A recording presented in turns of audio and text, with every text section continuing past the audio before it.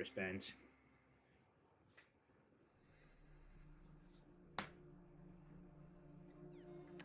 Morning, VOD watchers. And to those of you who will be careening in at some point, how goes it?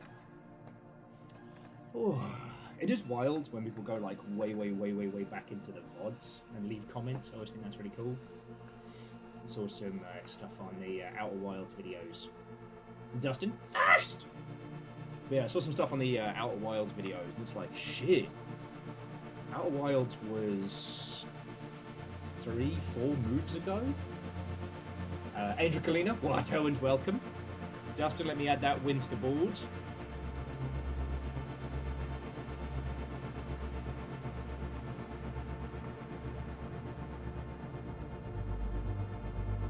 It's just you and Yeti at the moment, but you are now in the lead with 2.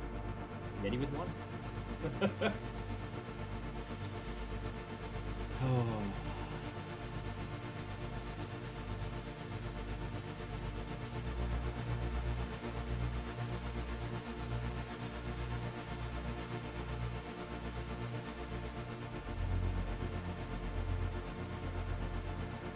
It's alright. I mean, who knows? Like, maybe this will be your month, you know? Or at very least you can give Justin a run for his money. Anyway, come on in, you lovely Mother Hubbards. I was just saying to the VOD watchers of the future that it's wild to me when people go back and watch like the early VODs. Because those are big undertakings. You know, I don't stream as much as I used to, or as much as I would like to. But, you know, especially when we're doing those early games, like I was doing a minimum of like 6 to 8 hours a day. Wolfcrat, Watto and welcome. Anyway, I have a lot of energy. I've been, I wouldn't say I've been fighty. Well, okay, yes, I have been fighty, but not fighty. There was a big discussion earlier about video game pricing, and I felt like I'd been kind of like fucking summoned.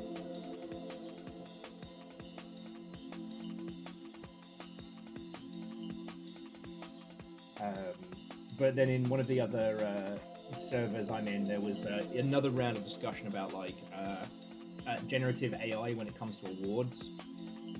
And while, I mean, I would never knowingly vote for a game that has been using generative stuff, because like, how can you give an award to someone doing that? But I was just making this case of like, it's got to be disclosure. And I'm dealing with like 5 different white guys throwing whataboutisms around, like, oh, well, it's so hard to be able to disclose. No, it's not. Oh, well, I mean, what counts as usage quality? If you're using an AI chat buddy to help you with your vibe coding, disclose it. Tell us. What a lot of these folks don't want to do is disclose it, because they know that they will be marked down for it, you know? I mean, hell, we've got the Face Miner soundtrack playing this morning. That uses generative AI stuff, but it's disclosed. It's upfront and personal. Like, it's upfront and legit with what it's doing and why it's doing it. Even lists the data sets used. Fucking cool. So anyway, I'll let Discord know that we're live in a sec. How are you doing, though? I figure we can give it a couple minutes before it starts getting busy in here.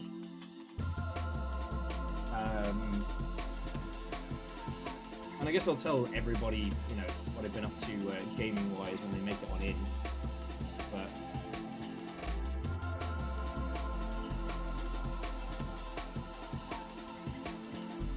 yeah.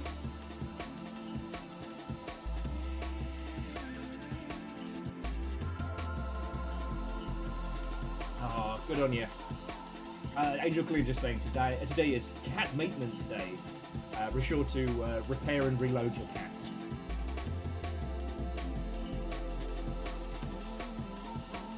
Yeah, a wolf cat, exactly.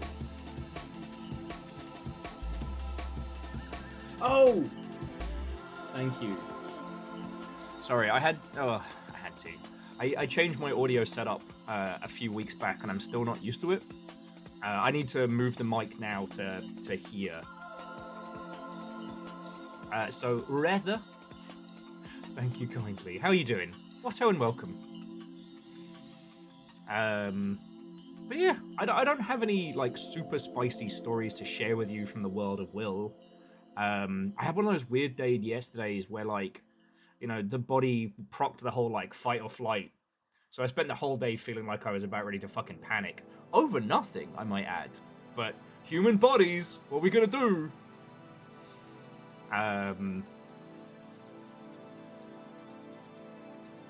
But Cleo, the guinea pig Cleo, is a ball of energy the last couple of days. She's been doing great, which has been making me so happy. The world of video games continues to be giving us just banger after banger.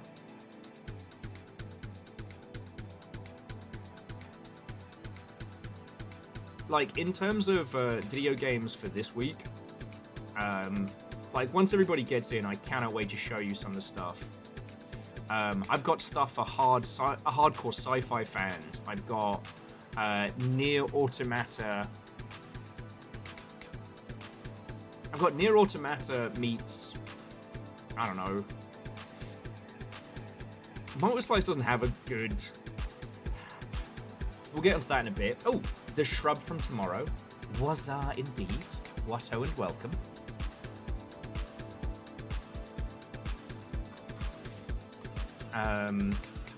Yeah, there's some game news to talk about over the last couple of days. Obviously, with it being kind of like varying national holidays in most English language territories and whatnot, it's not been too crazy. Although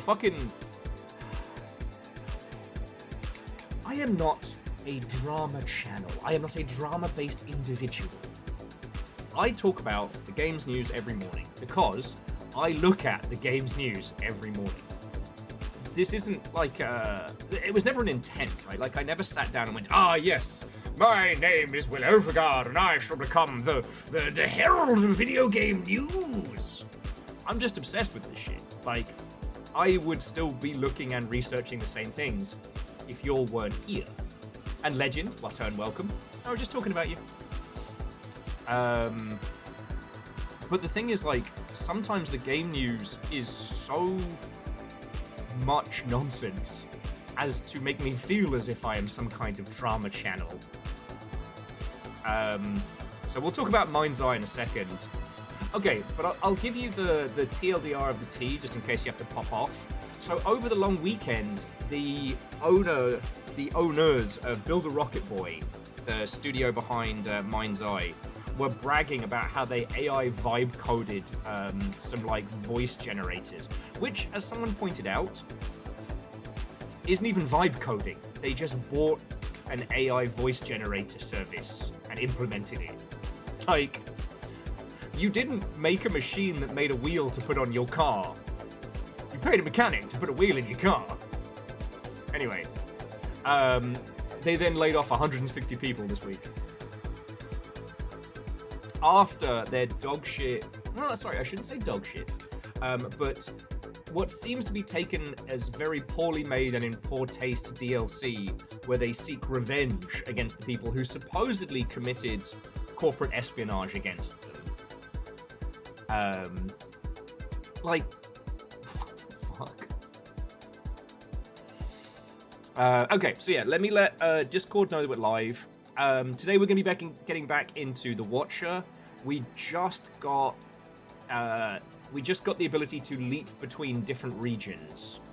So we're kind of getting into the meat of The Watcher so far, but last week we actually encountered new shit that wasn't in the game at launch, including these strange unfurling purple flowers that seem to respond to the weird spirits between realms.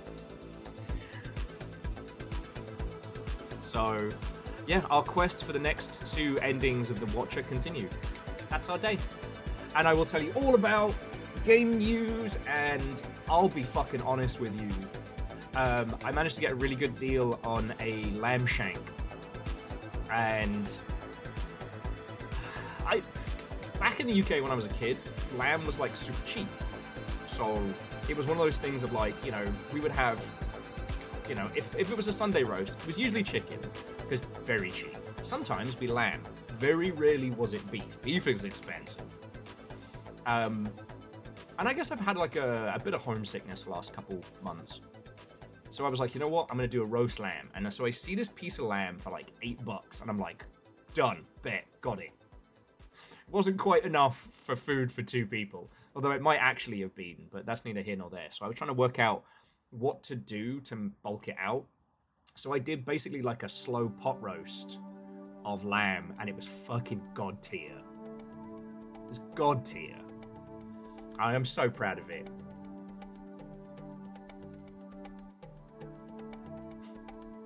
The AI was the corporate espionage all along. Yep. It's so funny. It's so funny. I do have to check myself because I'm in a lot of professional servers, and there are still a few people who are not people I necessarily wish to alienate, who have not yet realized, or they have and they're deluding themselves, that the AI bubble's fucked. And that them putting all of their biz dev money into generative AI is going to end up destroying them.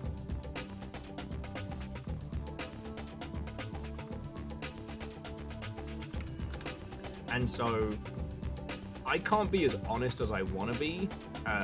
Will's full honesty involves lots of guillotine allegories and guillotines.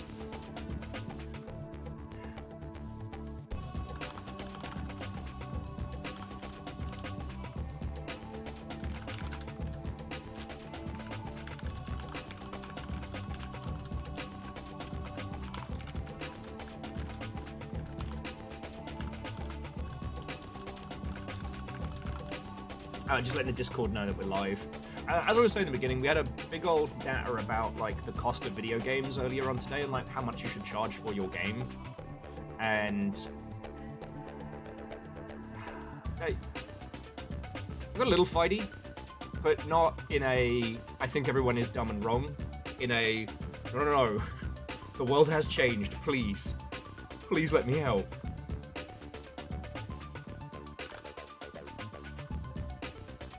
Oh, and Ultrazini, what welcome. Plans for Mother's Day? Mum's dead. I don't know. It's not like I can pop over the UK. I don't know, threaten to burn down an ice cream place like the last... Well, okay, it wasn't the last Mother's Day, but my most interesting Mother's Day story.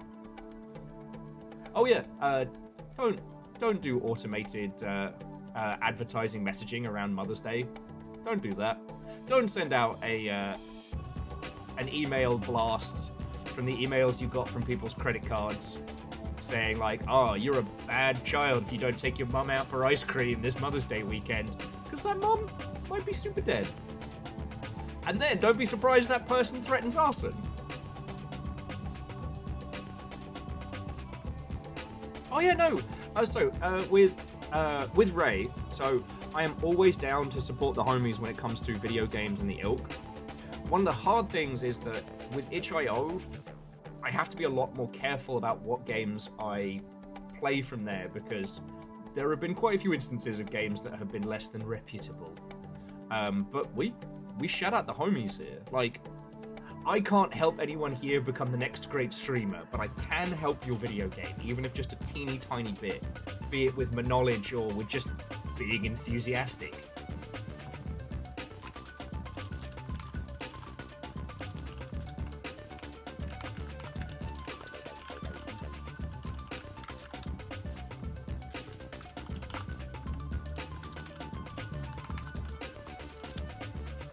Okay.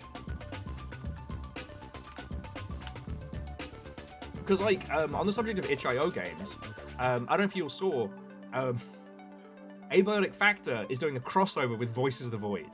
And Voices of the Void doesn't even have a fucking Steam page yet. Like, what the fuck? And Abiotic Factor has done so well. To the John Deere enjoyer, Watto and welcome. Coming in.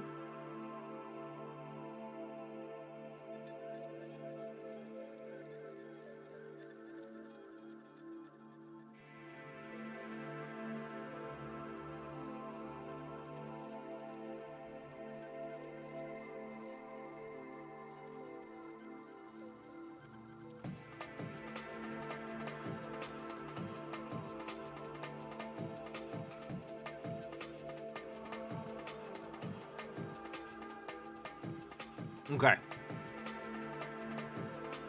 Momo's nails are clipped. It was a time. He drew blood. Yeah. But you did it. Like... Athioli shopping district has now learned how to render trees, now to learn how to render something harder, grass. Ah. Damn, there was a really good resource that someone shared with us the other day about really cool 3D effects tips, and I am trying to remember the name of that site, and it has dropped out of my noggin.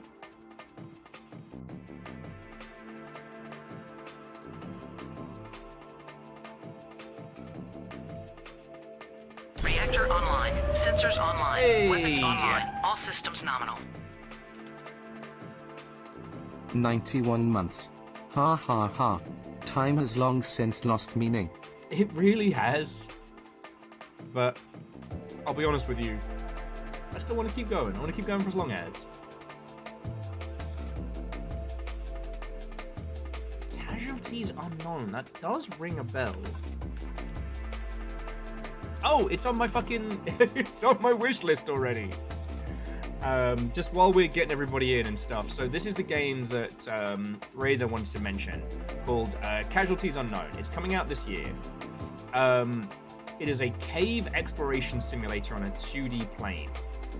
And it is a great example of doing, like, precision systems in an unprecise world. It's a, like, 2D voxel-based setup. It crossed my feed because a lot of people were comparing it to, like, Noita. But the idea being is that you're cave diving, and you have to manage your character. You have to manage their bones. You have to manage their injuries. Things can go very wrong very quickly. Yeah. Well, and Raider, like, I'm always down to hear about titles. Glad to hear this was doing good on itch. You know, the prototype to get it right has never been more accurate. And also, okay, it's not a great system, but I will say that I loved the medical system from Metal Gear Solid 3. It's not great because it doesn't actually add anything. You just have to pause the game and then, like, find where things are. I love it. Well, and alleged, it wasn't a flame war, right? One, always check your sources. Two, a screenshot of a headline is not a source. But that wasn't... What games cost is such a complicated issue, and it is an issue that needs to be discussed in the context of right now. I get very frustrated with the conversation when people start moving the conversation into other spheres of economics, because video games both make all the sense and no sense. And we'll talk about that in a second. Like, it's all good. Just again, if you're linking stuff in game news, find the source, try and find the original source if you can. Don't link to social media posts, and don't post screen caps of. Because the original article was from Forbes, and was talking about how Bank of America want Grand Theft Auto to be $80.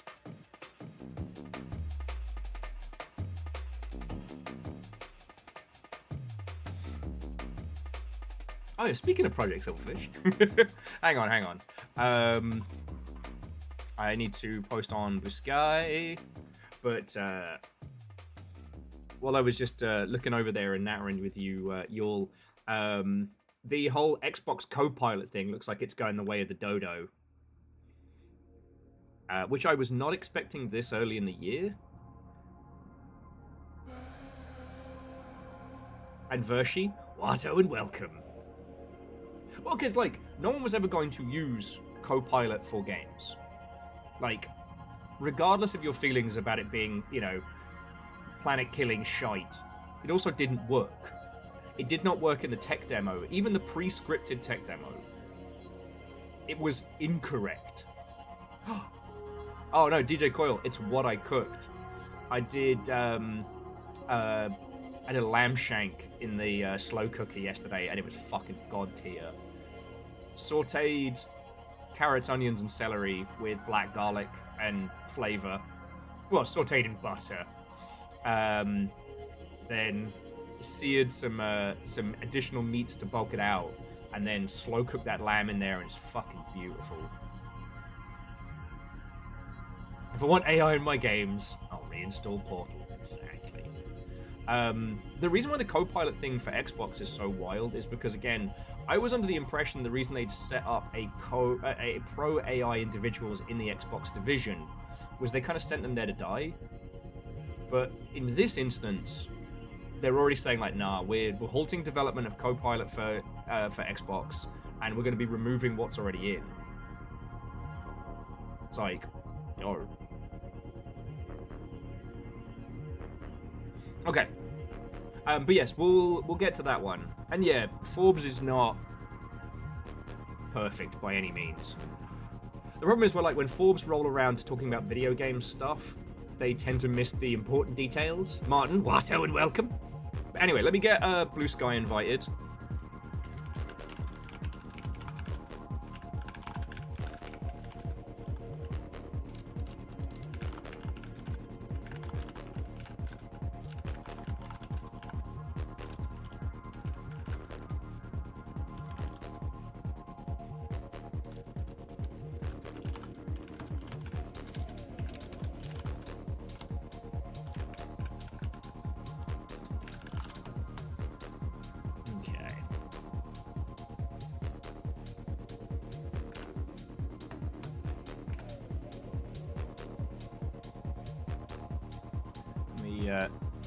Grab a Slugcat screenshot. And Scotty, what and welcome.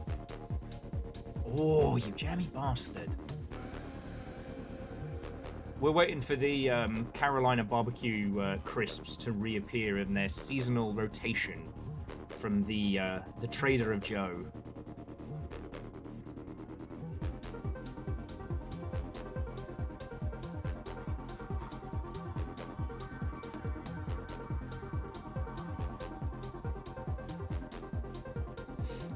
It's going to be good. It's going to be good.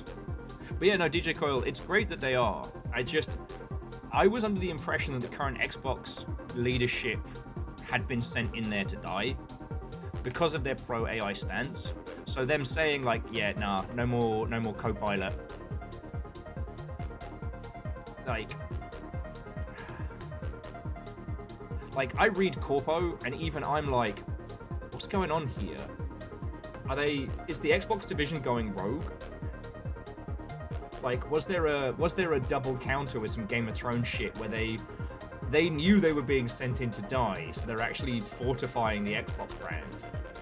Like, this is where Corpo shit's fascinating, because we won't know until years from now. We may not even know the full story.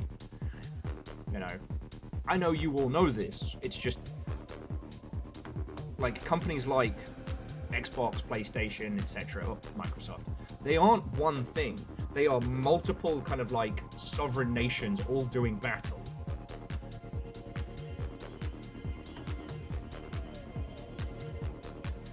And virtually, that's understandable, you know? And the thing that cracked me up was at GDC when they tried to show off the whole co-pilot for games. It was wrong. It was wrong in the pre-recorded tech demo video that they showed.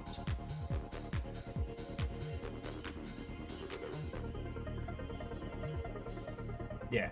Now, it is worth mentioning that, like, you know, Xbox as an operation have fired so many homies and have destroyed so many games and brands. Like, they are not our friends.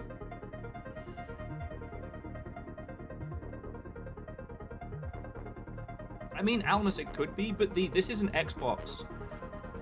Was what they used to kill the last level of, like, basically when Phil Spencer bounced, it kicked off this whole, like, chain of events, including the very abrupt firing of What's-A-Face. And the thing is, though, okay, people did not like the This Isn't Xbox campaign. It did not land. But you know what it was? It made business sense. In an era where hardware becomes more expensive, in an era where it is not necessarily about putting a console in a home and selling a game, it's about platform domination. Xbox, at a time, had platform domination. Game Pass on PC plus Xbox. If they could start moving into mobage, well, the mobile space, not mobage itself, you know, and using Xbox cloud streaming to put more games on less hardware. Reactor less online. powerful hardware, Sensors online. then Weapons Game online. Pass All becomes systems the nominal. dominant subscription service and starves Almost everybody 3 out. years. Yeah, Shitaru, you can't take that back. Yeah, no, you got your 3-year badge. Heckin' yo. And that's significantly larger than 2 weeks. So seriously, thank you. Copilot for Xbox was closer to like the Kinect style, but with less of a through line. Holds up the IKEA Windows Phone. This is an Xbox! But the marketing campaign was dumb, and it removed one of the things that they have been eroding since the Xbox Series, which is Xbox as a brand, as an identity. PlayStation is still an incredibly strong brand identity. You know, the PlayStation 1 is fucking iconic, right? Hell, the PS3 might not have been great, but at least it had that Spider-Man 3 font, you know what I'm saying? PS4 slapped, but again, slightly more homogeneous. I dumped my girlfriend and packed up her stuff. Is this my ex's box? You know, you could have taken that in several directions. I'm glad the one you chose. And Akari, like, I know I've been saying this a lot, but like, seriously, thank you. Alright?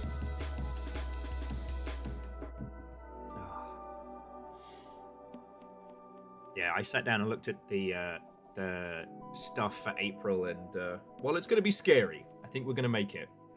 I was not sure of that, let me fucking tell you. You have another 16-year-old with a learner's permit? Where do you keep finding them? How do they find you? Reinforce your doors. PVS, what welcome. Anyway.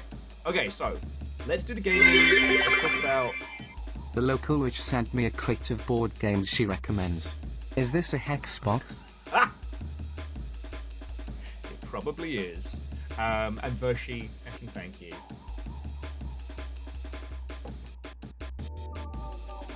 Alright, then Akari, like, fingers crossed for your friend. So yeah, let's do game news, because I want to talk about a lot of things. Predominantly, I want to go back onto the subject of game pricing. Not as a, well, I was right, but just to explain my thinking and my workings out, and what I have observed with the current video games market. You know, one of the things that's been really scary about being in the sphere of games industry is how it's changing so rapidly. And like, what can you do to help not die? Because it's really hard. Also, there are some fucking banging games as well. More Watcher. Petition to call this adventure Lance Jr.'s Quest for Vengeance. After Lance Jr. was sent to the Shadow Realm via an ill-placed spear and a slow roasting.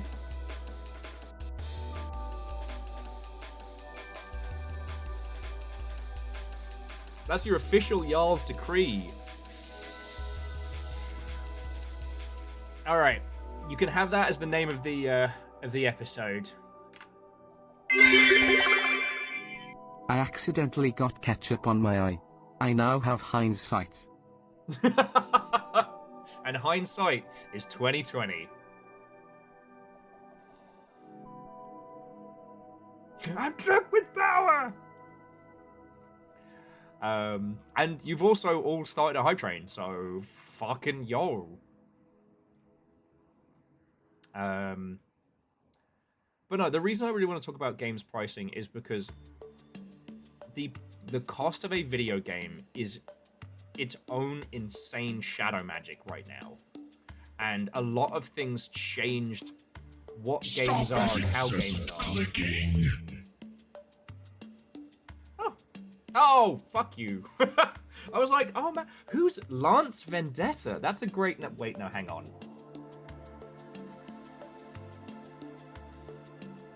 Why are you like this?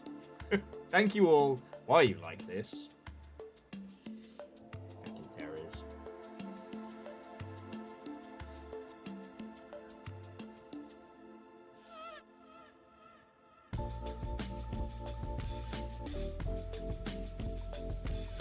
And I will say, I do want to see if there's a way I can work out, like, the problem is, right? Games are art, and once you appreciate that games are art, okay, this isn't news to any of you lot. You then look at that the equation of acquisition is based on art, based on emotional impact, and that emotional impact isn't something that can be fully calculated. But there are sweeping terms that can be used to potentially come up with ways that games work. But okay. We'll get into that in just a second. We'll let the hype train run its course. Whilst it's doing so, how was your weekend? What were you all playing? Thanks to Little Fire's gig, I was able to splash a little bit of cash on the weekend, and I did get a copy of Windrose. So last night, Little Fire and I were, red-headed pirates together. And after my incredibly successful cooking yesterday, I was Captain Lamshanks. Lamshanks the pirate. He's a whiz with a musket, and he is far too thin. Aside from that, I'm still enjoying, Arena Breakout. I think I might be the only person who's enjoying it. I have been returning to Terra Nil, which is a gorgeous, fix the planet puzzle game. However, the later stages are not running kindly on the Steam Deck, so I had a little scratch at UFO 50. I don't know if I'm gonna do the 50, but it's there.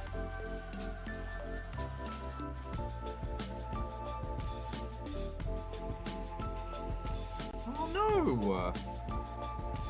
Catastrophe, I did see the message about the missing cat. I'm so happy for you, homie, and just sorry that you've been going through it. Down Under Dwarf's been on a new run of KOTOR. Bugs? In Knights of the Old Republic? Are you playing it on mobile or console? Because some of the fan patches change none of the content and just fix things. Like that one creature that holds all the quest info that you can accidentally kill. I love that one. Alleged's on Final Fantasy V, I guess? Slay the Spire 2. Desperately waiting for more Forza. Yeah. I mean, if you haven't seen, the Tokyo Highway Challenge team did a new Japanese street racing game that's indie and slaps. And Legend... Is a long war run of XCOM 2 chosen? Is that a blessing or a curse? Oh, those kind of bugs. Ah, yes. Well, hopefully it's not too bad. I do appreciate how Knights of the Old Republic has a wonderfully slow start that really helps the story stick. But every time I try and replay the first one, I'm like, when do I get my lightsaber? When do I get my lightsaber? Fuck.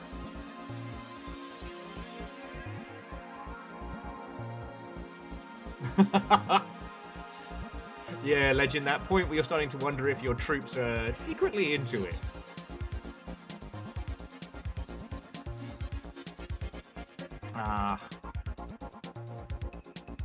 Well, what I will say is Whoa! I've never owned a telescope, but it is something I am looking into. Okay, Wolfgrad, the Yaldum is yours. Fucking thank you. I was just gonna quietly see if the train just ran its course. But even after the bombastic Saturday, fucking thank you. Absolute legends. Seriously, Wolfgrad coming in there at the last moment with like a big bada boom. Thank you. Thank you.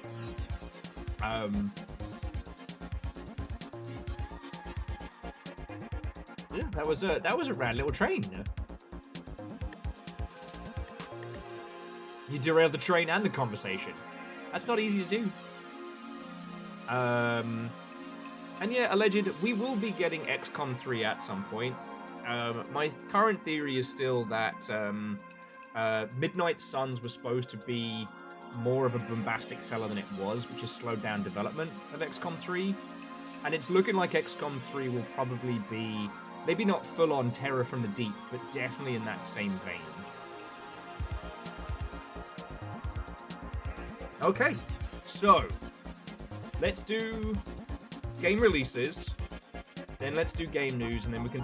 Well, actually, no, we'll do game news, then we'll do releases and pricing, because the pricing and the new releases, I think, kind of go hand in hand. But, like, seriously, you know, this is my Monday morning, and you kicked it all off with a fucking hype train. So thank you, legends. So... yeah, the Build a Rocket Boy, as I was saying at the start of the stream, I never planned to become a drama discusser. And as someone said, Build a Rocket Boy is not drama, it's sport. Over the weekend, the Mind's Eye CEO was bragging about how they implemented a new feature into Mind's Eye, which they vibe coded. No, they didn't. They just got a generative AI system to spit out new lines and just chunked it into the game. But they were so proud of how they did that over the weekend. And then they just laid off roughly about 170 people this week.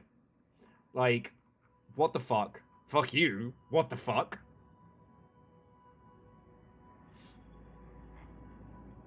No. So numbers, it's worse because it's not like they went to a machine and went, hey, implement this thing for me, add this thing to the game. If you're not familiar with the term, so vibe coding is just a shorthand for when generative AI writes the code for you. It is usually bad. It has... vibe coding has destroyed entire companies. It created a situation where Blue Sky DDoS'd itself, which is fucking funny. But they didn't even do that. They just bought some software that does, like, generative AI voice stuff and just chunked it in the game. So they didn't even use the lazy version. They used the even lazier version.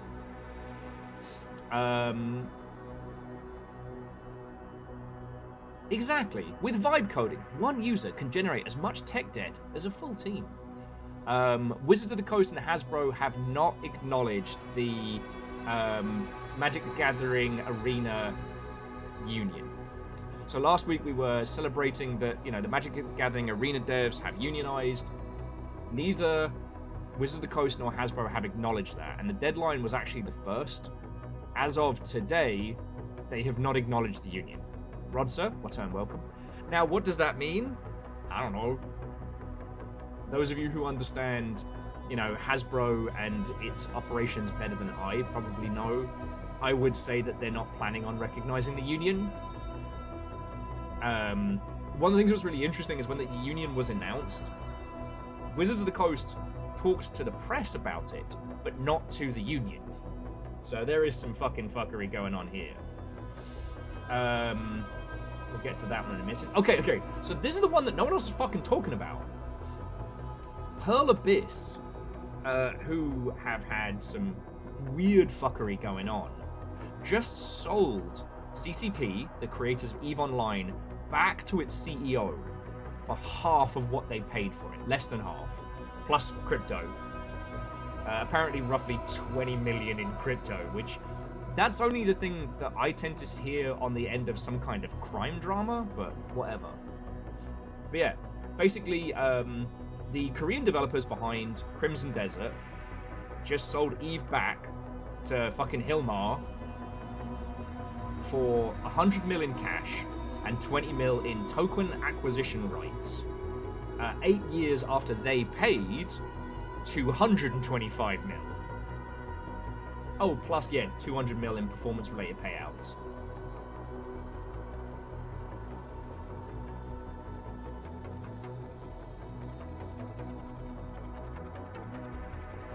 Now, the tokens in cryptocurrency are actually related to EVE Frontier, which is CCP's, like, crypto side project, which is unlikely to go anywhere. But, like... Like, you'll get that that is huge, right?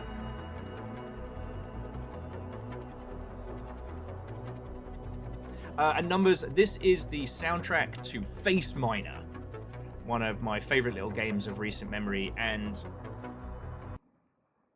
giving us some nice dramatic music when we need it.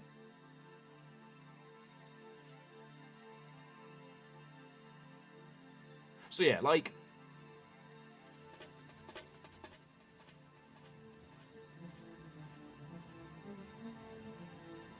whoa.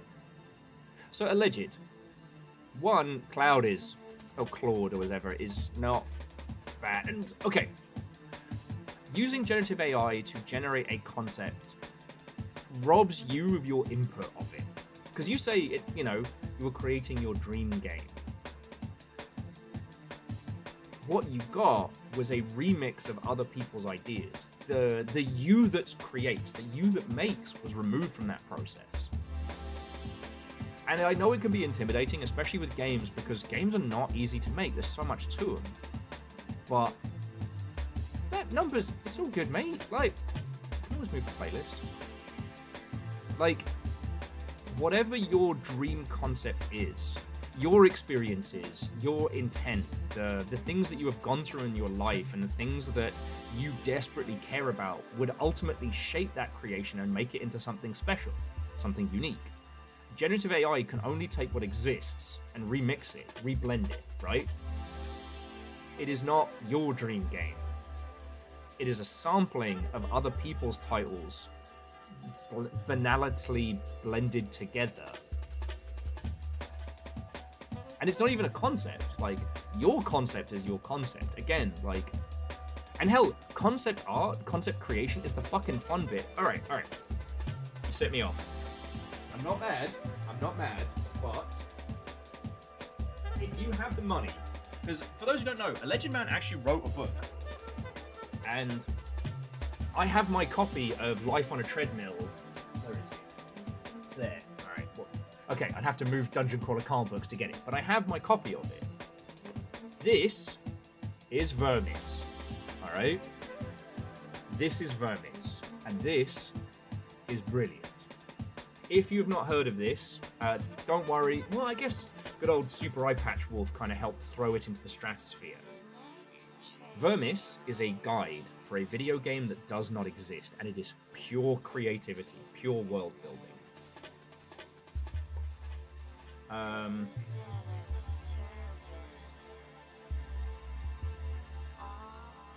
So yeah, okay.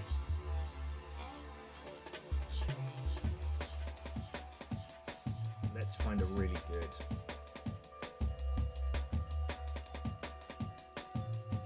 Let's find a really good page that I can show it off. Okay, actually, that's a little bit too dark. Okay, so check it out. So this page here has a map to where to find the stone stalkers, and has this passage on a skeletal statue. Hang on, let me pause the music for a second. Well, we need some like really like dark fantasy music, but that would take too long to find. Ominous looking sculpture that may come to life at some point. Once a statue targets its prey, it starts moving slowly towards its victim whenever it's not looking. They make almost no sound at all while moving, despite their size and weight. If by any chance one of these statues catches you off guard and grabs you, its excessive strength could crush you in a matter of seconds. Okay? Now that is a game mechanic that we have encountered in a lot of horror games. That's pretty fucking cool. Imagine, like, a Weeping Angels insta-kill stalker in a Dark Souls style game. But the game doesn't exist. The Ring of 1,000 Eyes allows its wearer to see those who are no longer among the living, but also be seen by them. What does that mean? What does it mean? It's just pure world building, right? This is the fun fucking part of coming up with a game. Like, I don't know if any of the game dev homies are in today, but like the actual making it, the actual implementation and stuff, that's fucking hard. That's the thing you have to spend like, 3 weeks 3 weeks awake at night trying to unfuck some like feature implementation. And alleged, I'll get you the link.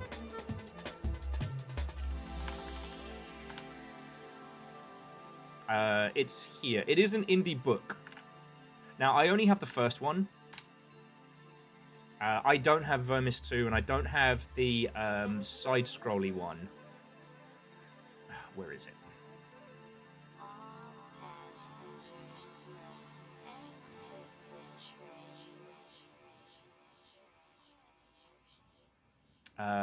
So I don't have the Vermis supplements. The other one that I would love to get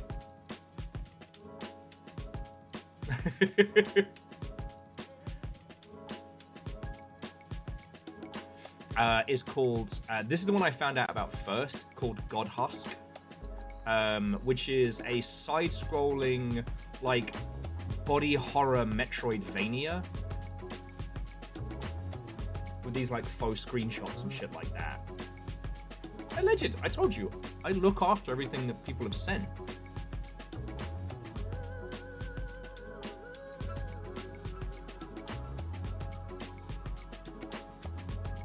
Exactly, and as Alna said, you cannot vibe code Amano or Mobius. Like, you can't vibe code whatever crazy fucked up weirdness that you can come up with, or whatever beautiful weirdness. Alright? One of my favorite things to show people on this subject is the front mission concept art. This is Amano doing mechs. Look at this shit! Look at this shit!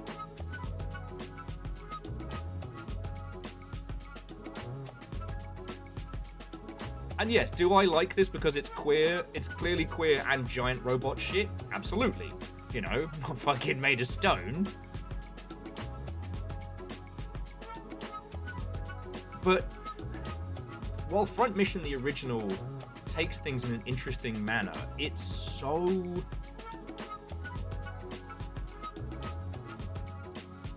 There's this jungle hell to Front Mission 1 that Amano's concept art really starts to put forth. If you're not familiar with Front Mission, it was originally Japan only. It's a funny number, but almost a year Viking 64 Tiny Will. Almost. That's like, this is so close to a whole year, yay. And thank you. And Hoffa's Watto and welcome. The plot of Front Mission is that at some point during the 20th century, a new island appeared in the Pacific. And it was flush with resources, jungle life, what have you. No one knows why, but it just appeared, and it's called Hoffman's Island, which is funny because Hoffa's a scene. Now, as I'm sure you can imagine, like, a new landmass suddenly appearing in the world would set off this, like, nightmare proxy war. And that's the setting for Front Mission, right? You know, well, actually, the setting for Front Mission is after the first Hoffman's Islands incident, where the island is essentially split in half. Kind of very, you know, East-West Germany style. You know, the two major factions claiming either side. You are part of a standard patrol that gets jumped by some Black Ops mechs and are then blamed for restarting the war on Hoffman's Island. So you basically become like a down-and-out merc. But, like, Amano's art style of this, like, jungle hell, like, this, you know, beautiful, bright paradise that's also a nightmare of hell. Slightly more of a colorful twist on, like, the green hell of, you know, Vietnam movie iconography and shit like that. And it really sets the tone for the rest of the game. You know, it sets it apart from a lot of other really boring brown, boring grey giant robot games. So many giant robot games. They focus on the mechs, and then for everything else, it's like, whatever. when people use generative art and vibe coding situations and generated voices and things like that, all they can do is remix what came before.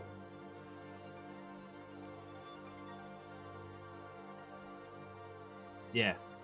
Well, and so DJ Coil, this was the other thing I was talking about at the start of the stream, is like there is a big difference between, like, you know, the slopathons and the ilk.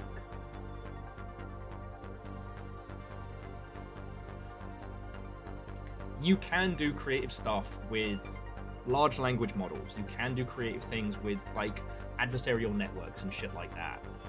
The reason why we don't is because they're crazy expensive. And, like, DreadX put out a game that used its own, like, you know, I wouldn't say large language learning model, but used a language learning model that was so hard drive intensive it snapped my fucking drive.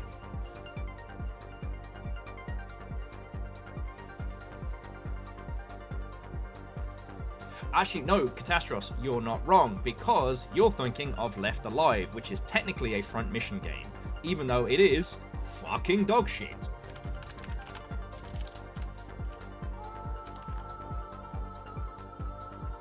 It's currently 90% off.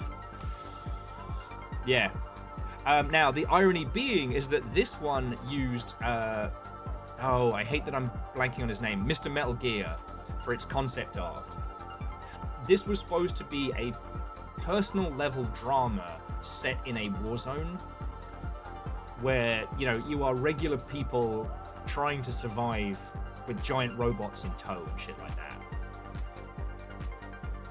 that. It is dog shit. I am a huge Front Mission fan. I am a huge Metal Gear Solid fan, alright? This is worse than Metal Gear Survive. Metal Gear Survive, if you can get through the unskippable tutorial, the unskippable cutscenes and shit like that. Yoji Shinjikawa, thank you.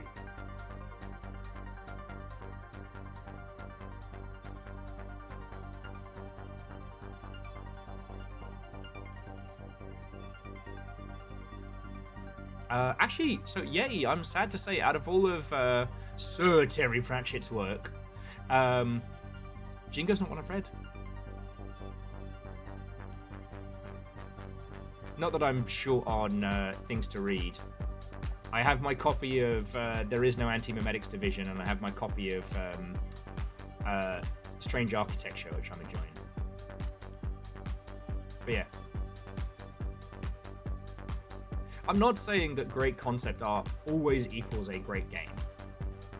Like, this is one of the Square Enix beaten children, in that it's one of those projects that they started giving some budget to and then just went, nah, ship it. The concept of it is great. It is a miserable experience to play. Like, this is the opposite of Wanted Dead.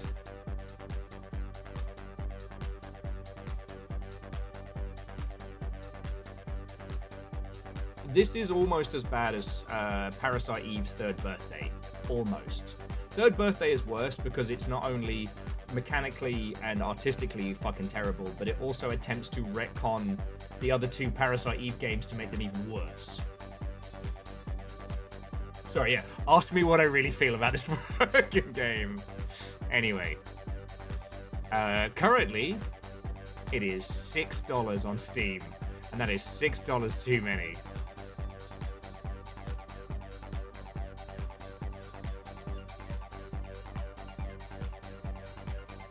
It is quite funny when you read people like, I saw a video and thought, surely it can't be that bad, but I was wrong. It is that bad. Fucking told you. Anyway, I'm getting wildly off topic here. But yeah.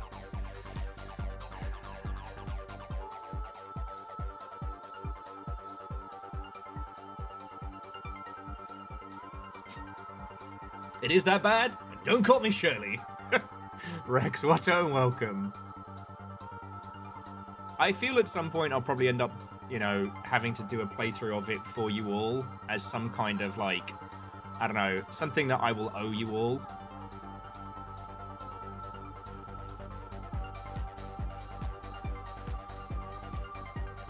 like fucking Jackie on Discord being like, was it $1,000 to play the Shark Dentist game? And I just went, there. Legend says I can pay you not to. Yeah, MDH, exactly. I'm not worried because I think those kind of crazy times are behind us. Plus, Shark Dentist isn't out yet.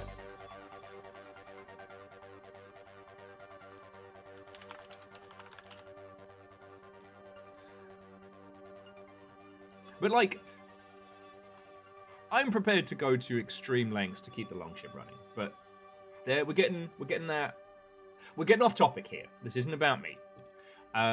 Basically, I just wanted to go back just for a sec. So like, alleged, whatever your dream game is, like, you can start just coming up with a GDD, a game design document for it. You can just get creative with it, you know. And if you find yourself being like, oh, well, I don't have the technical skill to draw, you know, mechs and art and what have you. Oh, I'm Fearless. What and welcome. Fearless, I didn't say anything at all. Not a thing. Nothing at all. But we're just talking about one of the things that generative stuff rob people of is the best part of the creative process, which is the coming up with it, the adding your own spin. You know, all games are art, and everything that you put into them is shaped by you and how you are. If you use anything generative, especially in the concept phase,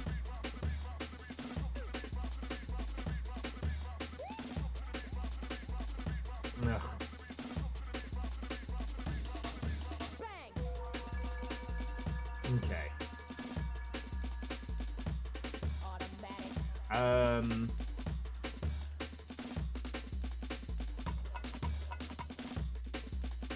Just making sure there isn't anything else to really get stuck into. The GameStop thing kind of affects us, but not really. Apparently GameStop want to buy eBay. However, eBay is worth significantly more than GameStop. So where are they getting the money? It's been commented on a lot of like real world stuff and things like that, but we'll see where it goes. And we also talked a little bit last week about like the source code for Metal Gear Solid 2 Sons of Liberty leaked online. All right. Lale Lule low these up. Okay. We need to talk about game pricing. So, Bank of America. I know. Why they even get a fucking say in this, I do not know. But Bank of America went on record saying that they want Grand Theft Auto to cost $80 because they want that to be the new price point for video games. Now, I mean, firstly, fuck off. Secondly, Bank of America's shorthand is BOFA, which does not stop being funny because they can gobble both of these nuts if they think they know what video games are about. Okay. So, one, it is not impossible that Grand Theft Auto 6 will cost closer to $100, and people will pay it.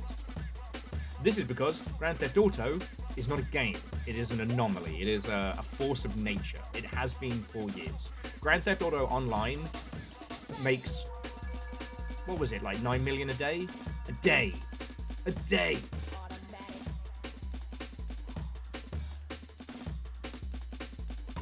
Oh yeah, Hoffers, we did mention that one. It'll be interesting to see how that plays out, but the folks at Xbox that I thought had been sent out to die.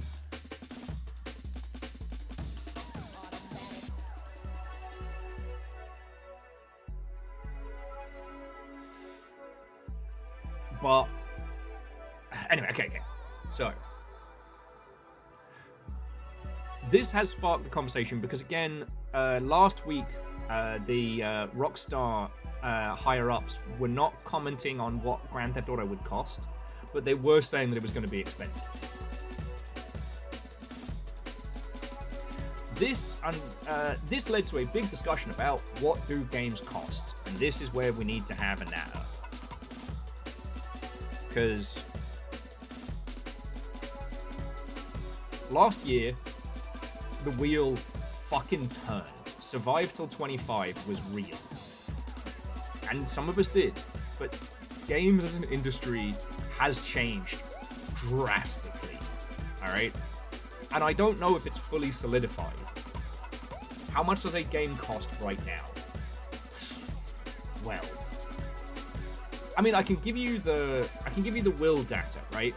Sorry, I can give you the will formula, which is if the proposed value of a game is more than the proposed price point of a game in a user's mind, then they will buy that game. The larger the gap, as in the more proposed value versus the proposed price point, the larger that gap is, the faster the user will buy the game. Alright? Yeah, the union-busting bureau at Rockstar isn't going to fund itself. Yeah, those guys need bonuses and everything.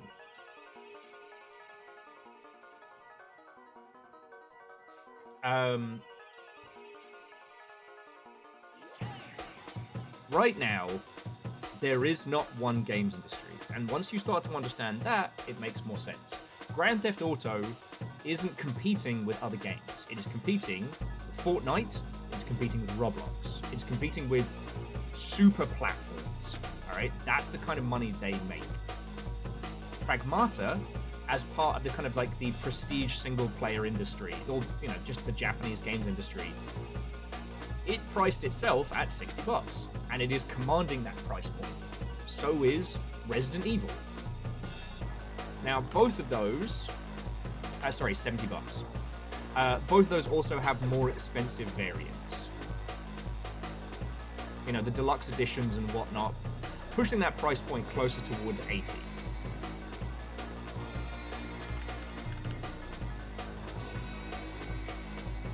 The reason why this is important to take into consideration is that Pragmata is not just a game. It is coming from a very specific place, and its proposed value proposition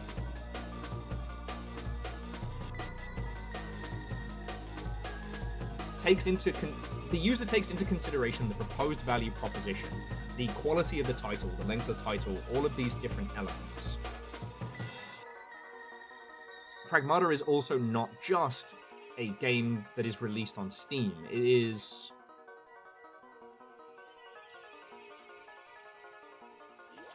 probably going to be incredibly successful on PlayStation. You know, this is a game that is going to sell really well in domestic markets in Japan and in console markets internationally. But this is not a game released in isolation, right? It is a Capcom title. It is pulling on a lot of... It is pulling on a lot of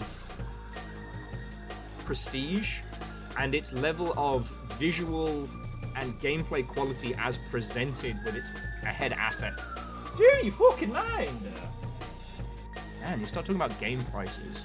Everyone's got a cop car.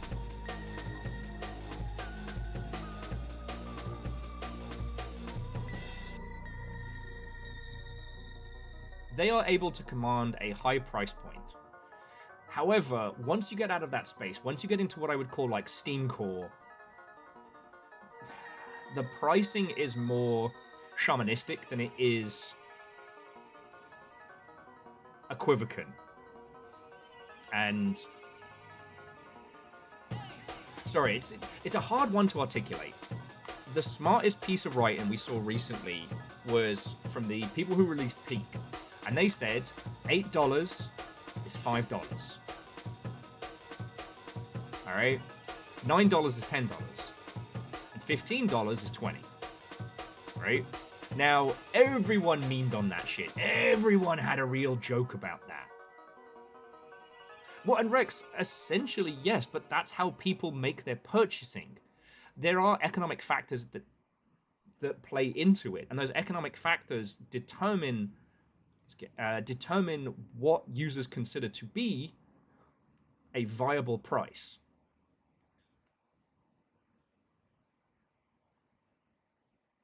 Well, and genres, like, there's a load of you... Actually, you know what? I want my party mix. I want my party mix.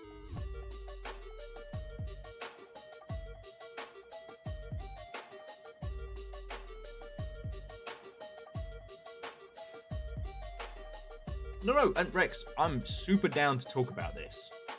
All right, because like one, I love this conversation, and two, it's so important to talk about right now. All right, the price that you set your game may be the difference between success and failure. The perceived quality of your title from a user standpoint versus the cost of it will set whether or not users pick up that game. I managed to get a copy of Windrose this weekend. The amount of discussion back and forth about picking up a $30 game. Like, that's a huge purchase right now. And the thing is, $30 for a lot of us right now is a massive amount of money. You know, you're talking about like the shamanistic versus economics. If you are in an English language territory, chances are you are in an economic downturn, which means you do not have cash to burn. And when you take that into consideration, like peak being, what, $7 is insanely smart. Because, I mean, it's a multiplayer game, but also, like, that's well within the, you know what, I'll just treat myself to a coffee. You know what, I will buy that $5 game. And I want to point to some examples, all right? Where is it? So, Industria is definitely a case. And I would say, where is it? The one I've been picking on, here we go. Cthulhu the Cosmic Abyss has done okay. It's broken the 100 review mark. This is a $36 game. Sorry, this is a $40 game. 40. No. This is, I mean, it's got Lovecraft in the title, but Lovecraft is by no means a denoter of quality of title. Because, there we go, Routine is $25.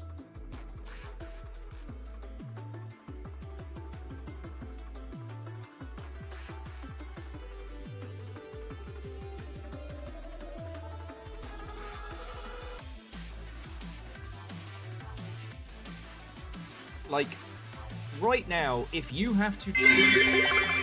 Hey! What ho? Ketterel, what ho and welcome. People up to that 2 years. I can thank you. If you have to choose between two first-person high sci-fi horror puzzle games, one of them is significantly cheaper than the other. Alright?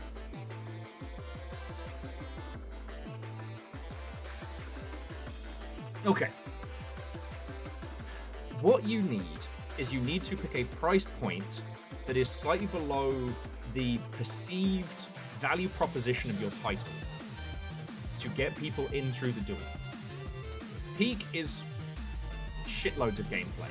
And honestly, they could have charged $20 for it. They didn't. And by not charging $20 for it, they sold shitloads of copies. Okay, let me find another good example of pricing oneself out of titles.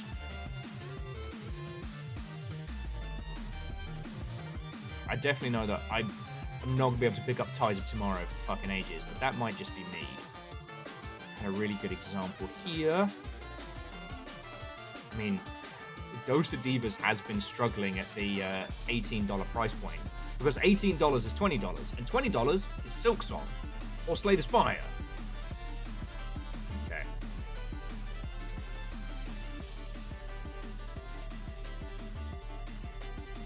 Vampire Crawlers is only $10.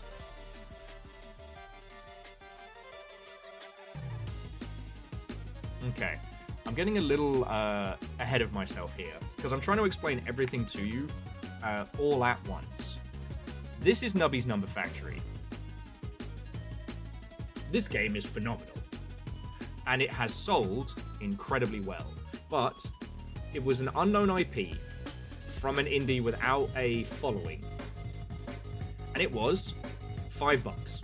Or is $5.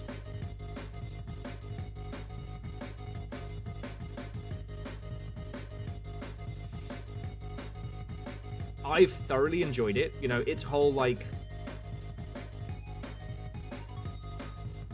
like Encarta Kids CD-ROM era visuals are very, very charming. But the game itself, once you get hands-on with it, it's fucking great. I genuinely recommend this. Get your nub on. It has sold in a year fucking loads. I think it's like 16, nearly 17,000 positive reviews. All right. Now you know what? Deada's Disco is done okay. And see, Jonorous, this is where we have to take the shamanistic in. Deada's Disco should be $15. It is 25, but it's had an incredibly successful TikTok campaign.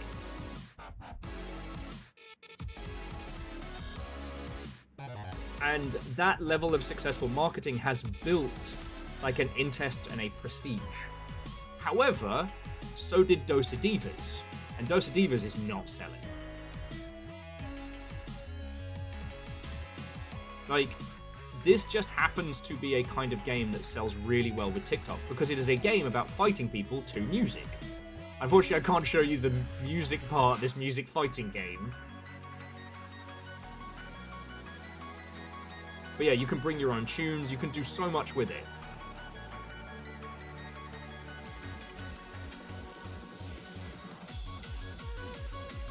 I mean, shit, Moonstyle works. And this is where it becomes so difficult to talk about games because sometimes a game can succeed at the wrong price point. But it is succeeding in spite of it, not because of it. But Will, surely, shouldn't the game cost as much as it can? It should. But we're not... Look. We are not in a land of plenty. People have limited amounts of cash. We live in an era where... Like... I don't want to call it word of mouth, because whenever you mention word of mouth marketing, people get in their weird fucking head. We sit in kind of almost a tribal marketing style. You know, people have found their digital tribes, they've found their places to be online. And if those places start talking about a game and being like, hey, I really fucking like this, it's likely to spread within that space. Again, there is no such thing as word of mouth marketing, it's just how you give people the tools and resources to tell their mates about it.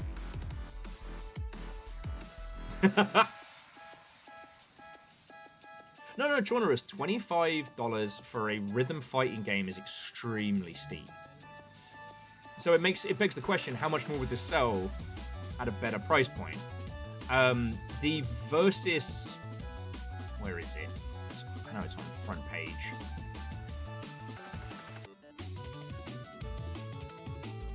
I guess it's not? Invincible Versus is a great example. Invincible has a die-hard fandom. However, this is $50. 50 for a fighting game in the current climate. Oh, sorry. $70 with a deluxe, $20 deluxe skin upgrades and all of those.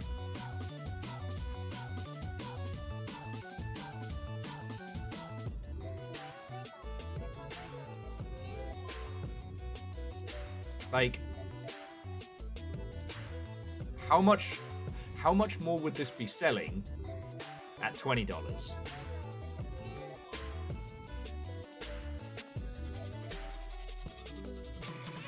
Like, think of the value proposition on this one. It's based on a very successful IP with some heavily memed characters. Like, the zeitgeist around this one is perfect. Like, even if you've not seen a single fucking episode of Invincible, I'm sure you've heard the... I miss my wife. Yeah, visual design's fucking great. Yeah, Street Fighter 6 is selling for $10 less. Are you Street Fighter? Is this Tuesday? And... Look, this isn't a Will's right, everyone else is dumb. Video game pricing is art. It's not pure science. but there are some hard and fast rules. And none of these fights are canon, so I don't have to worry about spoilers.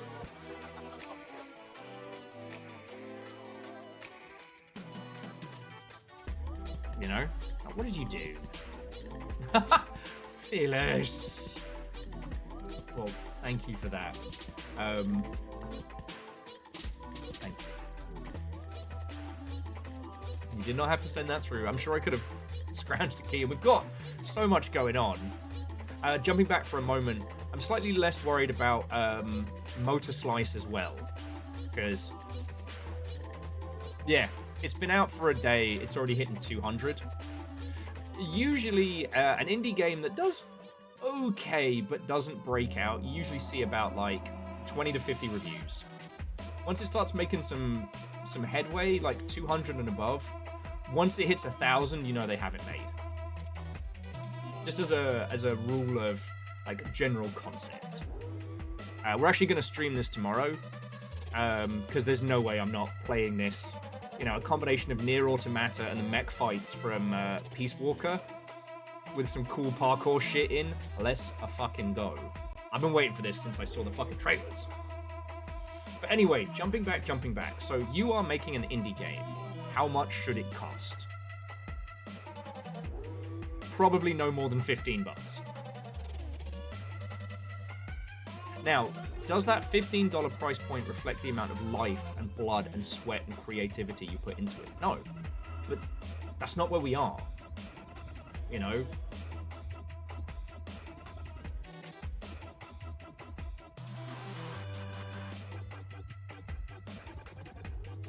I know, Chaunerus, I know. It could only be so long ship coded. There's a fucking guinea pig in it somewhere.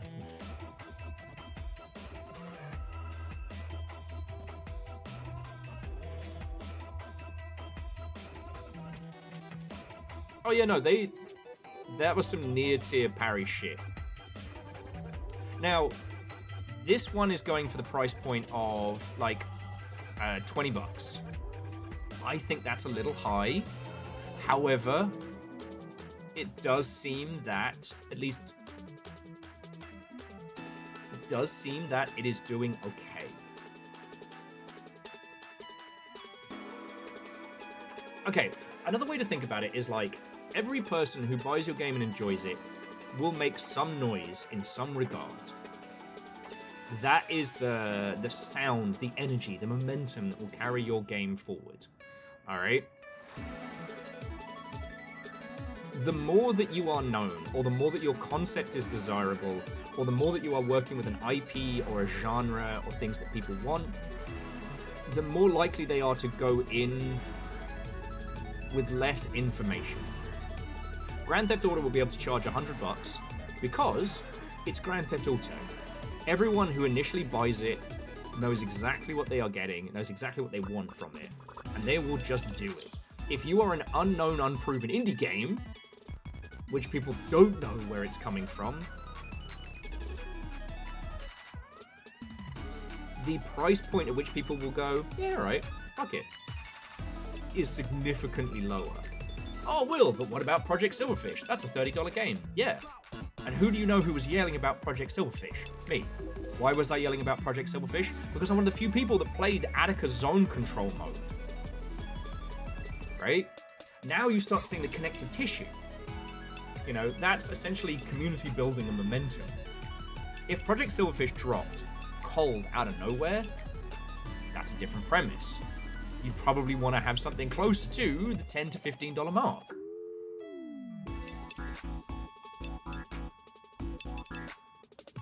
So Rex, Concord was insanely expensive to create. Concord was not just one dev team, but multiple co-dev teams brought in. And that project was running for a long time, plus really expensive. Expensive people, expensive assets.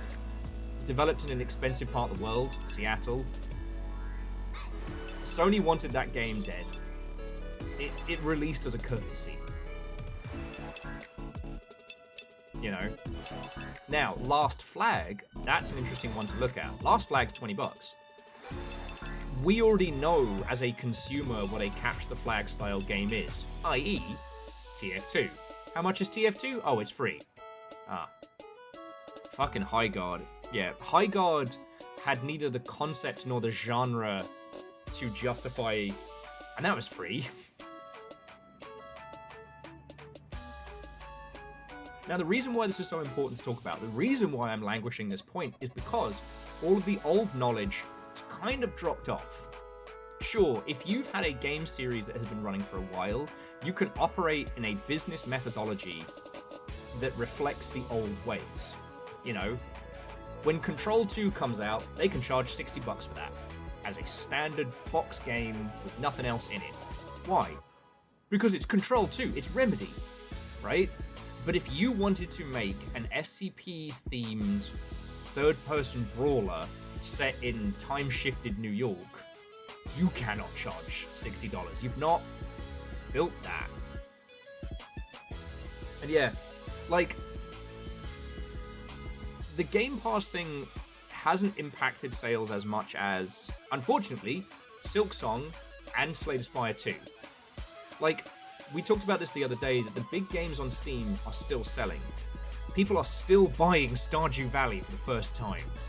And if your game isn't that, consumers are looking at these things and putting them side by side. Not in terms of genre, but in terms of value. And value's harder to quantify. But essentially it works out to, is it an existing IP, or an IP that I care about? Is it existing thematics that I know, or is it one that doesn't exist that I care about? You know, and is the game genre, i.e. what the gameplay experience is going to be like, is that something I enjoy, and is it something that exists already? And if all of those come together, and the art style is popping, and all the assets give it that classy quality, or give it a speaking genre, a speaking soul, right? Then you can claim some cash. Cruelty Squad is a threat of a game, but its art style is a consistent threat, and it's able to command its price point because of. Creepy Redneck Dinosaur Mansion 3 is too expensive. $20 for that game is too much. But Strange Scaffold have a following of sickos who will buy what they put out. $20 for that game is too much. And I think we see it with the Turtles Tactical.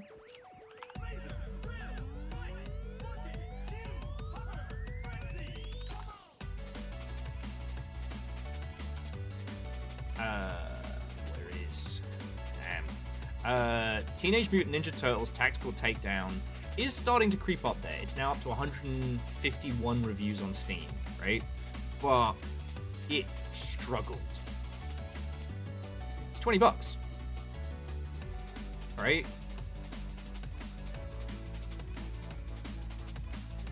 Shredder's Revenge is $25. Like, you're picking up what I'm putting down here?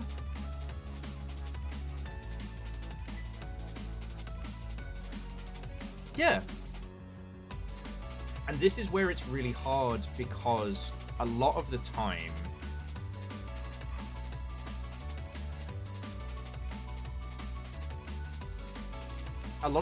there is an art and a craft to this that doesn't necessarily translate to science. And that's where it's hard, right? Exactly. Well, I mean, Alnus, also Strange Scaffold have pulled it off with their other titles.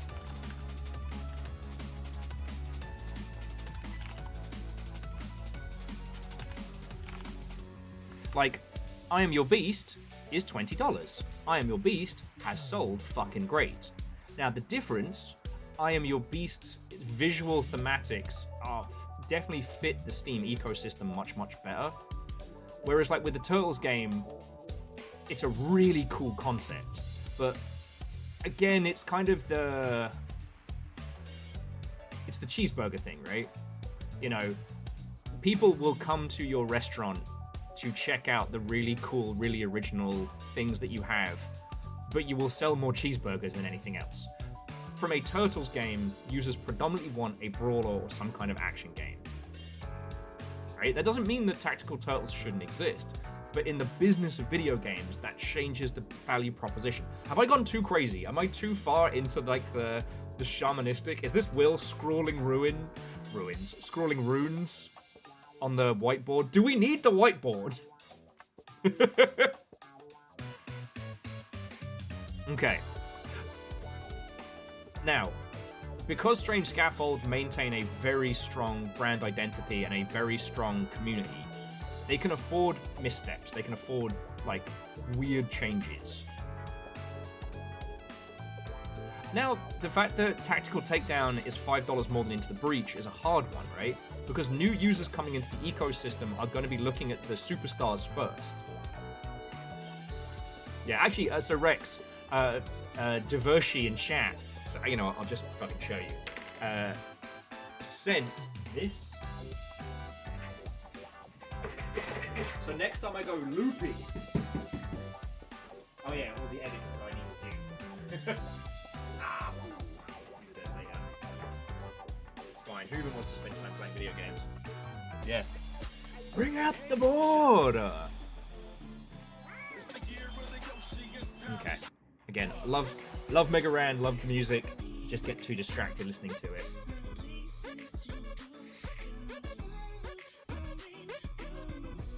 I mean, genres, it does actually help with sound dampening sometimes, but that's another story. In the environment that we currently find ourselves in, we need to take 3 things into account. 1, everybody in an English language territory is fuck broke. We didn't break the world, but we live in it. Is capitalism evil and bad? Yes. Should we all be able to spend our days working on ourselves and our art and our creativity? Yes. We don't live in that world. We live in this world. 2, there have never been more games than ever before. Now, a lot of people get freaked out about that and start talking about things like, you know, the attention economy and shit like that. No. But more games means more people interested in games, more people potentially moving around this. While there are multiple games industries, someone who predominantly plays games on a PlayStation isn't going to be hitting up weird, fucked up indie shit on Steam, but they might. However, someone who is playing a game on Steam is likely to play another game on Steam. The Steam ecosystem has such cross-pollination that it's wild. People are pulled into genres they didn't even know about. They're pulled into games and experiences and communities that there would be no through line for them if it was in a commercial box product environment. However, numbers are real. Alright? And it's annoying. Alright, Catastros, I hope you feel better. I'm not in the doom hole. I love this. This is the shit I get passionate about, right? Because we're talking about the creativity of business. And business is, well, it should be a creative art form, but that's another story. Numbers are real, right? The impact of art, what art means to you versus me, is a concept. It's a theory, it's a premise, right?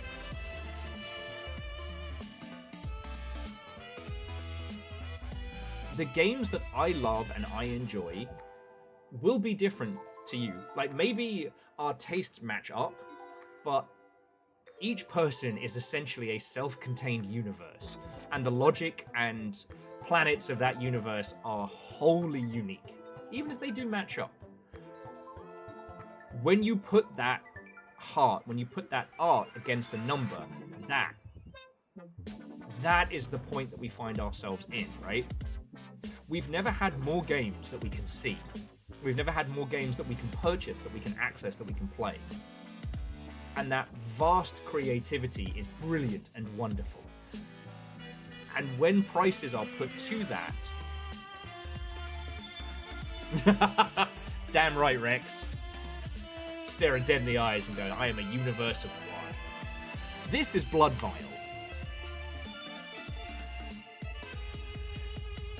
This is somewhere between, like, Post-Void and nightmare creatures.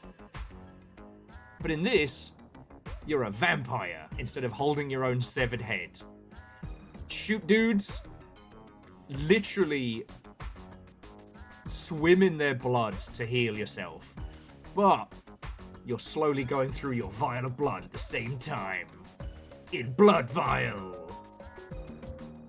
Now, to me, that's fucking great. I loved Post Void, and I'd love more of it. That game is $5. You're a squid now, you're a vampire now. Yeah, Ultra Kill Slide. The slide mechanic is how you heal yourself by drinking blood. It's $5 USD. Exactly, right?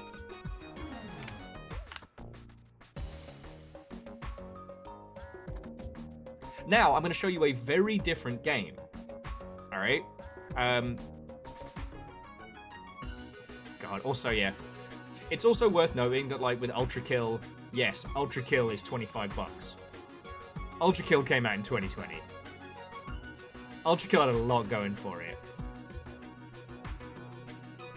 Like, and this is another point of, like, if you're looking at data points in terms of games that are selling, in terms of things that you should copy and emulate, you have to look at anything that's come out in the last, like, 2 years. Because if you go any further back, you're essentially looking at a time of plenty and going, well, I'll just price my game like how every game was selling when everybody was stuck indoors and affluent. Right? Blood Vial's not doing that. So now, I want to show you another game, which also came out today. Well, Blood Vial came yesterday. This is In the Black. Now, this only came out today. Alright. No, I don't want to see your fucking... This is a Newtonian physics-based sci-fi fight game. This is... Well, they're attempting to create the most realistic interstellar combat game yet. Alright.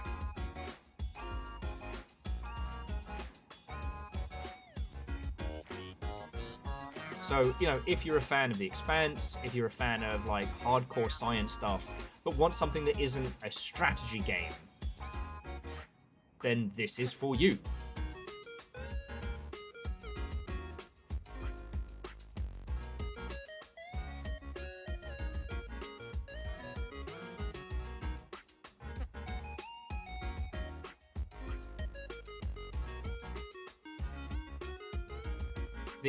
The Rocinante coded ship, I think, is very telling of where a lot of their inspiration came from. But yeah, so this isn't like, you know, standard X-Wing TIE fighter laser dogfighting. This is chaotic, quasi-realistic, and it's a lot. Now, In the Black is a bad name for your video game. Okay. Not just multiplayer, but I think it is multiplayer focused to start. However, this is a $20 game. Oh yeah, no, this is the Isaac Newton is the deadliest son of a bitch in the galaxy. When you pull this trigger, you'll be ruining someone's day, somewhere and at some time. And that, cadet, is why we do not eyeball it. Now, what is your gut reaction when I tell you $20? Because, like, that's fucking cool, but ooh. Like, okay, that's rad as shit, but I'm hesitant. And it's that hesitation. It's that hesitation, right? 20's not a big oof.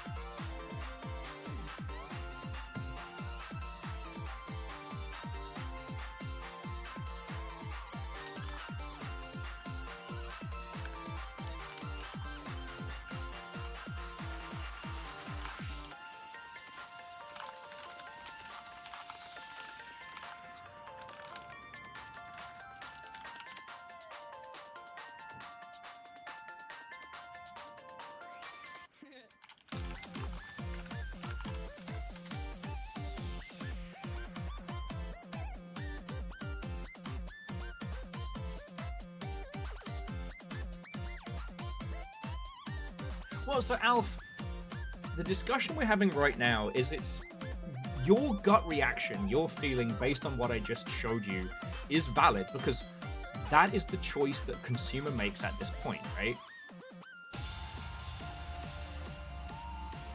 And the thing I was talking with Jess about this morning, I will show you a game that I think proves my point.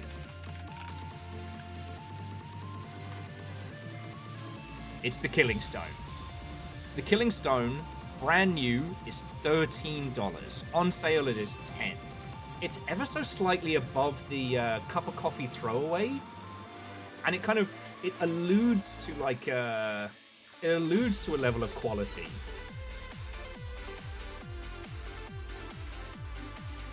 But it's not so far into the $15 to $20 territory that I have to like.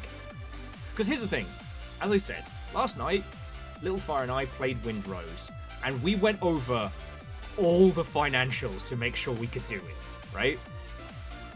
Which, I know I was freaking out a lot last week, and it's going to be fucking close. I will be able to make rent and bills when the Twitch payout comes in, which I wasn't sure I was going to be able to do. But, like, Windrose is $30, but also it's Pirate Valheim, being a standalone in its place. This is, it's different, it's interesting, it's alluding and hinting to things.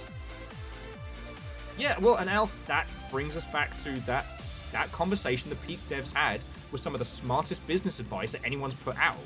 And it fucked me off when people turned it into a meme. Because it's like, no, $8 is $5. Alright? But 15 is 20. Right?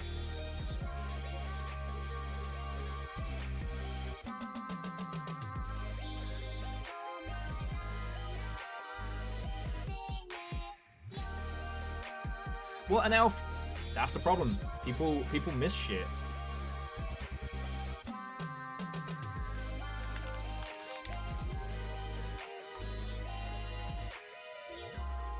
Well, exactly, Phyllis. $12 is $10, which is why the Killing Stone is at $13 brand new. That's $10. I mean, it's $10 on sale. And Vanderbeest, thank you for filling the pint glass.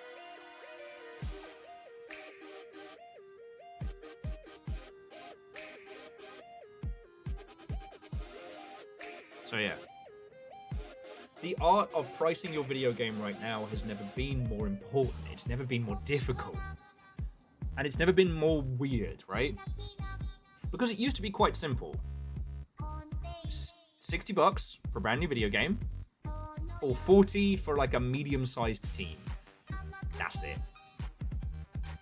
Alright, in the UK, it's 40 quid, or like down to 30 if it's something smaller.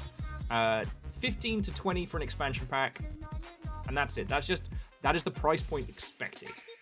Now, this also led to a higher scrutiny of what people were prepared to pick up, but we don't live in that world. We live in this one now. A world of dynamic pricing, a world where there is a complete buffet of games. The Killing Stone is not the only spooky deck builder on the market right now. So how do you set itself apart? The voices, the quality, the visual, the hints, the macabre, this Edgar Allan Poe infused brillianceness. And the price point does not stop you at the door and go, Alright, if we look at Steam's Deck Building Fest,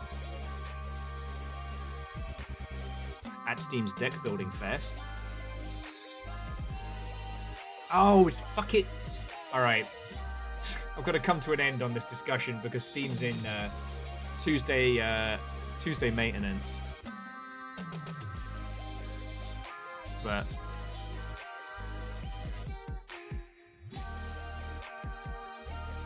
hopefully you're picking up what I'm putting down. I really hope so.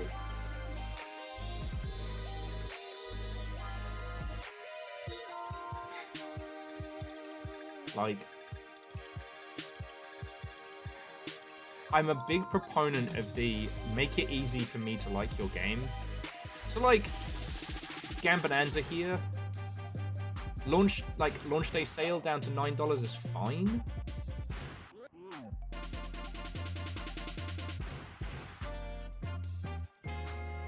Yeah, well, so Alf, it's an interesting thing of like free games on itch aren't perceived as having a lot of value, and there are a lot of them, right? The common methodology on itch is to put it as pay as you pay what you want, but recommend $5. Yeah, see, and I'm just looking at these ones, I'm like, Prime Monster is $20. I'm sure that's a card-based political roguelike about surviving a parliament of literal monsters. No, I'm good. At $20, like, and yeah, came out, has like under 50 reviews. What the fuck is this Dune movie horse shit? This one's 20. Okay. All right, well, that's been out for a year. All right.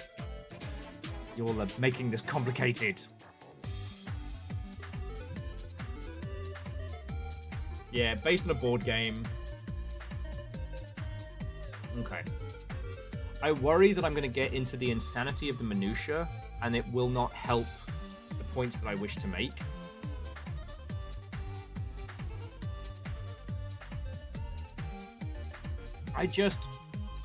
But if you want to know my theory, my philosophy, and my feeling on the current state of the games market, it's that it is better to sell 4 copies for $5 than 1 for 20. The more people who are engaged in your game and playing it, the better. Underpricing your game is fucking hard, but it gets more copies through the door. And you do need to look at your competitors and go, am I cooler than Balatro? Can I charge more than Balatro? If no, bring it down.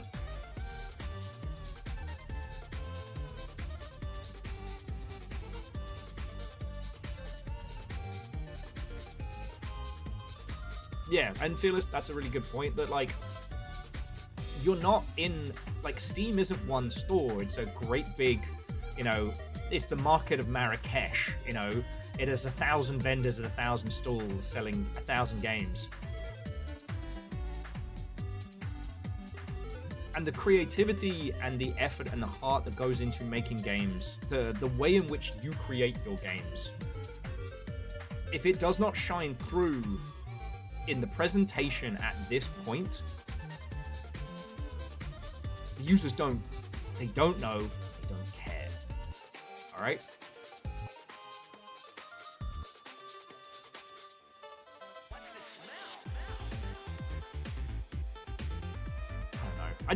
I often get frustrated with people when they talk about how Steam doesn't help them sell games, and I'm just like, Steam's not supposed to.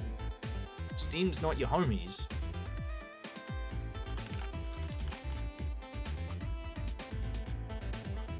Like, Steam is a it is a market, as a sales place. So Rex, Factorio was the first in its space, and due to that, it has done very, very well. As it currently stands, I would not create a Factorio competitor for more than $20.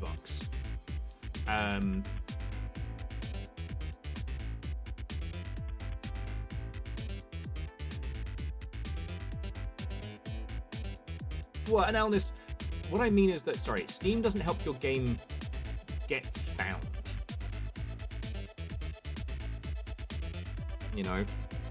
Steam is an accelerator. It helps successful games be more successful. And as a place to sell your game, it has all the shit that you need. It has all the good shit, right?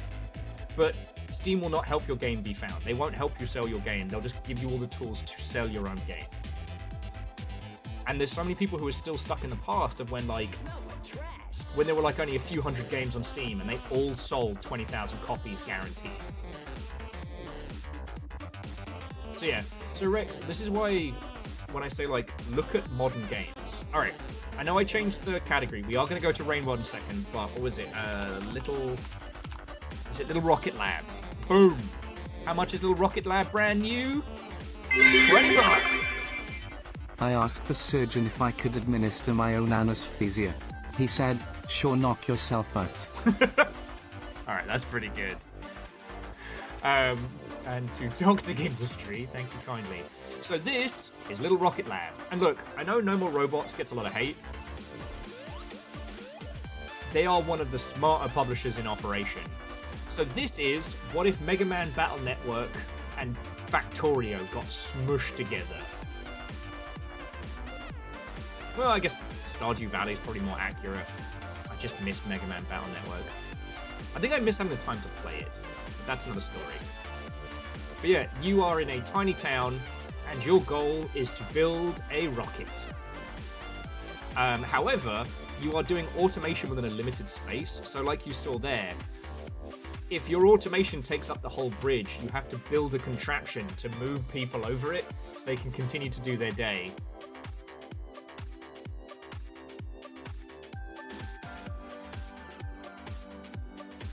And that was also the thing I meant about, like, so Factorio had a pretty simple premise, right? Make a rocket to get off-world before the bugs eat you. That's it. You know, there isn't like a hidden story to find. There isn't like deep lore to get into. It's just that, right? A lot of the games that have been inspired by it now do have stories and they do have stuff like, you know, Satisfactory, Planet Crafter, etc. Basing a game off Mega Man seems a bit wily. Dr. Wily! Errorman, fucking thank you! Wow. PBS's reign did not last. Errorman, the Aldem is yours. What do you do? What is your newfound power?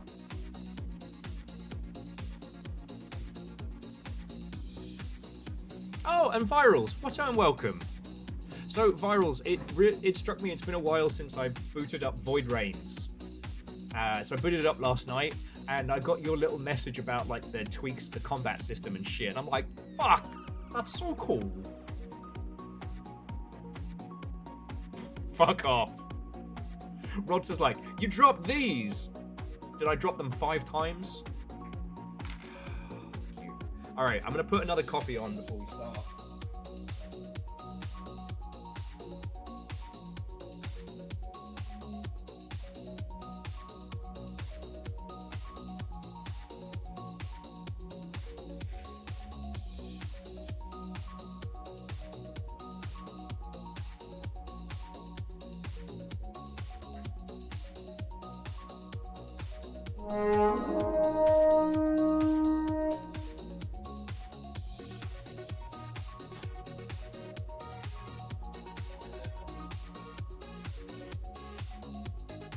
Hey! Just as I was making coffee happen, to Vamps Fee, Watto and welcome, Kevin Diamond Boy, Sam Hydrangea. Oh, well, Watto and welcome. How are you doing? So usual standard. How was your stream? What were you up to? Tell me your tales.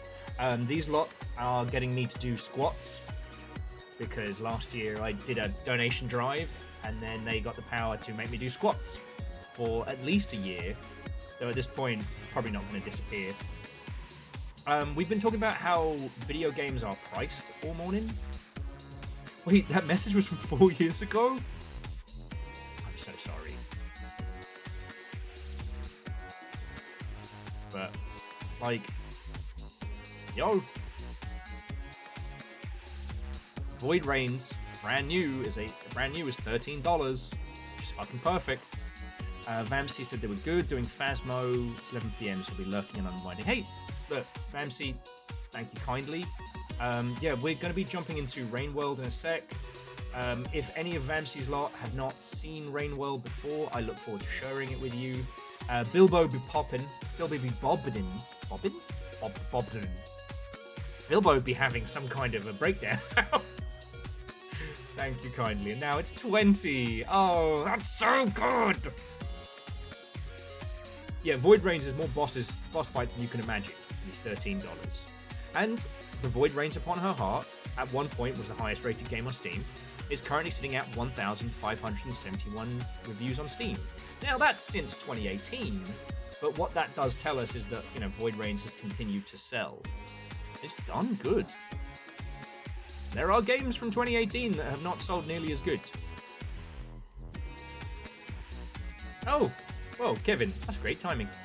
For those of you who know, we're doing our second proper run of Rainworld's The Watcher DLC. We played it at launch, we got both of the original endings, and now we're questing for the next 2 endings that got added after. Viral says they're a week away from 30k copies. Nice. So Alf, it's been in early access since 2018. Virals has been working on it. You've been doing like monthly, has it been monthly or weekly updates? I forget. Of which I have personally sabotaged at least twice. I do this thing where I get Virals to play something like Night Raid. It then eats all of Virals' time and sabotages the game. Because I'm a bad friend! Alright. Give me 2 secs. Oh, that was crunchy. Okay. 20 of these suckers. What? Oh, 25! Okay, we'll do that first one again. 1, 2, 3, 4, 5, 6, 7, 8, 9, 10, 11, 12, 13, 14, 15, 16, 17, 18, 19, 20, 1, 2, 3, 4, 25. There we go. Alright.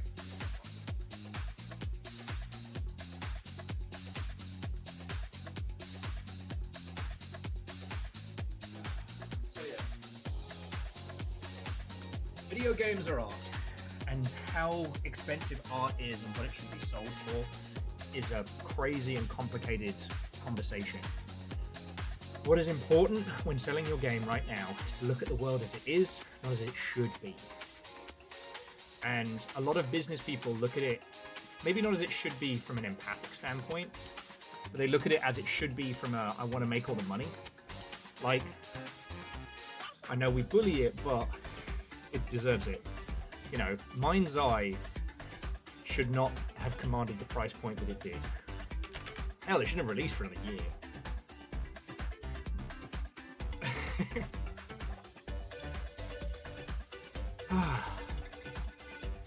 Oh, Viral says that Void Rains updates monthly, but also weekly for 2 months randomly, whenever one. Yeah, that's the good indie life. You're gonna go for $16 when it fully launches, so it's $1 cooler than Balatro. Done.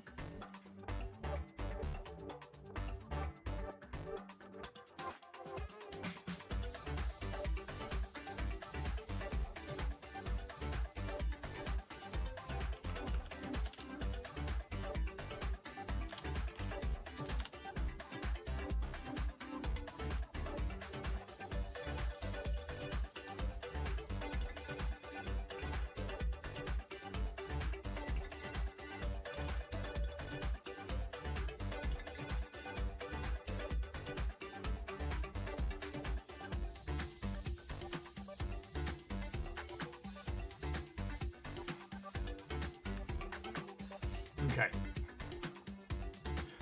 Whew. Yeah, you know what? The Trader Joe's English breakfast tea is nice. The tea bag system's fucking obnoxious. But, you know, I'm out of Yorkshire Gold, and with how much it costs to send stuff international now, I do not want to ask any of the homies back home. And we have so much tea. I'm finally making a dent in it. Oh! Okay, so I felt like a fucking genius. We get Rainworld all booted up and rocking. So I am a big fan of Cooking with Rosemary, but as I'm sure all of you know, Cooking with Rosemary results in 1,000 tiny trees that you have to pick out of your teeth. Um, was it last year, earlier this year? Nova sent us some loose leaf tea from a tea supplier they really enjoy. But it wasn't pre-bagged. Nova sent us like 100 like do-it-yourself tea bags. Because most of the time those tea diffusers, fucking terrible.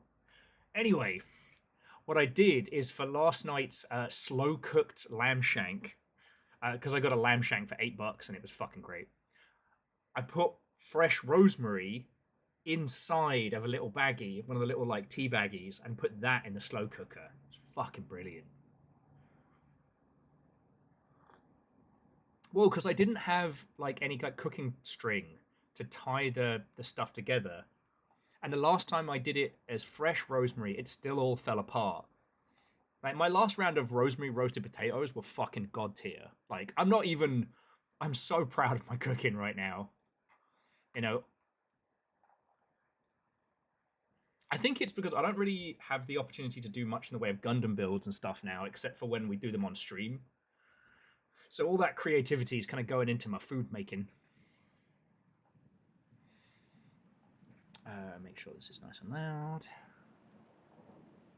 And do let me know how the audio is. But, anyway, I just want to cap off that previous thing of just being like, the world of video games right now is very scary. If you were to ask me how do I succeed in video games, you need a fast, fun way of iterating ideas publicly that you enjoy doing. And once you start hitting upon things that you think could be commercially successful, like Sledding Game or Disco is Dead, roll with them, all right? But gone are the days where you can spend 3 years on an unproven prototype and then just yeet it out in the world and go and hope. I mean, you can still do that, just you can't make that the thing that is responsible for your, you and your family's well-being, right? It is breaking my heart to see Dosa Divas stall out. And I'm still not entirely 1,000% sure why it's stalling out, but I don't want to see that happen to the homies. Sledding Game has done brilliant. So, Alf, all I can tell you about Disco is Dead is that its particular style of like music brawling worked perfectly with vertical video, so TikToks, YouTube Shorts, because in those people like music and things to music, right? Most of the big memes as they go are viral on TikTok and things like that usually pertain to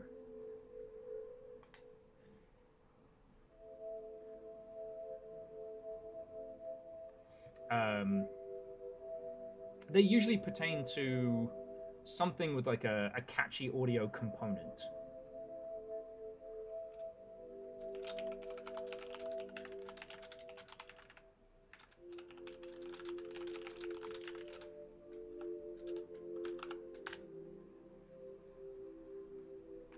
You know?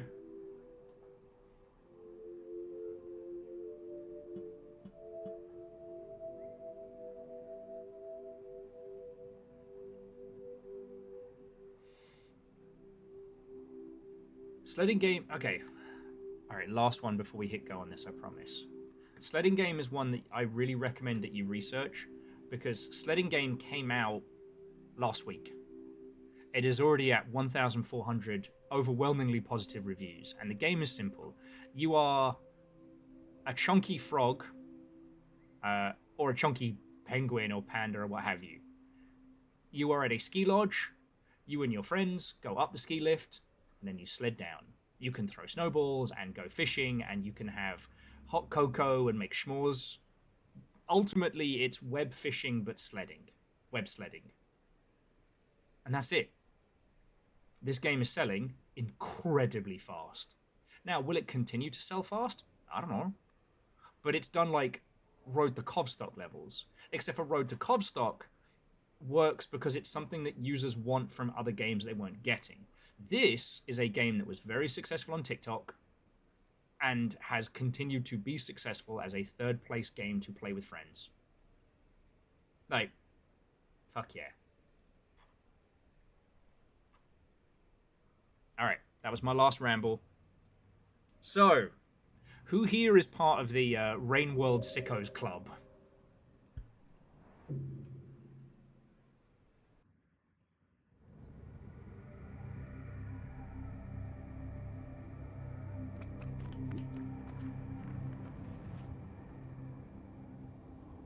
Okay. Wait, are we back in the Badlands? Crossing new frontiers takes a toll, but sleep can help you recover. Alright, well, I've got a full belly, and I think I remember this region, so...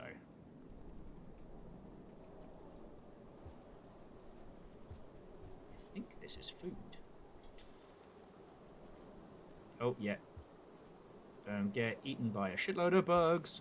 Don't get eaten by a shitload of bugs.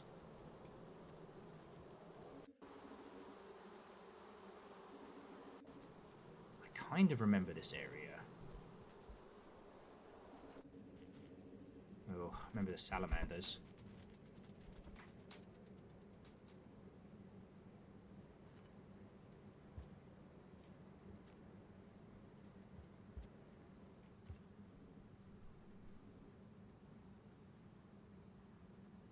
I want to say we need to go back that way.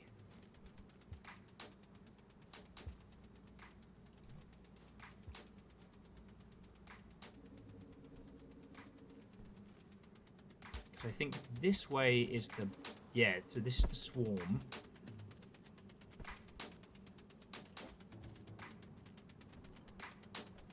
Up is the teleport.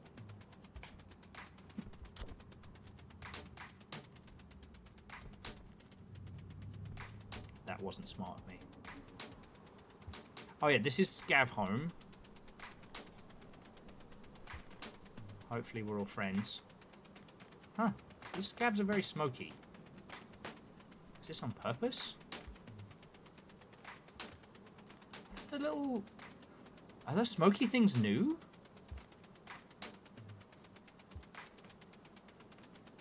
Hang on, I think I have a pearl left to throw them. No, this is mine. Keep me from freezing to death later on. In my last run of the Watcher, this was a fucking bloodbath. Hey, no! Rex, you're always welcome by. The conversation was excellent. Thank you for hanging out. Okay. Well, so Aeon, I think you get a... You don't have to be doing the puzzles to be part of the Puzzle Sicko Club. You know, you don't have to be playing Rain World to be a Rain World Sicko. It's a reflection of intent. And yeah, Aeon, I think the scabs have officially hit 420 blaze it. Yeah, I fucking hear you, mate.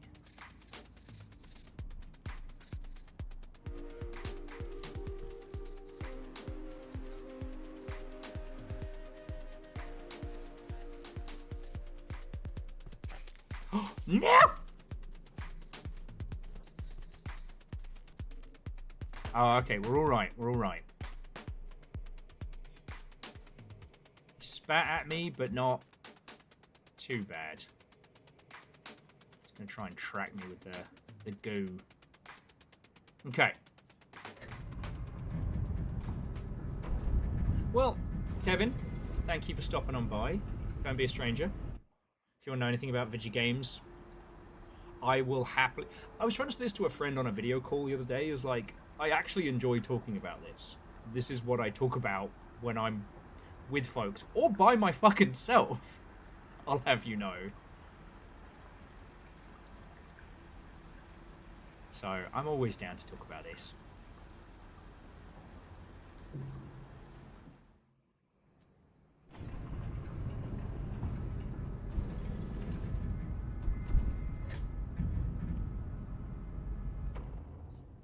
We've got to explore this region. I spent a lot of time here trying to get the rot to...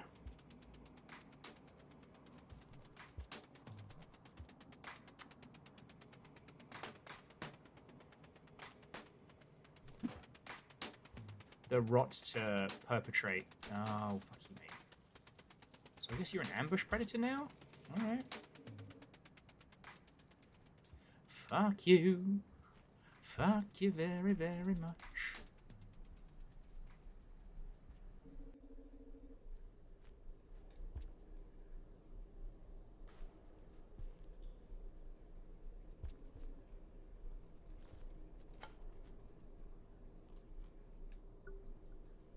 Okay.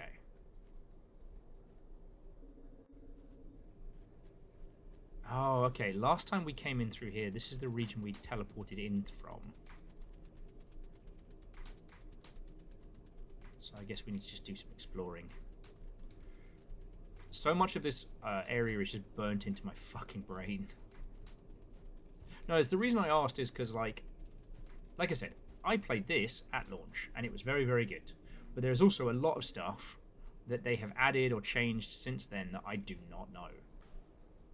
So, like, what are those purple flowers? The behaviors around the big salamanders or skinks or whatever we're calling them, those are different. You know, whatever those little smoke bombs are.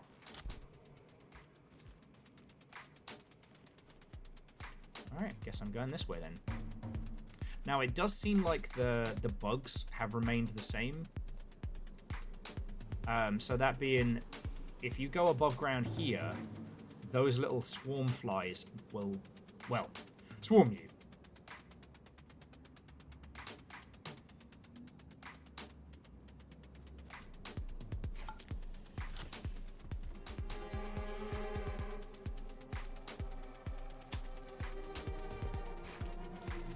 Now, from what I understand, the swarm flies won't touch you if you're covered in salamander gob.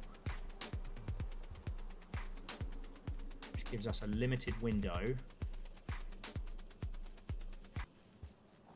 to head out this way. Oh, shit. No, I'm fucked. I'm fucked. No!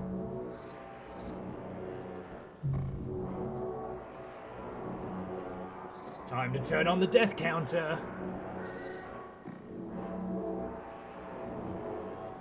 But yeah. You know what's really funny is that video games as a medium are so, even the business of them is so heavily predicated on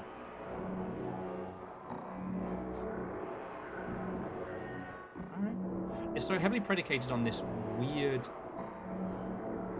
I want to call it, I don't really know what to call it. It's its own bizarre history, right? One of the things that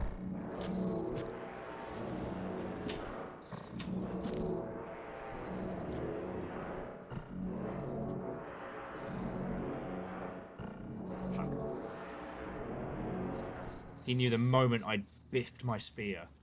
But there's so much of video games where the history of it is, I wouldn't say insane.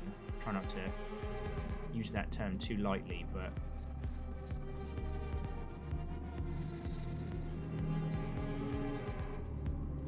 oh, I'm fucked.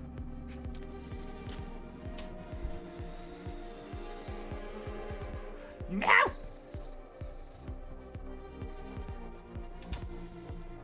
Oh, wait. Yeah. Oh, fuck. Hang on.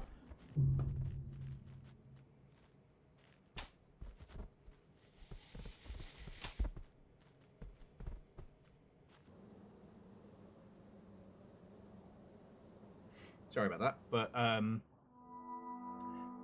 you can turn invisible as the Watcher, except for the salamanders had already gobbed acid on me, or, well, gobbed a stank on me.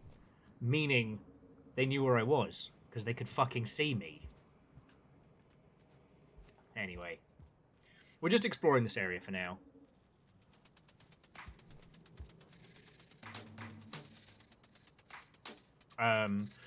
Video games is its own strange, weird history, which I do find very fascinating. Go on. Go on.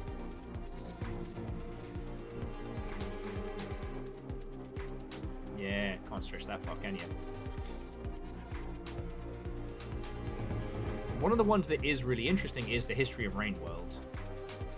For those who don't know, so Rain World was originally a Kickstarted project back when that was a thing that you could do successfully.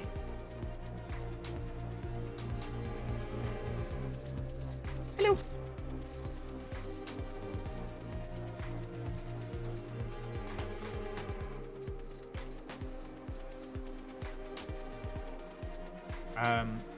But after its successful Kickstarter, it was picked up by Adult Swim Games back when they were still an entity. Oh shit, bugs. Bugs, bugs, bugs, bugs, bugs! No!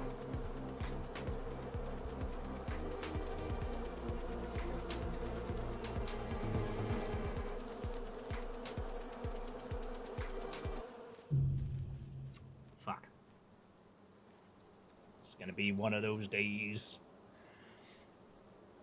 With Adult Swim behind it, you know, it got a lot of coverage. It was at PAX, you know, it was put in for a lot of stuff. But then it had a weird kind of... Oh, the homies are here. What's up, guys?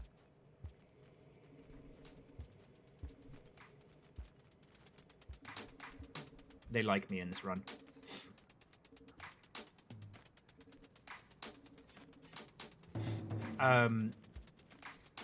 So yeah, Rain World has good press, good coverage, then releases, and it has a bad time because Adult Swim had kind of, I mean, I can't really put the opus completely on them, but had been somewhat marketed as a cute indie platformer, right? Grayson, what and welcome. It was not marketed as what it is, which is an ecology simulator with a complicated plot. Yeah, come on, mate. Come on. Oh, I'm a slug cat. Oh, I'm delicious. Come and get me. Come and get me. Come and get me. Oh, oh, I'm a slug cat. Oh, I sure hope no big salamanders come over here and try and eat me. Yeah, fucked.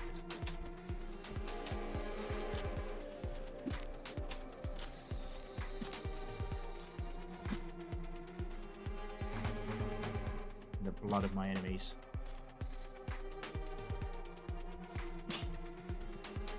Dude, I'm about to say, fucking die, dude.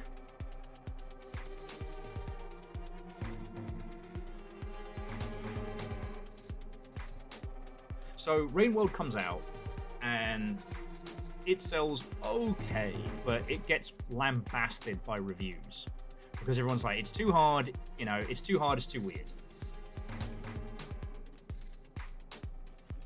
Yeah, and Ray, one of the problems, and one of the reasons why, you know, a lot of devs struggle is because sometimes communicating your own game is really hard.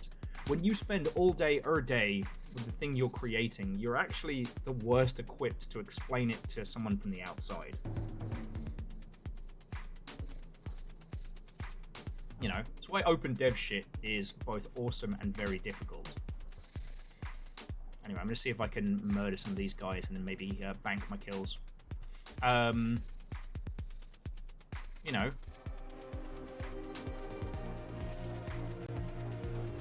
Joie is a cool person.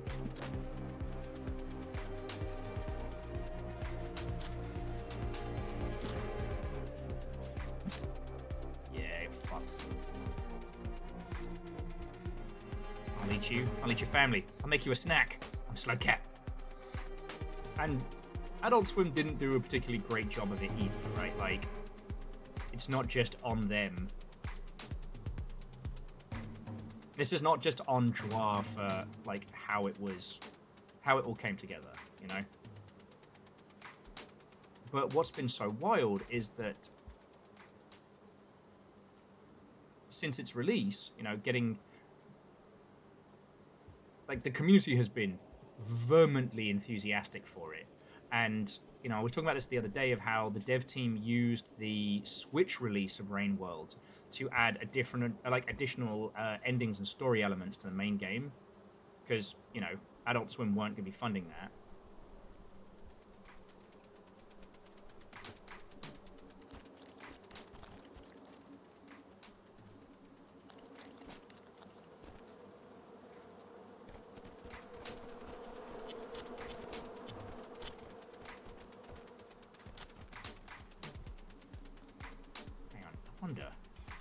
spear. I've got an idea.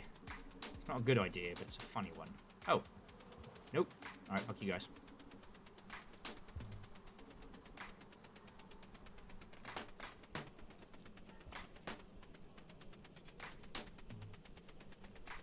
Damn it, my lunch. Come here.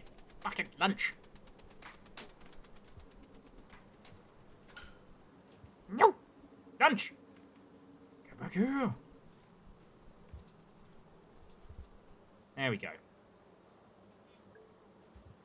Alright, now we can have a little snooze. Yeah, and, like, right, you would be amazed how common that is in video games. You know, that the creator can, like, envision a great idea, and they can put it together, but then when it comes to actually telling people what that idea is and how it works, they kind of fall down a little. Anyway, so yeah. The dev team use what little budget they have left from, you know, Adult Swim to keep adding stuff and keep the thing afloat. Adult Swim goes under. Ooh. Oh, no, he's dead.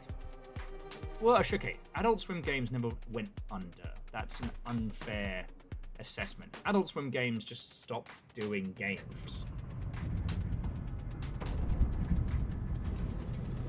Like, some people managed to buy their IPs back.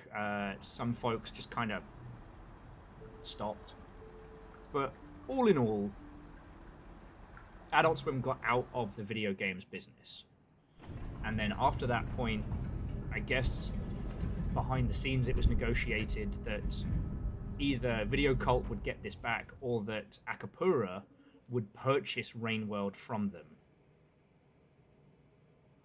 I can't remember where we're going.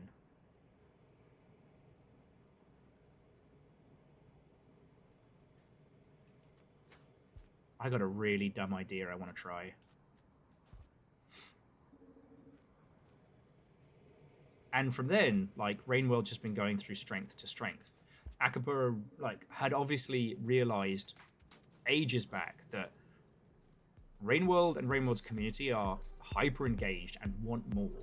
So that's how we got Downpour. And Downpour had brought on, you know, people who'd been very active in the community to make them part of the whole adventure, which is extremely smart, by the way.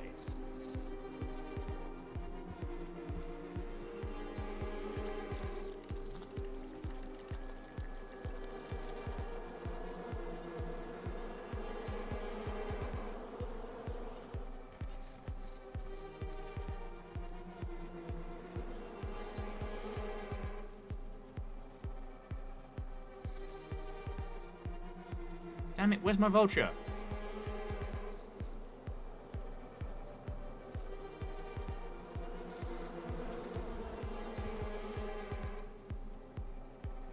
I did forget that you can go invisible and avoid the bugs like this.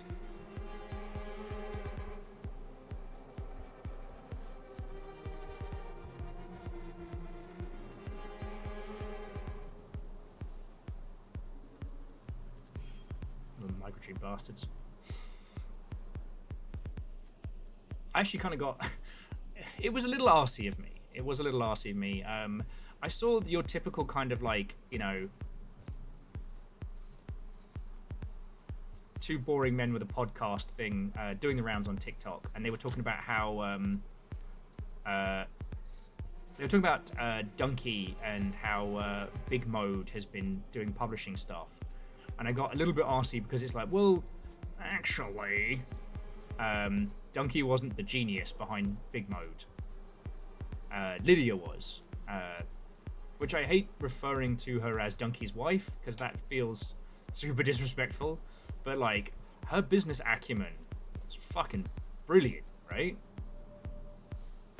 And they signed a game that had already been quite successful.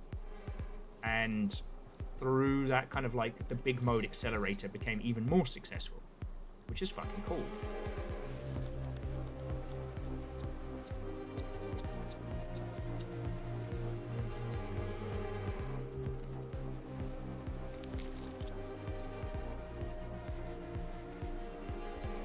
Oh, we've got a shelter here. Alright, I might try snoozing here if I can. Sorry, Vern was like, that does seem pretty disrespectful from Little Fire's boyfriend. That's why I love it when everyone calls John Romero Brenda's husband. Because she's been dissed and dismissed multiple times. Anyway.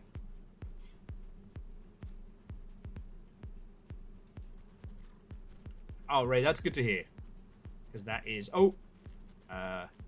Invisible lizard.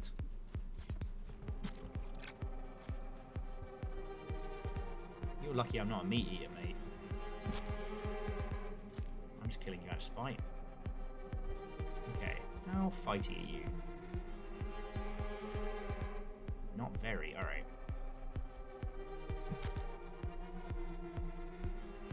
Alright, dinner is served. I don't recognize this area, but there were large swaths of... Alright. There were large swaths of Rainworld that kind of kicked my ass. So I'm going to have a little snooze here. But it's like, these stories of games and how games are made and the business of them is very fascinating because they're not as cut and dried, right? Like, the movie industry was always way more stable, you know, because ultimately how a movie is made is pretty standard. You know, the film, the actors, the color, the noise, that's changed over the years. But, you know, record movie, shoot movie, oh, god darn it, sell movie.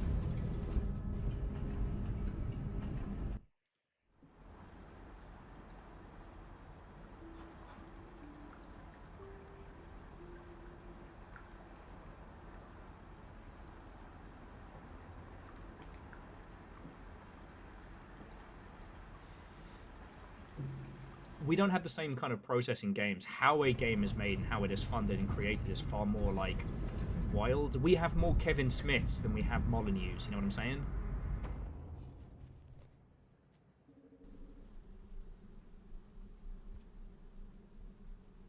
That's also why I get a bit arsey when people are like, oh, you need to look at how the movie industry does their thing. No, we don't. No, we don't. The movie industry is desperately hoping that we'll keep watching Marvel movies in cinemas for 1,000 years. The cinema industry is pretty much... Oh, no. Bugs, bugs, bugs, bugs, bugs. Bugs, bugs, bugs! No! Okay. Alright, we're not going to Camelot. That's a stupid place.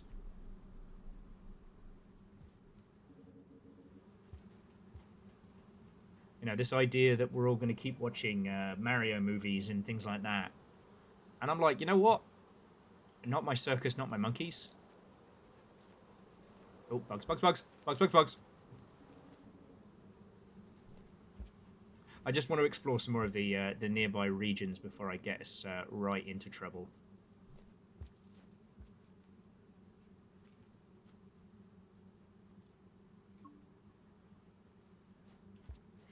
Jamami, bug hell is other people. Or other people's bugs. I don't know, I didn't think this through.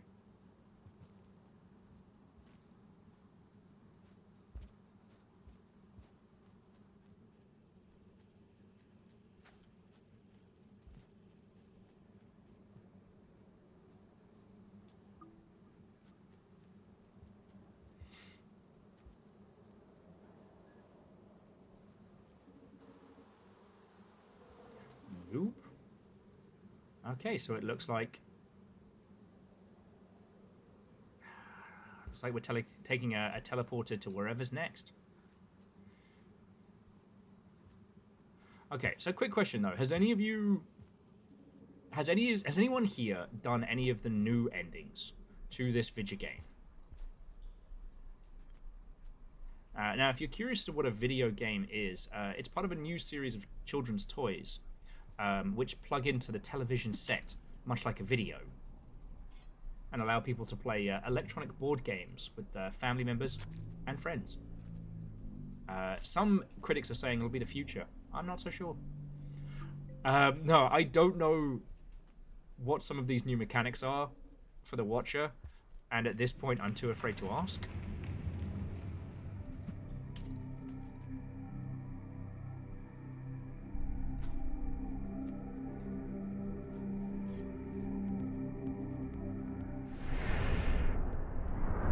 I'm your surrogate Rain World experiencer. I don't know. I think I could call myself a Rain World enjoyer. Just because my only concern, I do want to make sure that I'm not fucking shit up. Like, I already did the Prince of Rot ending. It took me 50 hours, alright? I have put in my time.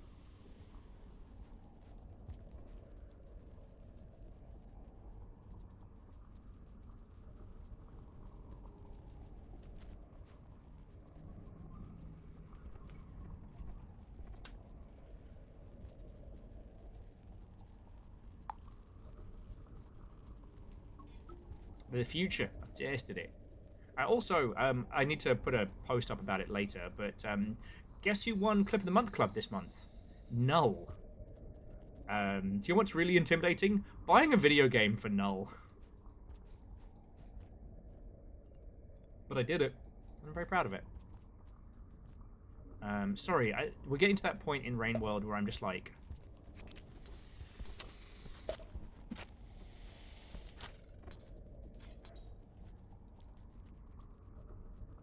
We're getting to that point in a Rain World run where I am realizing that I'm about to be getting my ass handed to me by just about everything. We've got pop snails, we've got lightning bugs.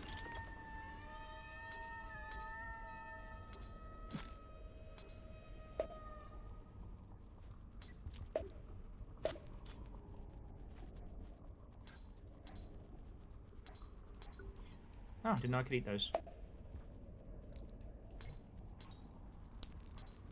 Oh yeah, so these like crystalline bastards, they aren't actually that bad. They're pretty hard to kill.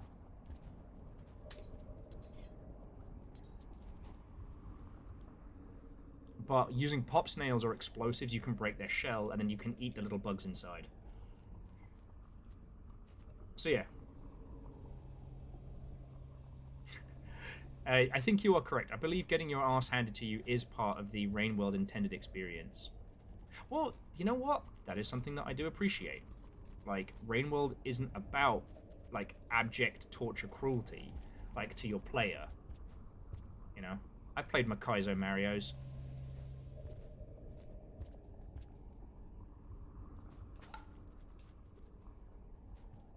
I know what's up. I knew you were going to do that.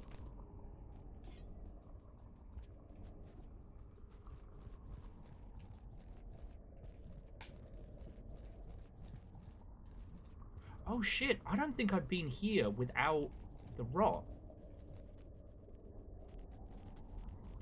I think I recognize this awful pipe configuration, but usually it's so riddled with rot that it's a...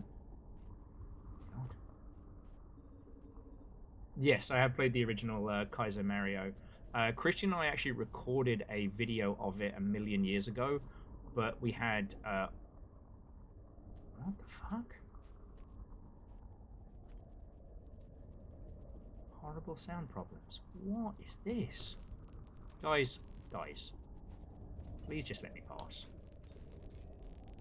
Alright, fine, you can have my fucking...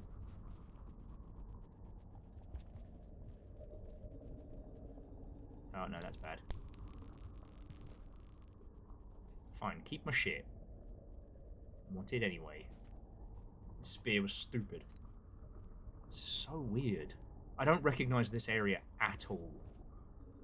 And J-Post, what and welcome. Snackage is good. It was not my decision to call this the Lance Spear Memorial Run, but a Jarl of a previous era decreed it. How are you doing, friend? And J-Post, I know I've said it multiple times, like, I do take what you put in seriously, and as soon as I can...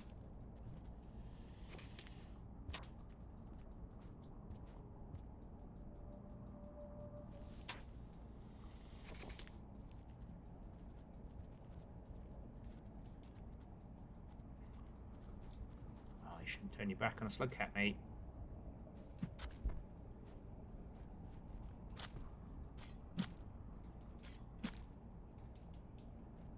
As soon as I'm able to find my fucking trunks, then the Gundam sexy Roman combo will happen.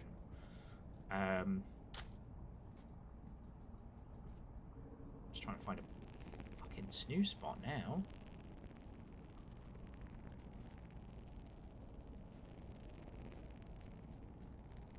You know, I don't recognize the pink lizard with the boomerang head.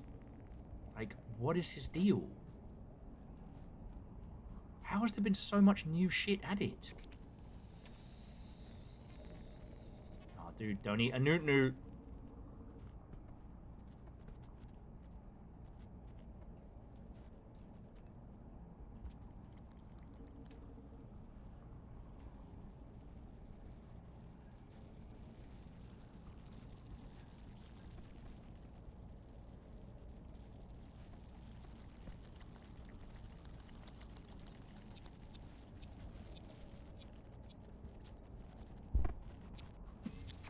Shit. Sorry, big engine. I need to get fuckity off.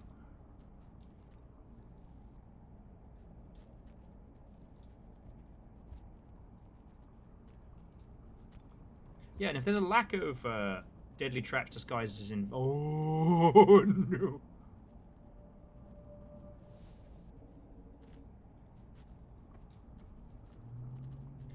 As environmental problems, then is it even truly Rain World? I'm getting very lost here. Fuck.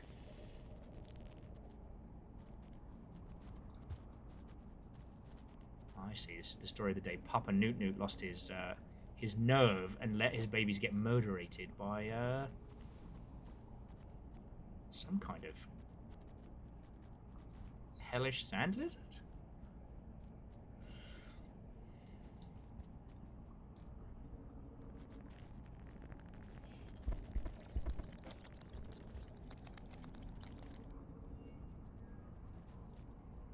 I see you.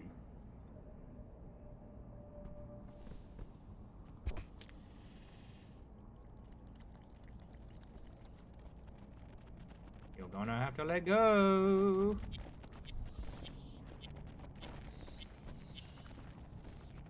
You're gonna get eaten. What the fuck? What was that?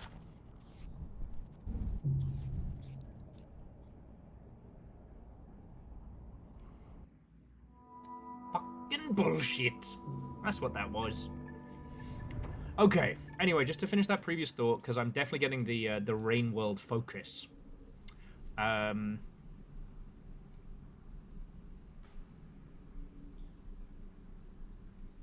really know where to take this from here. Maybe see if we can get up and then sneak our way up there. It's just that video games, even in their...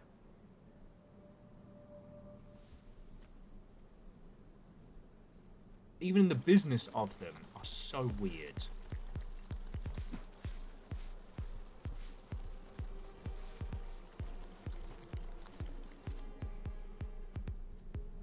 Okay, I guess I can't get up that way. Well, so rather I was invisible, and I was clearing on that, and then it showed like a broken cup or something. It seems like the lizard was just trying to drag me to hell, much like that movie Drag Me to Hell.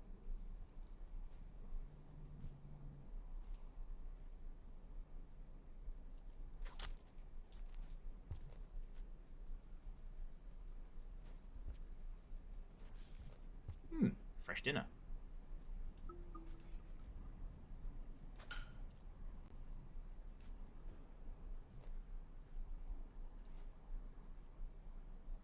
Go on, stick your little face out.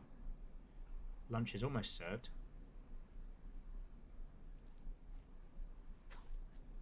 Shit.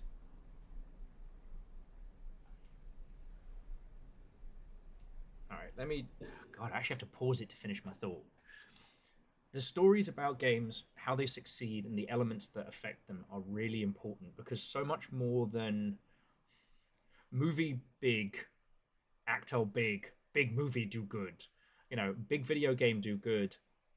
Often there are so many elements at play that you didn't realize, and the more we understand those, the more we can know how to make our games better.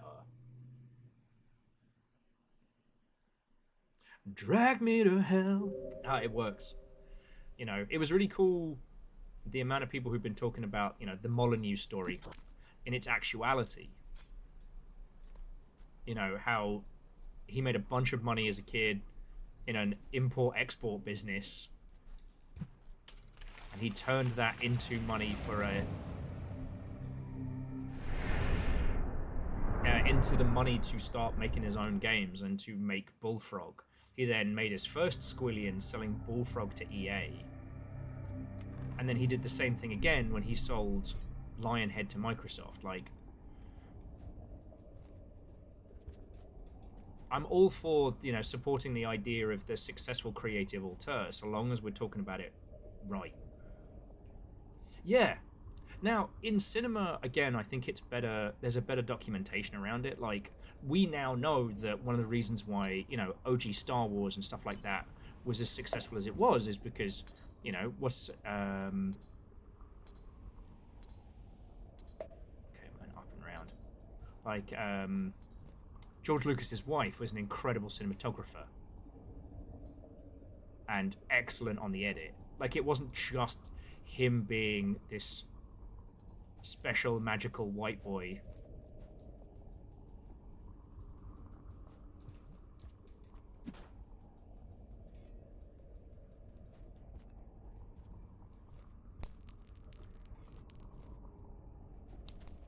Okay. Alright, you guys aren't gonna... Oh, there we go. Now you can fuck off. Okay. You can stop zapping me, and you can fuck off. There we go. I think another good example is people discussing good old Mr. Kojima and how... Okay, buddy, if you move, I'll go kill those guys. Because I want to get that kill in. Oh, shit.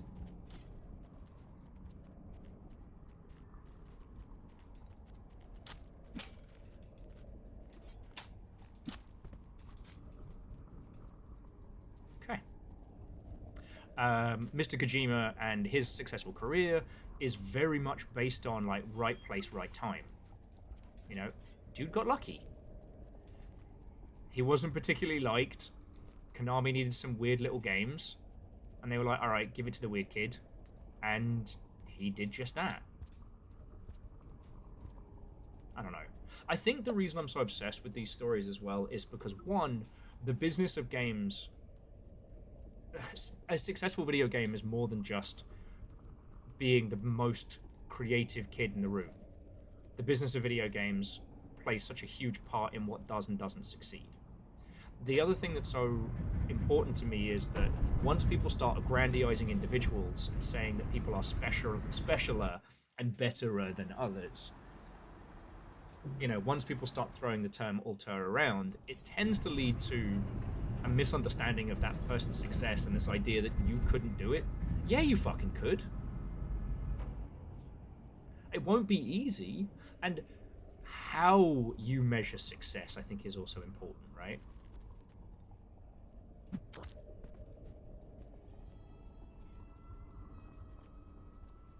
I think it's really important to understand that if you need your game to be a financial success is different than creating the title that you need. The conversation we were having about money earlier, if you don't need your game to sell well enough to pay your rent, that changes what kind of art you are creating. Video games are not... Oh, you son of a blue fruit. Video games are not unique in that they're, the arts economy fucking sucks.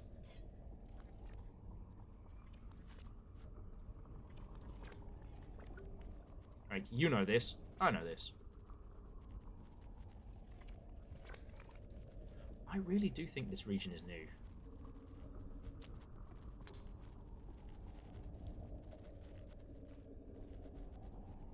Well, new to me, I should say, not new to the world of RainWorld. You know, the arts economy sucks.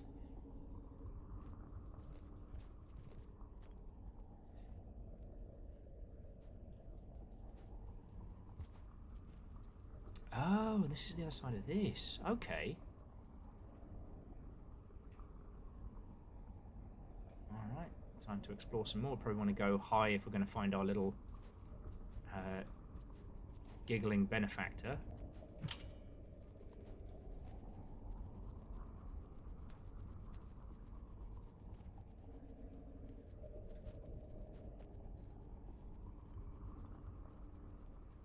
So I think that's also the reason why, like, I get so... I think fighty's the wrong word, right? But I get so passionate when we're talking about, like, what should a game cost? Because I want my homies to succeed. I want all my homies to have dental and to have the cash to be able to look after themselves. So I fucking don't. You know?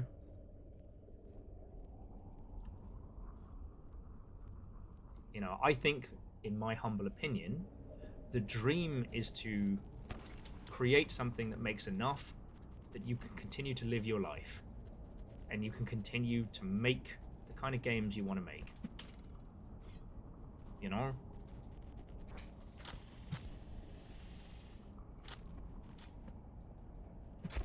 I don't think that's controversial to say.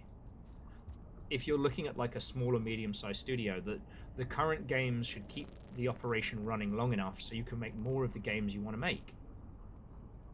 Okay, I got my neck snapped there. I guess we'll keep going, see if I can get past it. Got better kit this time. You know, having a huge war chest so that your project can keep being what it needs to be, right? You know, Hello Games, Supergiant, fucking,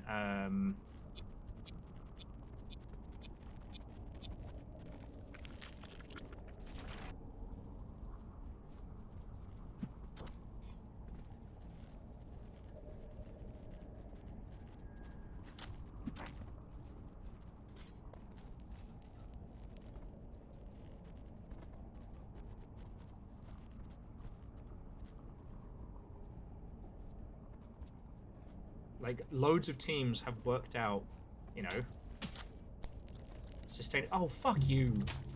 No, not dead yet. Woo!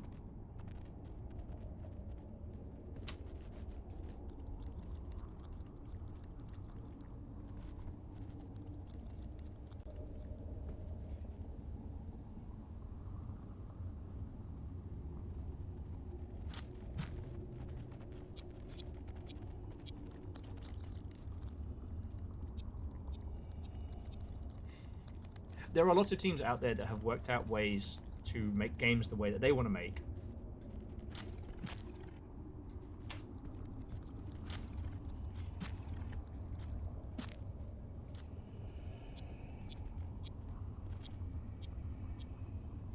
Ray says, do you think it's possible to go too much the opposite direction and make too much for your own good?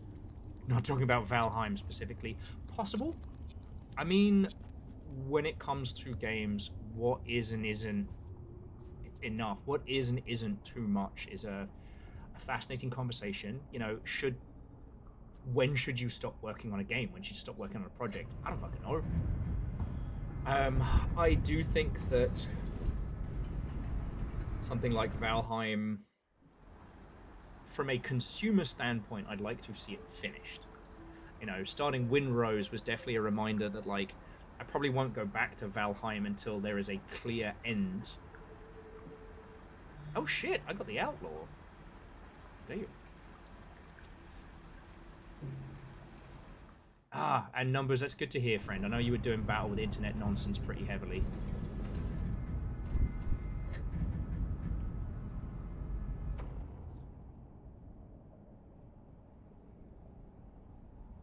Huh. So Sagara, I'd actually be fascinated to know about that one.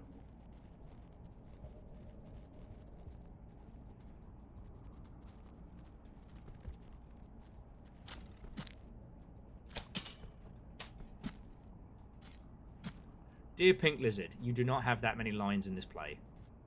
Stop pretending like you've got main character energy there, buddy.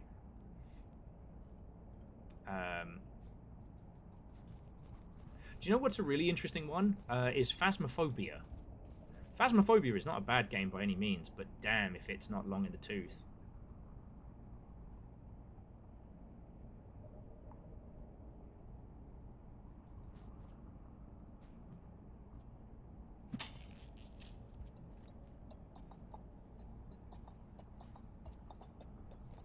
Dear Black Slugcat. Nom nom nom nom. Well, I didn't die this time, Vershi, so joke's on you. Nuh-uh. Whose house? Slugcat's house. That's whose house. The house that Slugcat's built. There's no way I can get that. Maybe?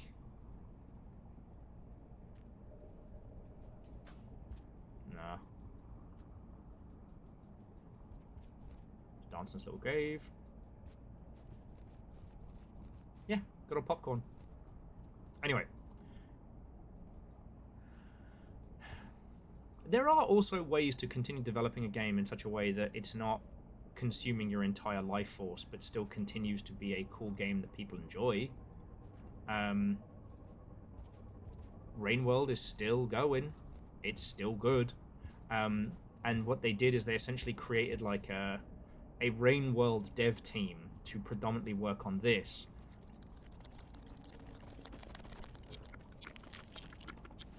You know, instead of just working on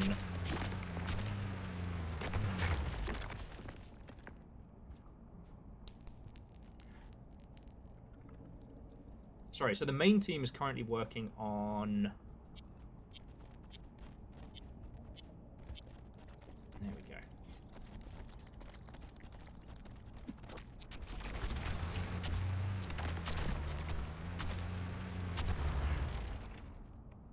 Is what I'm doing smart? Not at all. The main team at Video Cult is working on God, how am I blanking on the name? Their next title. A PS2 infused racing game. Feels very much like the criminally underrated Ghost in the Shell PlayStation 1 game. Which is not called Wave Race, that's the other thing. It is called really cool game name that I totally remember and haven't absolutely forgotten. Excuse me. You appear to be shagging my shelter. Not a euphemism. Some of these boys are much bigger than usual. What the fuck?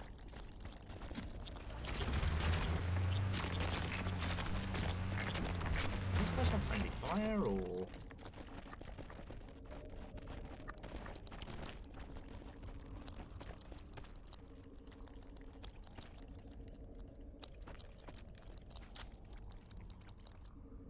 Airframe Ultra, Raider, thank you. Me being a fucking dingus.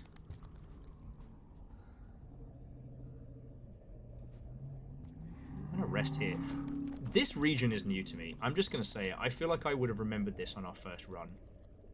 Unless, you know, Jin has killed my MK Airframe Ultra. Oh yeah, the CIA's hoverbike program.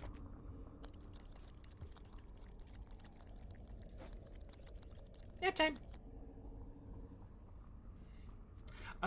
Numbers, they appear to be some kind of like biomechanical spinning top nightmare engine strider. You know, standard stuff. But yeah, sorry. As Will goes in further and further into the Rain World hole. Yes, so Fearless, that was the Ghost in the Shell one game for the PS1. You piloted a Fuchikoma, not a Tachikoma. And it had these kind of like hand-drawn Masamune Shiro style like cutscenes and stuff, and an original animation bit for it. No, I mean, Fearless. Who else knows the fucking difference between a Fuchikoma and a Tachikoma? And who else cares to know why they are different? Yeah, run from the slug cat. Run from the slug cat. Oh shit, bed. Oh. And your dad's home. Damn, those guys are big.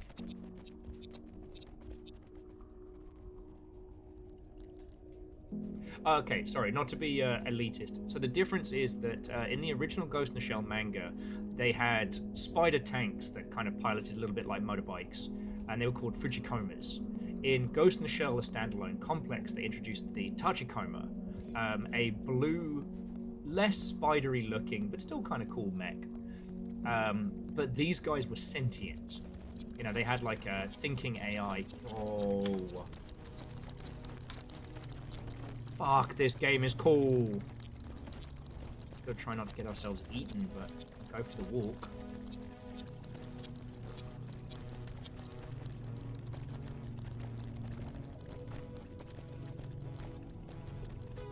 It's alright, keep walking with the family. There you go, there you go. And I'll crawl under here. The fact that the little ones that we're looking at there are essentially the babies. Right, easy now. This is fucking cool. I never saw this in our first playthrough, The Watcher. Seriously, and my Watcher run was 80 hours. No. Was it? No, my Watcher run was... Was it 50?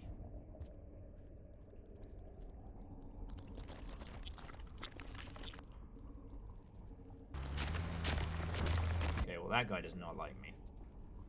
He's not getting invited to my birthday party.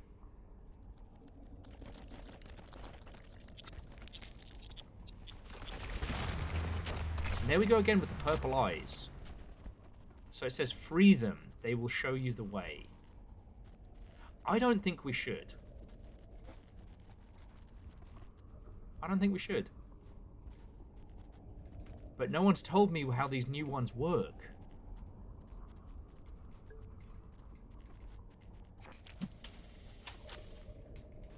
Fuck! And that's 80 deaths. 8-0. Fuck me running, I guess. Welcome to the Will Doesn't Finish a Story show, the incredible weekly show where Will doesn't finish a story. Sorry, what I was trying to say prior was that, so Rainworld was originally Jwar. Jwar brought on James and Lydia and Dell. Then it was a 4-person team that made Rainworld predominantly. Obviously, Steve Gee over at Adult Swim busted his ass to bring this to life and all of that. When development on Rainworld started up again proper, a new team was hired for Downpour, who were essentially working within the frames of like modding and addition. Downpour is kind of fascinating because it is, for all intents and purposes, additions onto the base game rather than a new like unfurling. You can see that by the remix setup that they wanted to add in-game mod support and also make new story.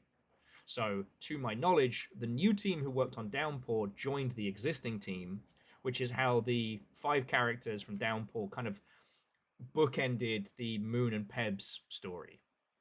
Again, we don't talk about the Saint, because the Saint spoilers are too beautiful to spoil. Now, the core team has moved over onto Airframe Ultra, and everybody else who's now started to work on Rainworld is focusing on that. The Watcher, I would guess, I don't know for sure, I would guess, had the least amount of input from the OG team.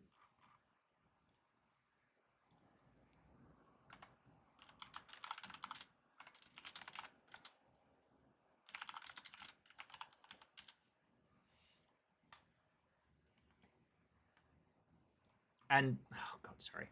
And that's one of the reasons why the Watcher campaign is kind of, I wouldn't say self-contained, right? But you know what I mean.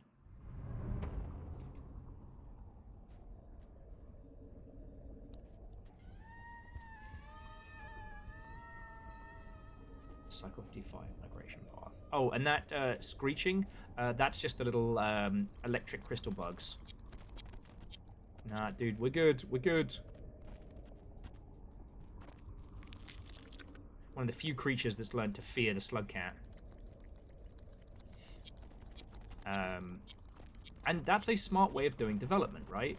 Now, I'm not going to give Microsoft any fucking props in any way, shape, or form right now. But one of the things that I did think was really interesting was, had it worked out the way it was supposed to, it would have been cool. That 343 Industries being set up to be the developers of Halo, and basically saying to anybody who's been on Halos like 1 through Reach, like, hey, if you want to keep working on Halos, here you go. Like, this is all available to you. If you want to go over to the new thing, which was Destiny at the time, you absolutely can, right? You know, rewarding your dev teams by letting them make fresh, creative new shit is awesome. You know? Hang on, I want to see what's down there. We almost missed this bit earlier. Now, obviously, now we know with hindsight that's not quite how it went down. Like, you know, 343 were placed in a very strange position.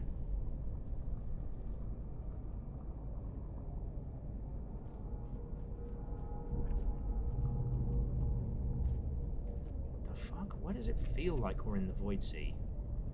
Oh, fuck you! Okay. Turns out that was not a screen transition. We learned that together.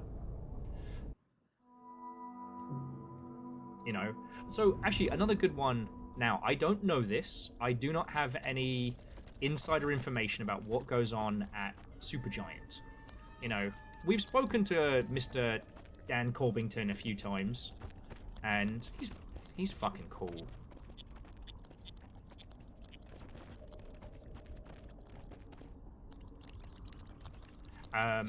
But here is what I would theorize. So we got Hades 2, right? Hades 2 is either coming close to or has hit version 1, correct me if I'm wrong. But whatever it is that Supergiant will be making next is currently in either pre-production, prototyping, or just concept. But it is coming. Now, what is that going to be? Fuck if I know. I would guess that with the success of Hades 2, they're probably going to do something just different and original. So yeah, we went down this way.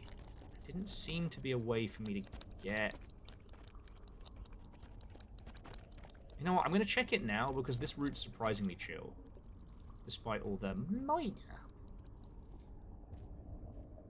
And to Mr. Aranax, we'll turn welcome. Yeah, there's no pop-ups here. We got down to here. Ah, we got ourselves the old Vanillion Ice problem. We have to get up to get down. Not a lot of people know that.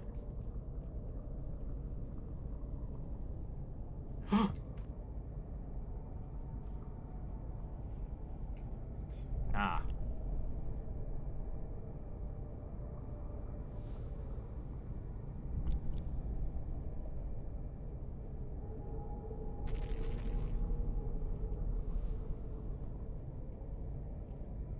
Was it? I forget, was it? Was it? No, we haven't learnt how to open a portal yet. We just know how to turn invisible. Okay, never mind. Back up we go. So yeah, I'd be really curious to see what it is that Supergiant do next. And honestly, I don't think that studios should have to always make the same game repeatedly, but you know, you can't always choose what it is that you are successful with. Well, Numbers, I'm hoping that with, as we now have it like memory mapped, we now know.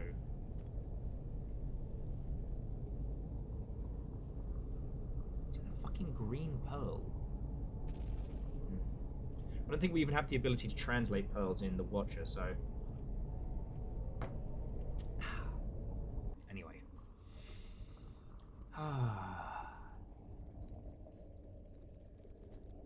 Like, I would love for them to revisit Pyre, voice the cast, move away from the sports league elements, but keep the rest. Hell, if we're doing like, and then you get to come up with whatever you want, Pyre, but the magical wizard battles take place automatically. Okay, easy now.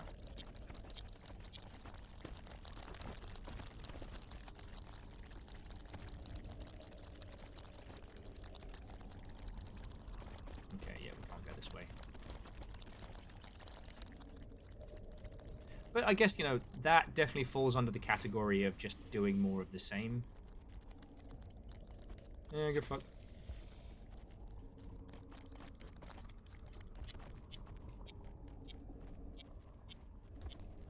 And there it says, like, free them if you can. They will guide the way. Damn it, where are my Rain World sickos? I need to know what I'm doing here. I already made besties with the Prince of Rot. I know where the Karma Flowers come from. I'm too experienced with this game to be living in ignorance. But also I don't want to Google it in case that the game just out and out tells us, like, oh yeah, no, that's because of, you know, you're all in an imaginary snow globe with a child named Dave. Pyre, but you're the support team for the players. Yes. Pyre... I mean, Pyre is an auto-battler, really. You still keep the characters and the output. Oh, sorry, jumping back. Rayther does make a good point. The Tachikoma Uprising is nigh. And there's a great little bit in one of the side stories about how all the Tachikomas sync their experiences at the end of the day, which helps stop individuality as well as help them learn faster. But Bateau has one specific Fujikoma that he likes, so he gives it like little treats, like migration path to here. Okay, new region. Sure, bet. Which begs the question: which Tachikoma is he doting on? Natural oil, yeah. Because if they all share their experiences at the end of the day, then they all have the experience of being his favorite. Ah, fuck, we're in cold storage. Thanks, I hate it. This place is full of bulls. Alright. I know you won't, me.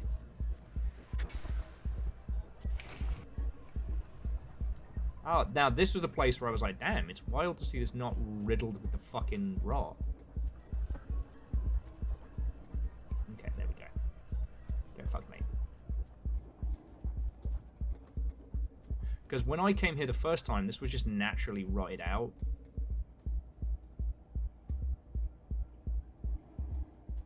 Okay.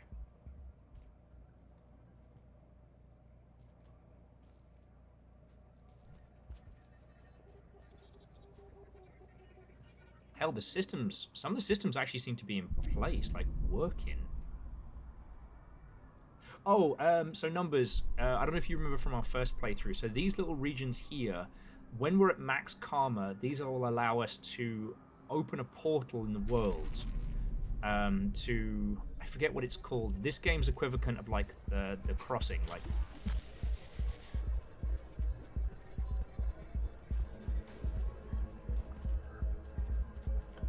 Yeah, you better fucking run!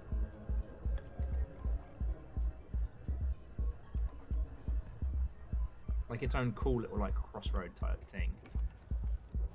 Like, as for what cold storage is, I don't know if we've even really been told. It appears to be like a lizard holding facility, or like a research facility of some description, but I don't know. We've got our ever warm coal, so that'll stop us from freezing to death or fucking dying. At least for now. And Scotty, welcome back. We found a whole new section that I've never seen before, and it was fucking cool. It was like an elephant march.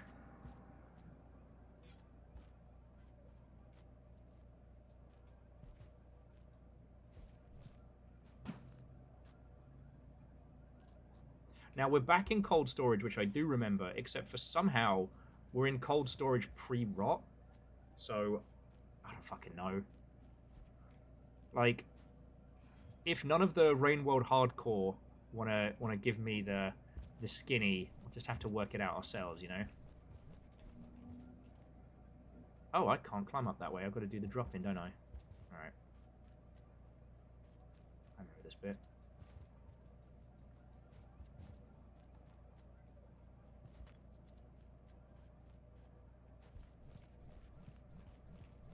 You're lucky, Mr. Bug. It would take me way too much effort to fucking murder you. Okay, so we do this. And then we do this. Yeah, enjoy your freedom for now, mate. Eat you later. Ooh, speaking of eating. Is that some nutrient-rich glowing goo I see? Don't mind if I do.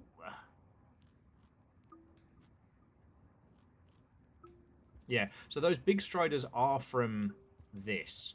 Though usually we haven't seen them outside of the deserts. They are murderific, and they know how to wreck face. And before you ask, yes, murderific is a technical term.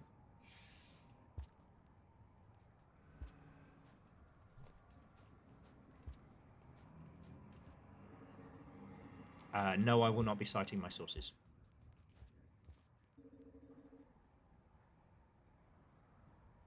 Oh, this is fucking deadly.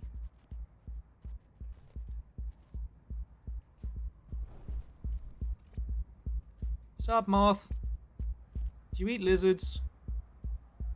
Apparently lizards lizards are afraid of you.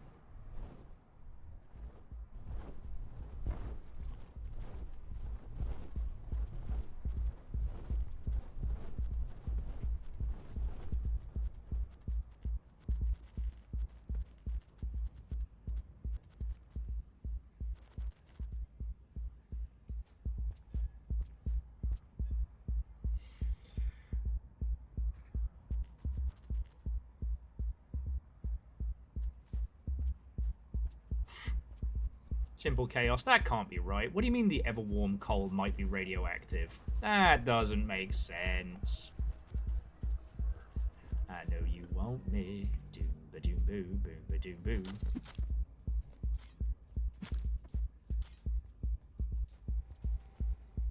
Where's my rock?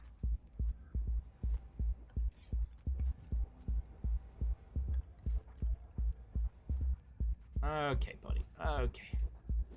Need to get you out the way. Come on. There you go. Go in a little grave hole. Into the grave hole with you. My newest, Oh no.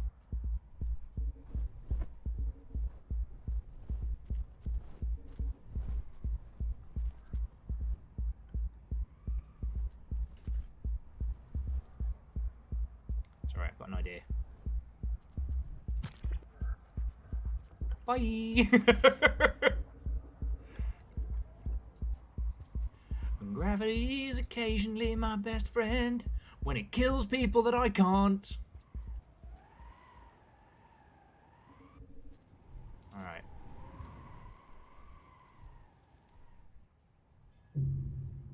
Fuck! I'm perfectly capable of killing myself, Gravity! Didn't need your fucking help on that one. God.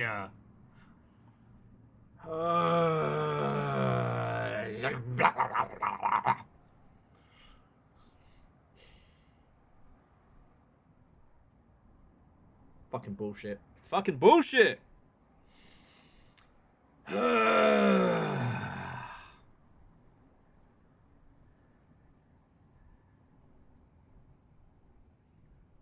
bullshit. Okay. We have hit the 3-hour mark. I am desperate for the loo.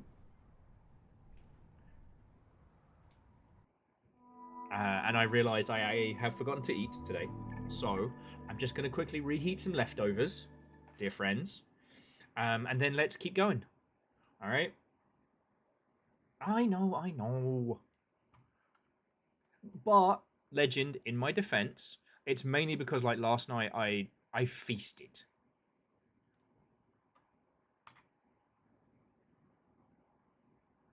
Like, I ate real good last night. So it was less a case of, like, you know, forgot to eat. More a case of, like,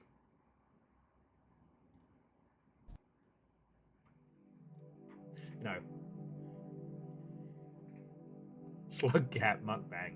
All right, so friends, I'm gonna nip to the loo. Let me leave you some emotional support Dreamcast music on. Grab snacks, grab teas, coffees, waters, and I'll be back in just a sec.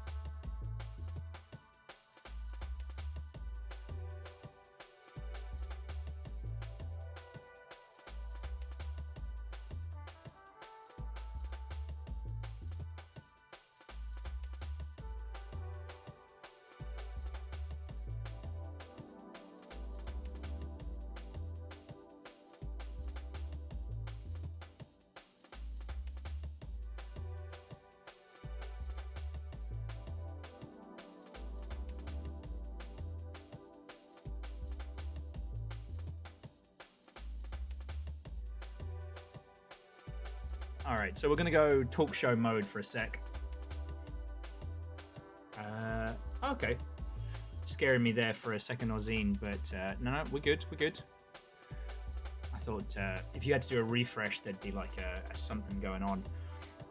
I'm finding something curious though, that like, so far only Sunbaked Valley has shown any signs of infection, but we also haven't found whatever the golden one was from prior. And I wonder if that golden thing is what we have to spread. Because when we first played through the Watcher, cold storage was already infected when we got here. Okay?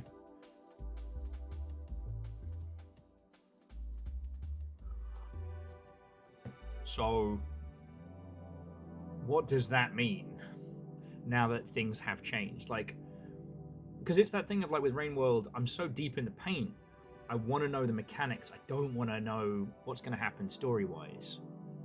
Because, yes. Hi, my name's Will. I don't finish stories when I'm playing Rain World. It's well documented. But when we played through the Watch the first time, the story is unconnected from the usual. It is not about PEBs. It is not about the iterators, whatever they're called, the supercomputers.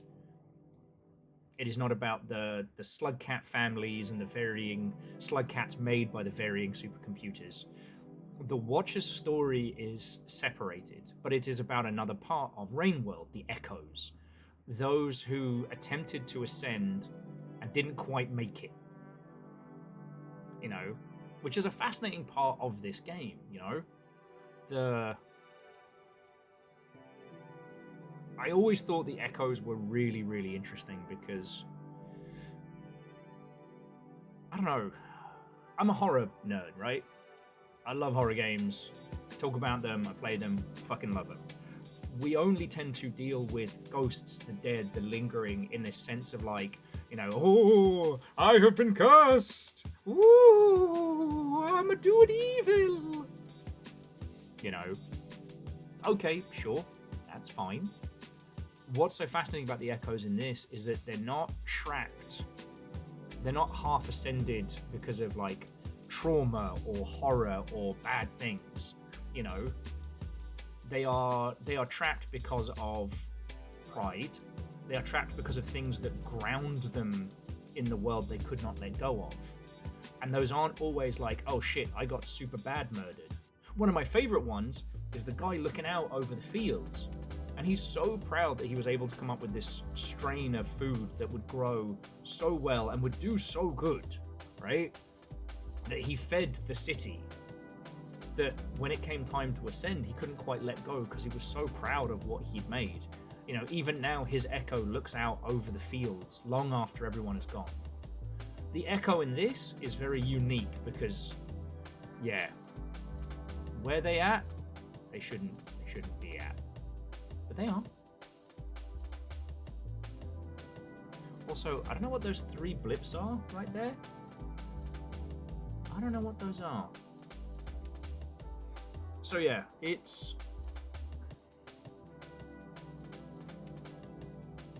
I don't know. There's so much about this that I want to know.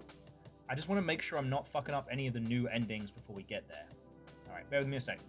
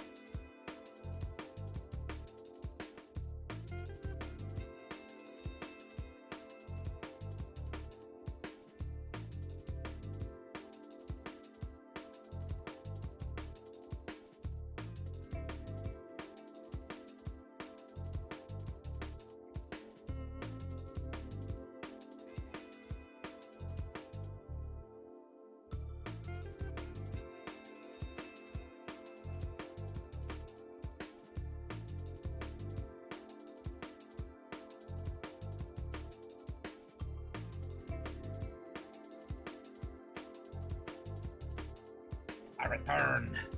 My food is good. I don't know if the camera will pick it all up, but yeah, my homemade roasties and my my lamb stew leftovers. Well, slow cooked lamb with veggies and whatnot. It's also screamingly hot, so I can't immediately tuck into it. So, yes, I did forget to eat, but that's because I had like seconds and stuff last night. It was great. Just sailing the seven seas.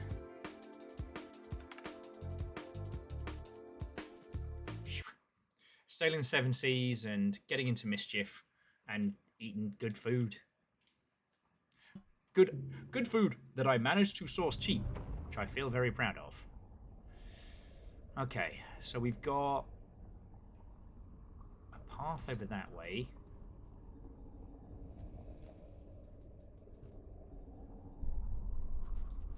Oh! So yeah, this was migration path taking us towards cold storage. Okay. But yeah. Like, the story of the Watcher is very interesting.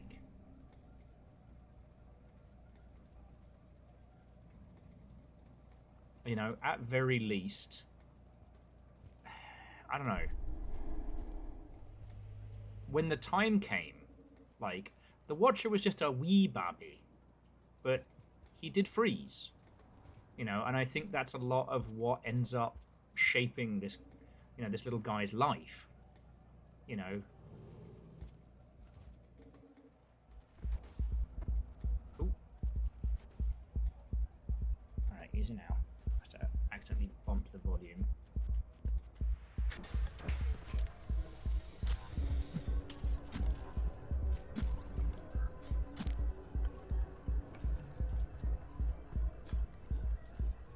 Okay.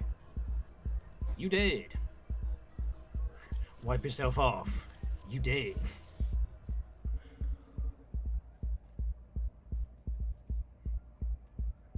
Yeah, well, and the intersection between this little slug cat and the Echo who's kind of trapped half in, half out. I don't know. The story of that, and I guess how they end up kind of becoming friends?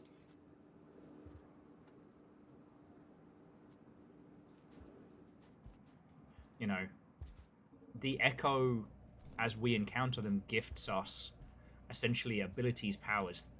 You know, oh, I shouldn't really call them that because they're as much a curse as anything. But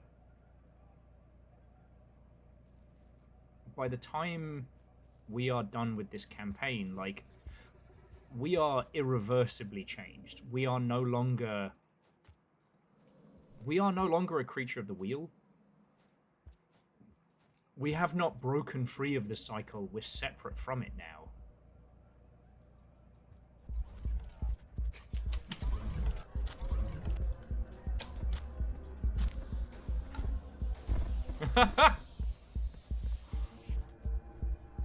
Oh, you're fucked, mate. I hit him in the gas sack.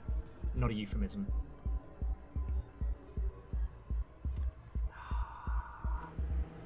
Kari with the alright, you know what? As long as you're getting some rest, homie. I still think, you know, the bed sleeps are where it's at, but oh look, DoorDash.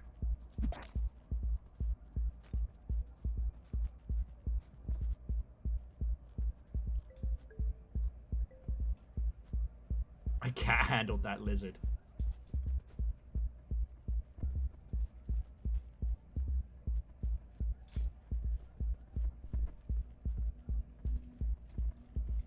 Look, those lizards have kicked my ass in so many different runs with so many Slugcat adventures. I feel no fucking sympathy.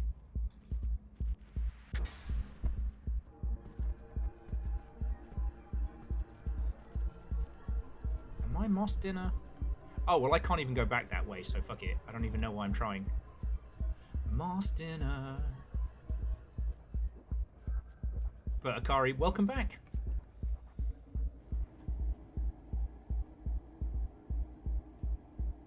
Okay, now where was the... Oh, the shelter spot was this way and up. That was where we needed to go. Because we haven't actually slept in cold storage yet. Okay. Ah, but we got to get up to get down. Or perhaps in this situation it's better to say we've got to get down to get up.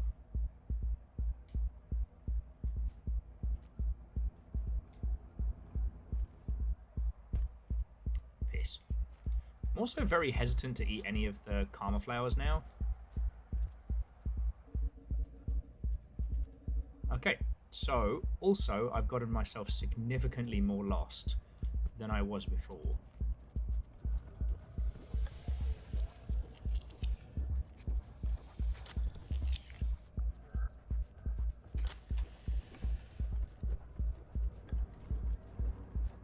We want to go up from here. Okay. Take a little brief moment. Have some of my food. Oh, and just to be an extra decadent bastard, I put my roast potatoes in the air fryer.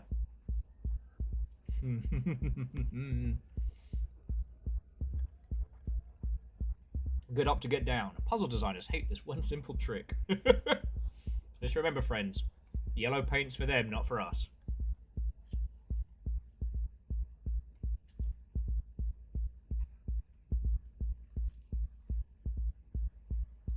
I do like the idea, though, of creating a game with such a simple premise like get to the top.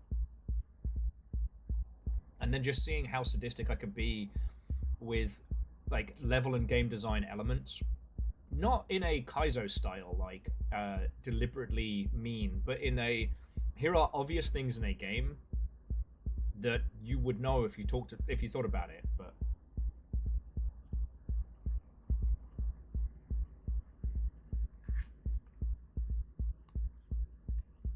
I haven't had the chance to play Strange Jigsaws, but I do know of it.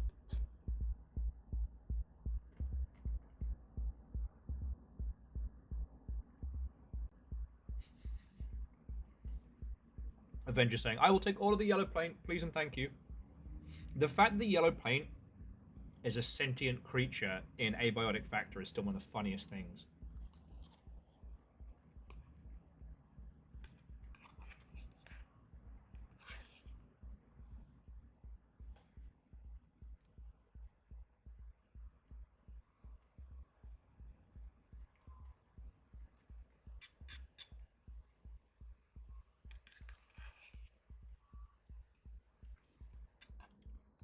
Indeed, Aeon, or like a blood trail of some strange creature you're following.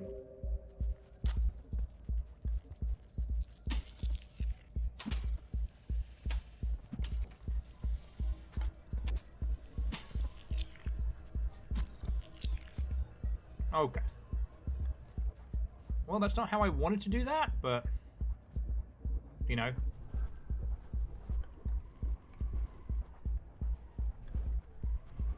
Fucking hell, welcome to there and back again.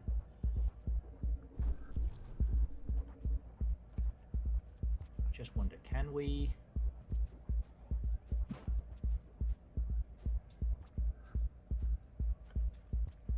Come on, little guy. Fuck. No, I think we're gonna time out before we win here. Yeah, the rain's coming and even the lizards are like, yeah, good luck, mate.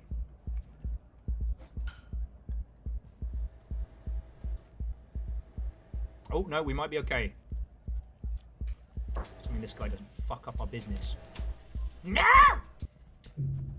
He fucked up my business. Alright, maybe we'll get free and then we can die to the rain, but I'll give it a sec.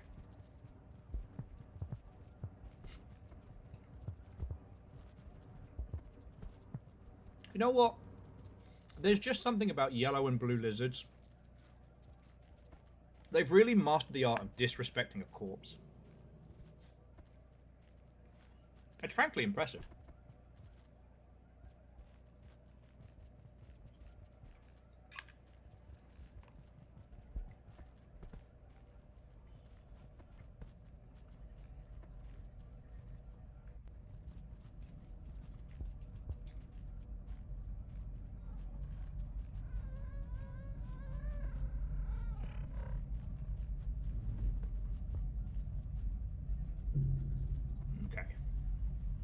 Oh.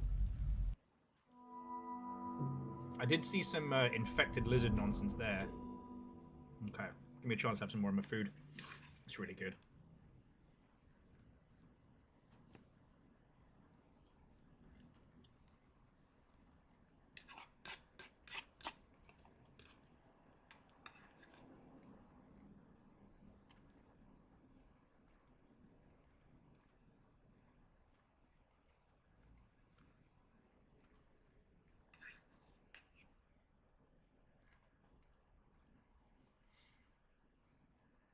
Though at this point, if we really are heading to cold storage, it's just a case of getting that, or at least trying to get the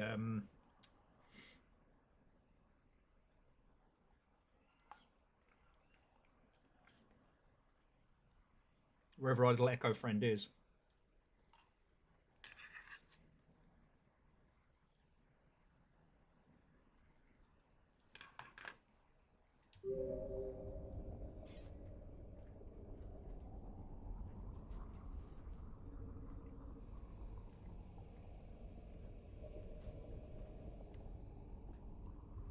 I do wonder if there's anywhere in Migration Path else we should explore. Because that doesn't lead to anywhere except for there. You know what, let's go have a little look whilst I'm snacking.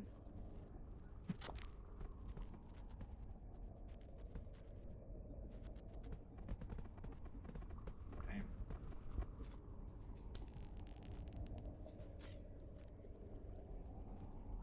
There's something about this region, though, how it feels like it's almost water-torn. Yeah, buddy, I need you to go elsewhere for a sec.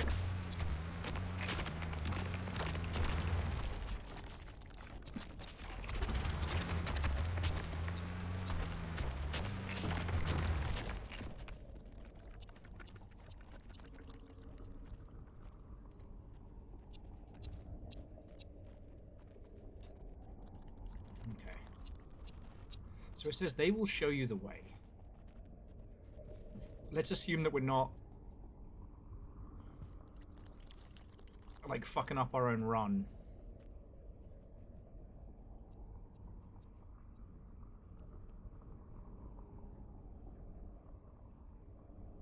I mean, it says that they're like leading us up, but how do we get up?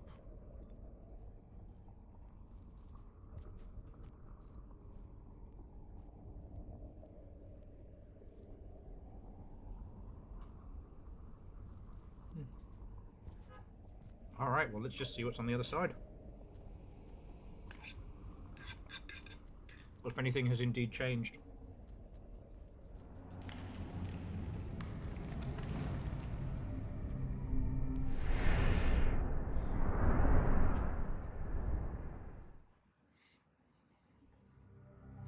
Oh, I mean, right, if we were doing yellow paint bastard mode, doing something like changing when and where yellow paint is applied.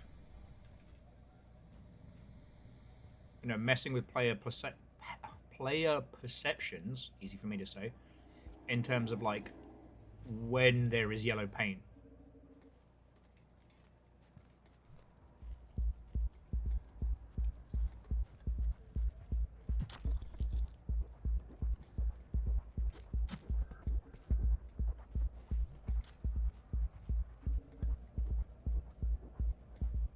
No, so that portal was already open.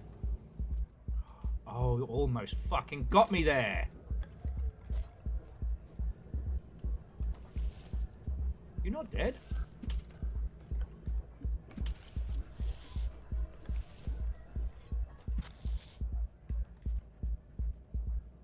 Oh, hang on just a second.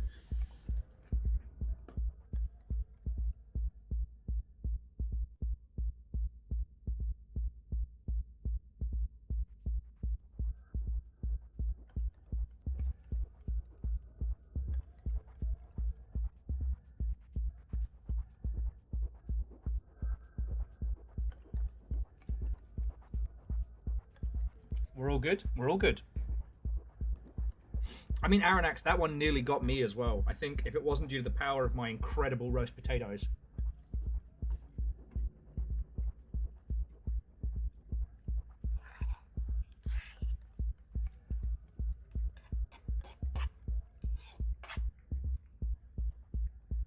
Like, who knows what would have happened then.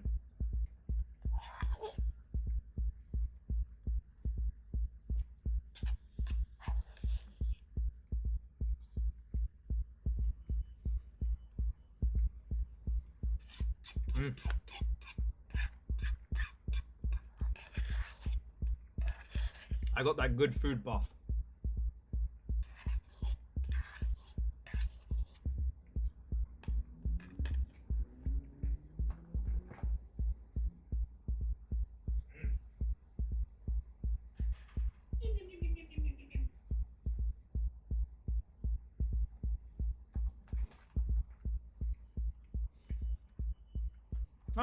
And Dice, a good evening to you. What and welcome. I didn't message you about it yet, and I don't know if it's going to come through, but a friend of mine asked me while we were streaming if I knew an illustrator, and I was like, I got you. So, if you get a random Discord message from me or introducing you to a person, it's not too random. Anyway.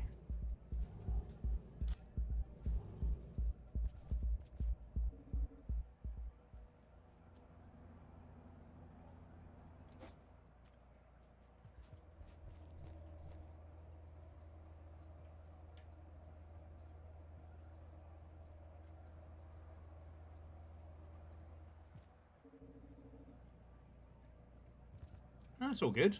You know, on the one hand, it falls squarely in the homies helping homies category, and on the other, like, you do good stuff. So, you know, I don't have to bullshit. Oh, look, it's the headway wind that fucking killed me earlier.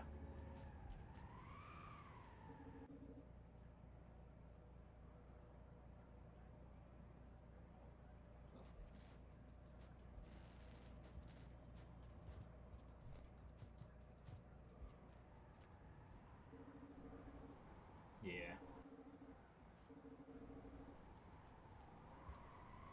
Just be careful not to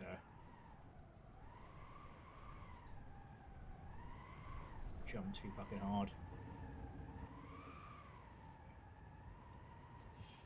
Okay, maybe we're just gonna get the fuck out of cold storage. Which is not a terrible thing.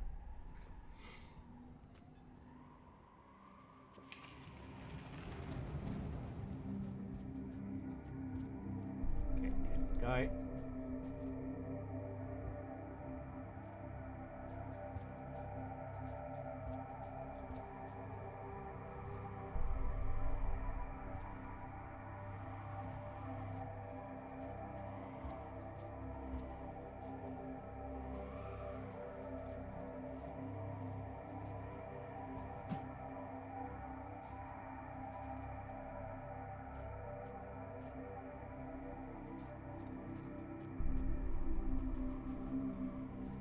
Shit. Okay. Well, we can't get back up there. Or get up there to start with. And you're a bastard. Okay. I know. Good exploration.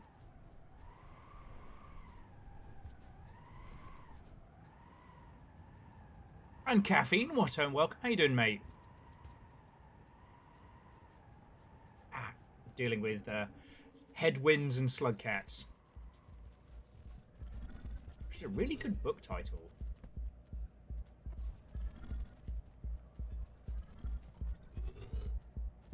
Oh, don't like that.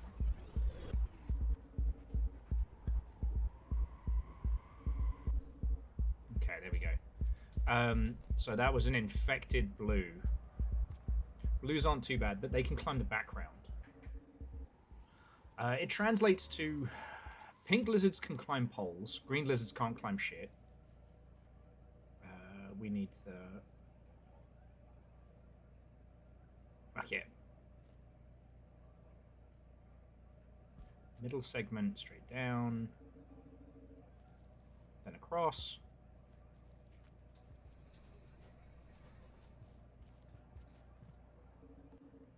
Okay, then from here we head up. We need at least a piece of food to fall asleep, though.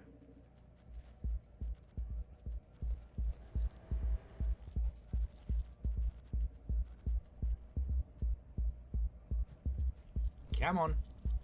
I'm literally going to do this over your corpse. Come on. I know you want me. Boom, boom, boom.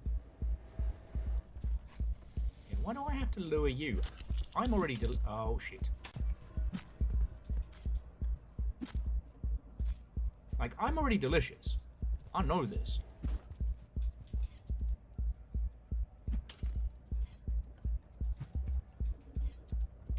Fucking lunch is on the run. Thank you.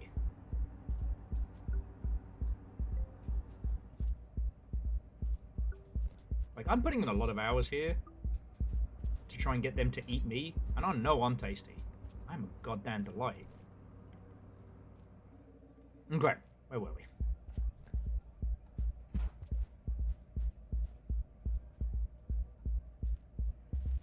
Oh shit, that might be too high. Now we're good. Okay. We're finally gonna sleep in cold storage.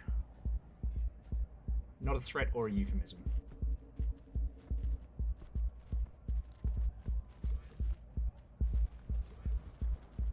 So that isn't a mutated jet lizard, but that is a jet lizard with a mutation. Isn't science fun, everybody? Okay. Nap time.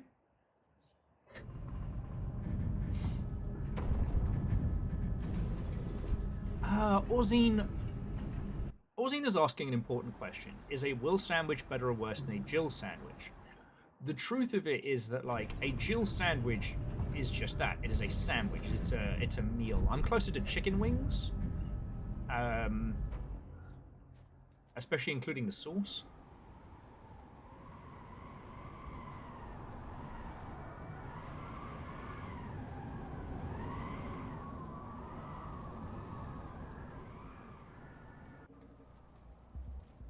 Okay. Anyway, now that we have...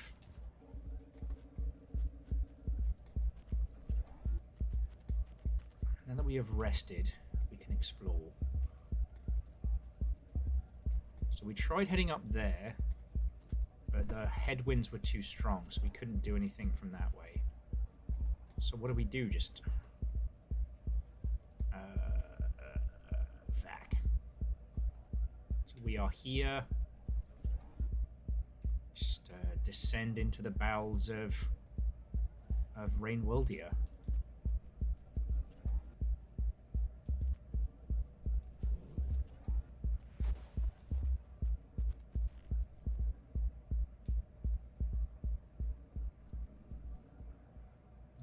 Died heading down, and there is a distinct lack of lizards that way, so... Oh shit! Well, DJ Coil, then the important question is what snacks? I've got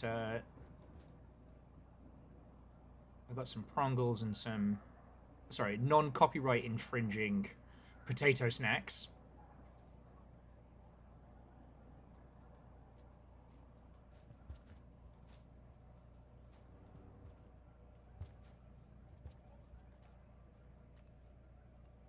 And salsa and or cheese puffs. I wasn't sure if that was like childish giggling there or if that was...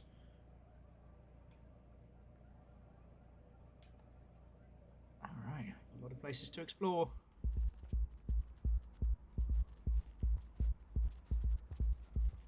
Ooh. Decadent, friend. Decadent. So we've not been down this way too proper. Okay, we definitely haven't been down this way. Because I don't remember the Echo being in cold storage. But I will admit that blue lizard with multi-legs is kind of fucking haunting.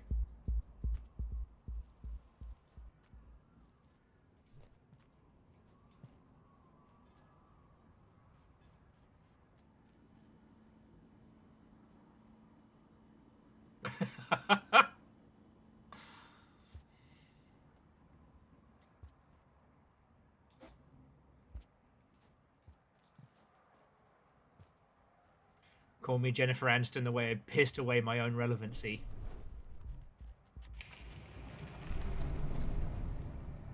Yarr, I don't know where I am.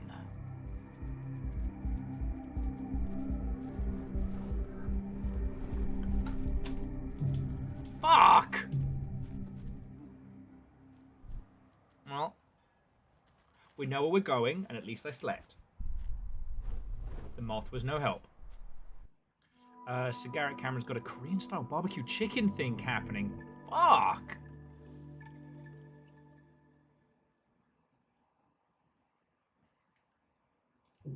Let's fucking go. Oh. We brought breakfast. Okay, but whatever route that was the way we wanted to go.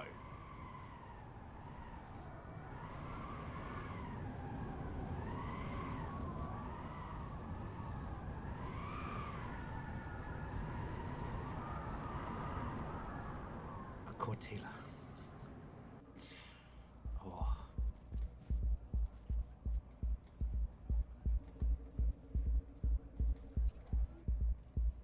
All right.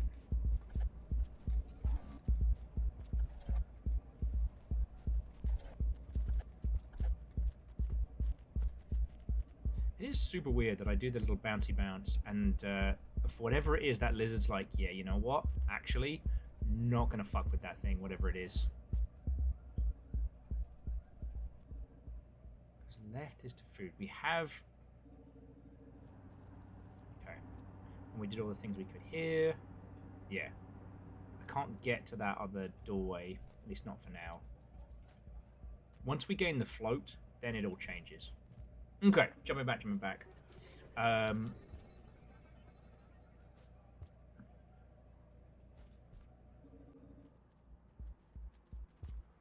Ooh. I was about to say, like, when you say things are about to get spicy, do you mean, like, normal people spicy or U tier spicy? Because, like, you know, I'm kind of proud of myself.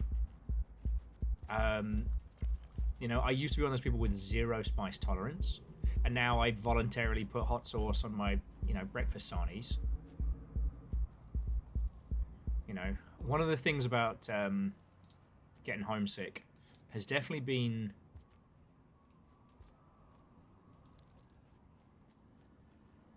I worry, if I ever do have to go back to the UK, I worry, how am I going to survive, you know, a blandless world, a bland, sauceless world? Like, maybe things have been better. I've been gone for coming up on a decade.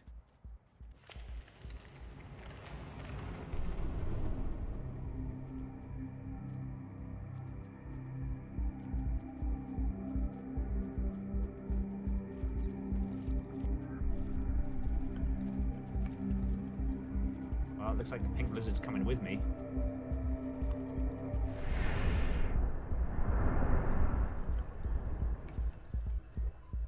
Well, it's like, I know one friend who won't order anything apart from the fucking quesadilla from Taco Bell because it's, and I quote, too spicy.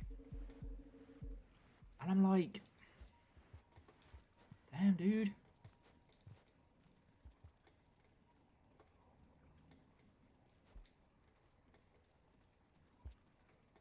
Well, and for all my snarking as well, like, the banality of British cooking does come from, one, not the same kind of access as folks in the US to, like, you know, continuously delicious food. You know, food culture in the UK is not as pronounced.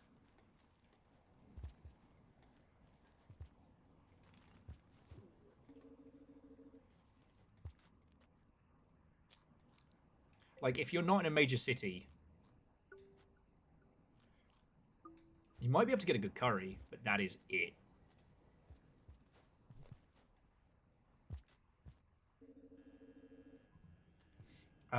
Dice has been trying to increase their spice tolerance for the wife who likes spicier food.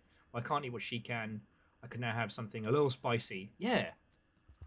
That's the funniest one, though. And it wasn't even intentional, was during the Barony stream with Floydo, when Little Fire did like a Cajun... It was like a Cajun chicken thing. It was fucking gorgeous. And, like, it was that, like, sweat pouring down the back of your neck level hot. But it was a creeping heat. So I didn't even realize how much it was kicking my ass until I was, like, deep in the spicy pain. And the thing was, it was also fucking tasty. Right?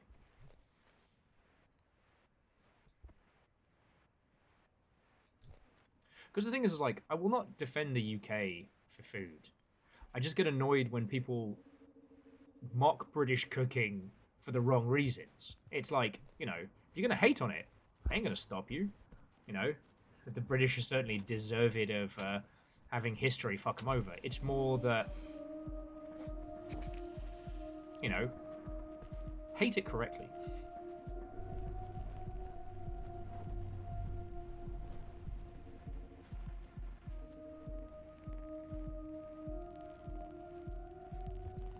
Oh, they're moth larvae. Okay.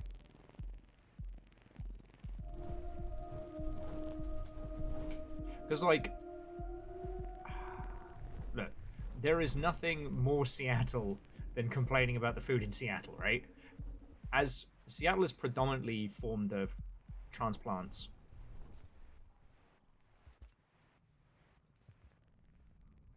I think I remember this region. Yeah, we're close to a shelter.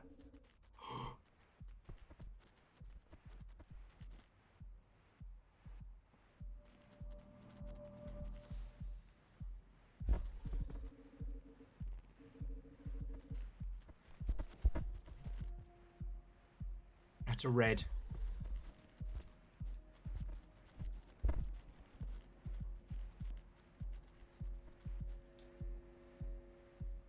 Okay, we're going to sleep about that, and this could be our new nightmare.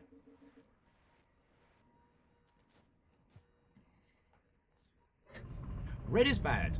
So, Aranax, I know you've heard the pitch 50 times, but when we say Rain World is an ecology simulation, you can affect the ecology.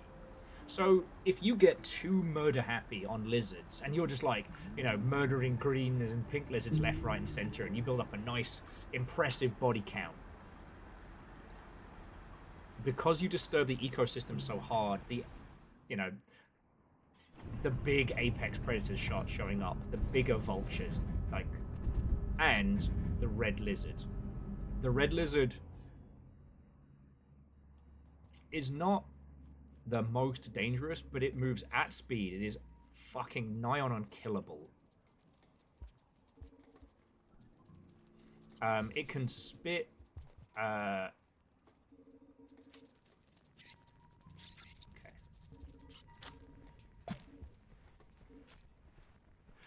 it can spit out these kind of like mucus sacs that allow it to just knock you off your perch.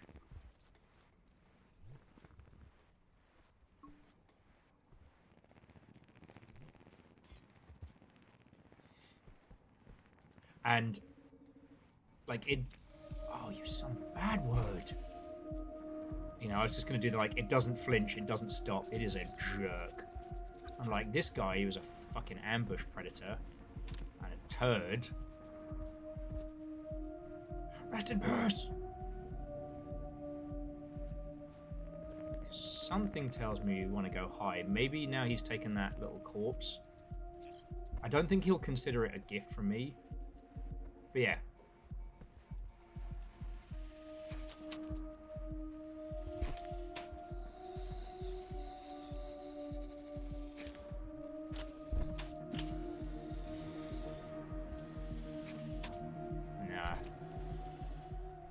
Wait for him to take the bait. Yeah. Fucked. Fuck nerd. Yeah, reds are scary. Now, not as scary as the Godzilla we already defeated.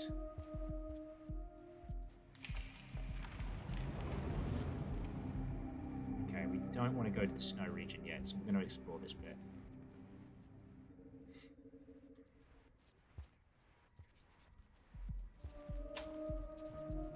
Oh, fuck you! I was waiting for me! Clever shit. He wasn't waiting in the same place. Because I didn't go down the central stacks, I went around. He was fucking waiting there. Yeah. Clever girl. Stop that incessant clicking. Oh, J-Post, seriously, thank you. Those who keep the honor of House Carl alive, thank you for sparing other people from shitey adverts on twitch.television. It's really cool of you. Yeah, Red Burning Dragon, you've been hit. They got you. I'm sorry. I no more control the Hunters of House Carl than I do any facet of this here long ship of friends.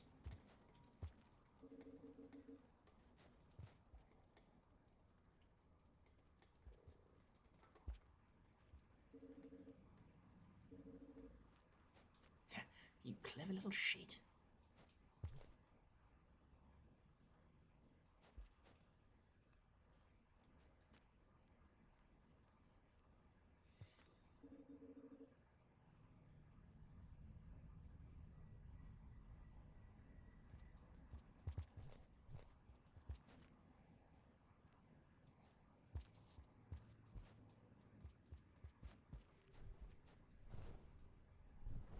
What's up, big moth?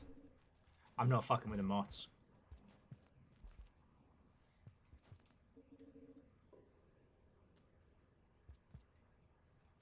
But I will fuck with some free food though.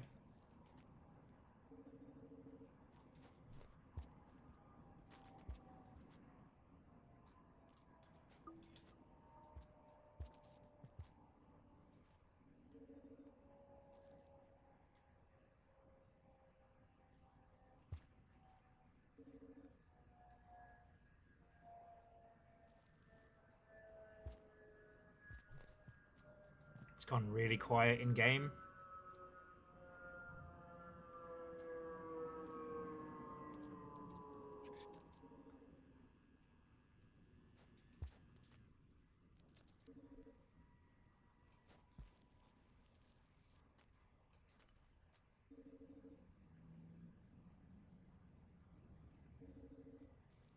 It's making me more than a little nervous.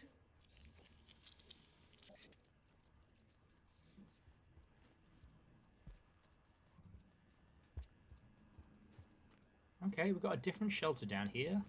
Considering the proximity to that red, like, apex lizard, might not be a bad shout. Oh, I'm loving these roomy shelters. Like an episode of Changing Rooms, where we change from one room to the other. But yeah, so Mr. Aronax, if you kill too many lizards in a place, the reds start showing up, and there are even scarier, larger versions of the reds. It's this thing of like, the more you fuck with nature, the more nature fucks back.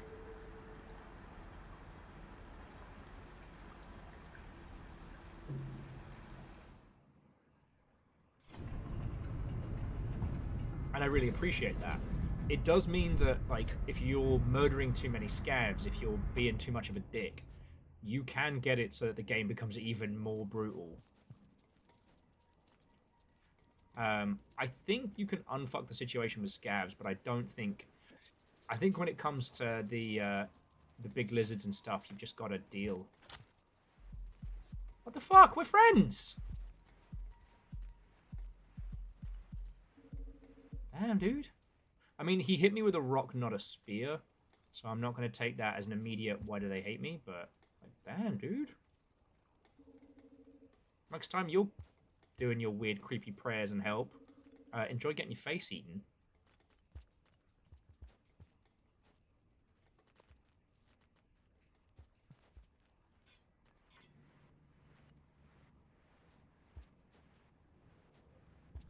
Thank you for the spear. Thank you for the spear. Was that some free glob food? It was. Yeah, I guess maybe the priests don't like me? Which, being ginger, is not new.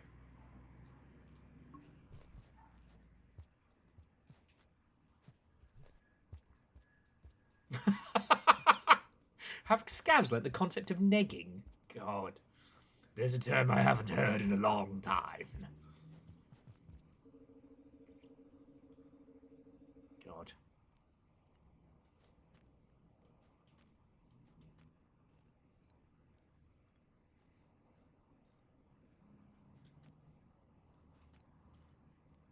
And one I can certainly happily live the rest of my life never hearing again, you know?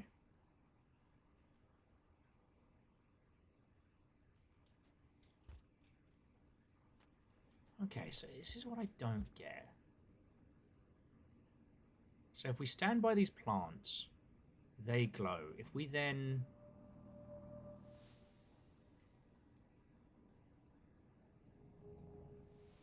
change invisible, that doesn't seem to affect it too much. Oh yeah, well, Fearless, have fun, have a good time, friend.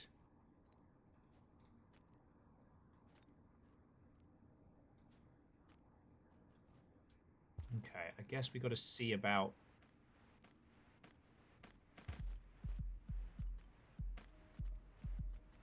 getting all of these and seeing what it actually does.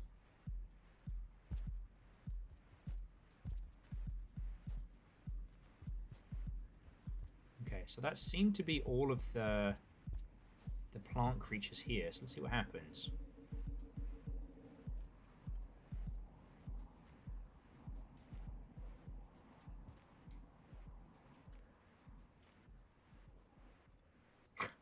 The other scavs say your spear is tacky. I think it suits you. God.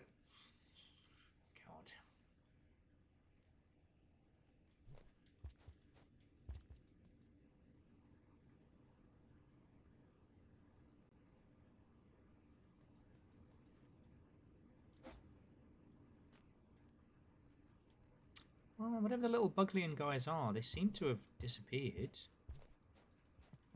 Huh. No, we're cool, we're cool. Oi! Is that a warning shot, or are you just being a jerk?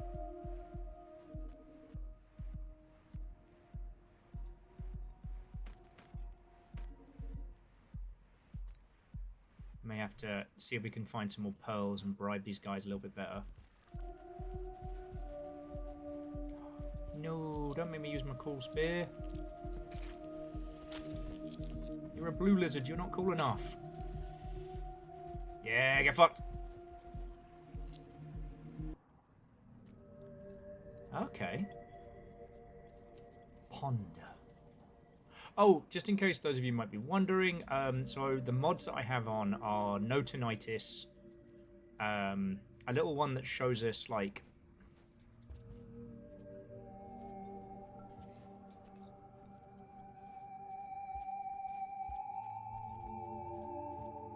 They will show you the way. Okay, they seem to be going that way, so maybe that's... Is that the way we need to head? Hmm.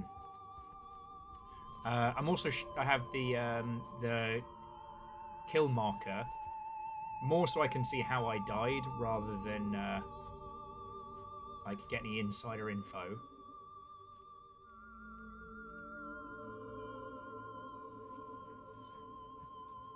And that's it.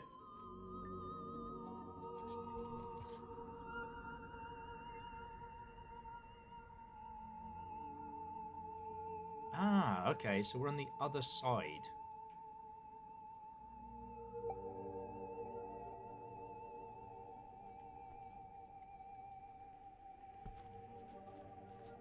No. No, no, no, no, no, no, no. Okay, I got fucking lucky there. While I was fucking around on the map, that ambush lizard came past. Thankfully, it had already caught something. Fucking hell.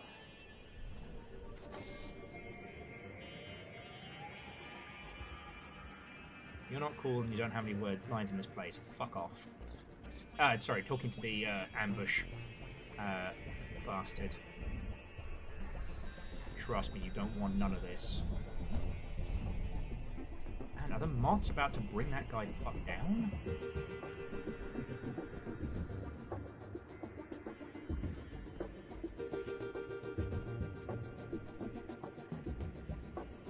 Sorry, forgive the screen transition bingo. I'm just trying to bait this pink lizard into leaving me the fuck alone. I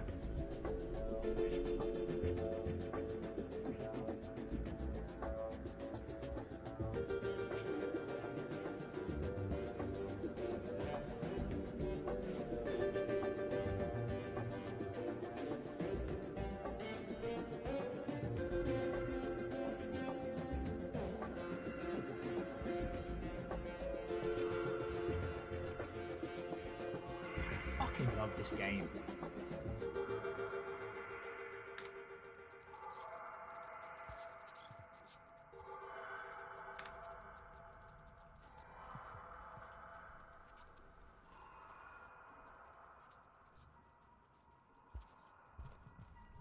Now, is this a portal? It does look like it.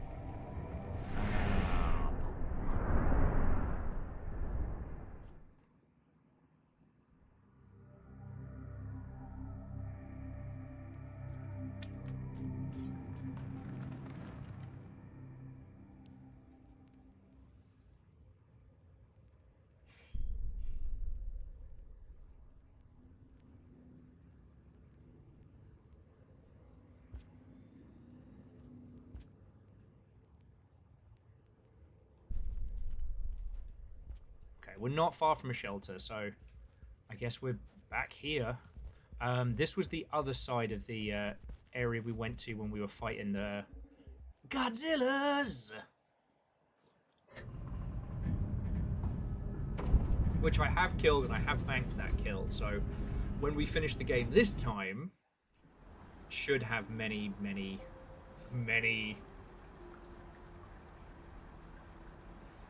Yeah. Oh shit, Scotty.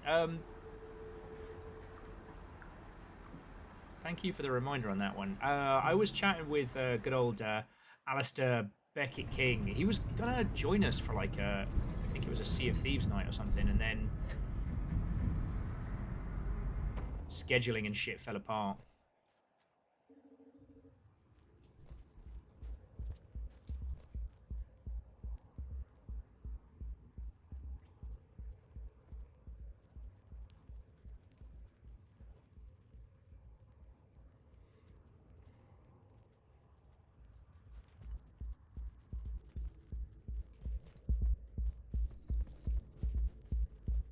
Okay, oi, slow cat. Come now. Come by. There we go.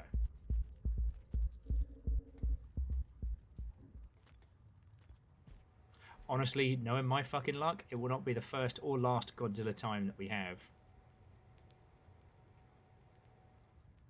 When I get my ass handed to me by Godzilla!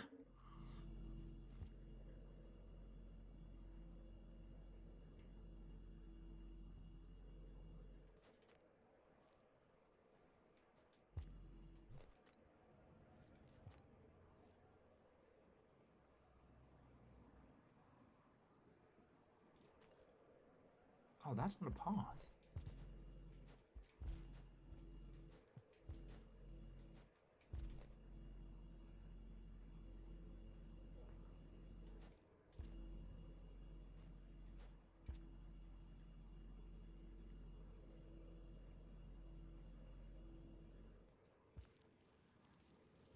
Please be something.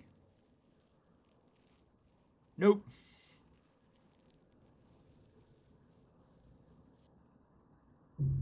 Damn. And DJ Coil, I mean, have fun. I've really been enjoying Windrose. And the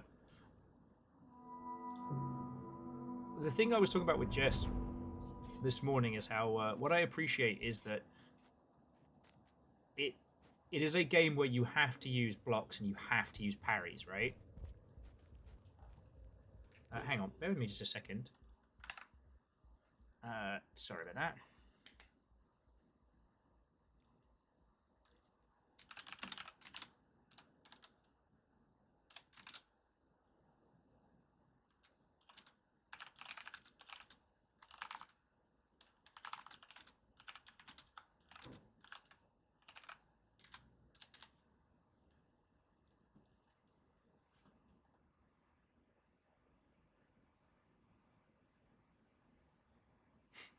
And Hookshot, Watto, and welcome. Hookshot, are you talking about... God. Are you talking about the people who are whinging on social media because apparently their "nah bro, just trust me" is not being taken seriously?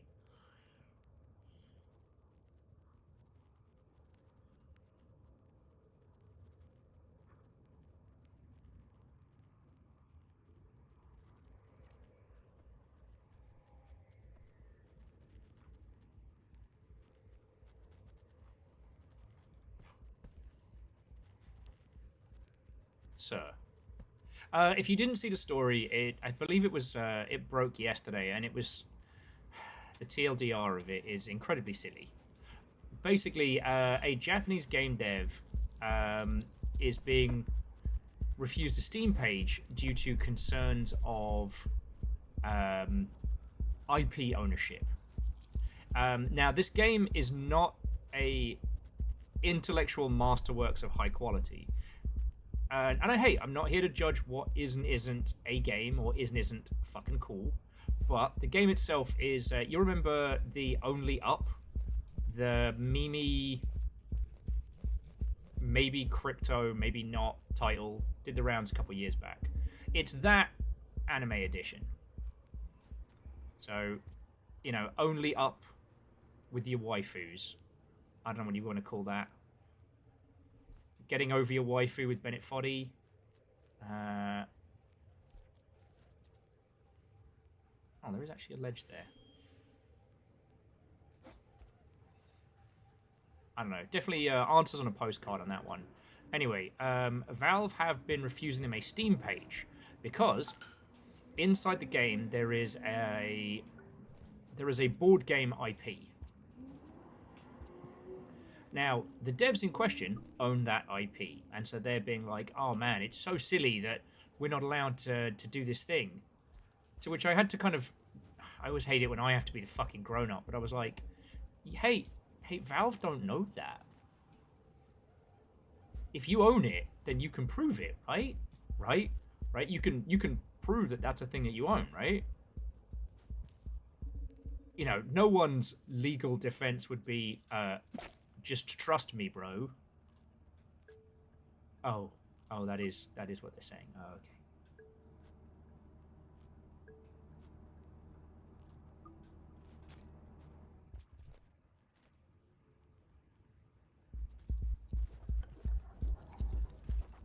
Got an idea. There you go. That little noise you just heard there that looked like a little DJ re-scratch. That is me feeding that lizard, which means he is now, quote unquote, Mahomie.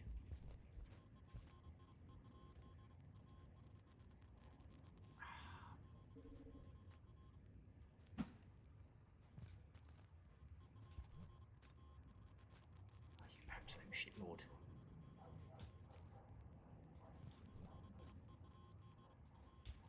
Fuck. Alright, might be a little buggered here. No, we're good. Maybe.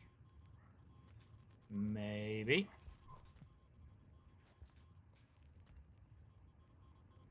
Fuck you.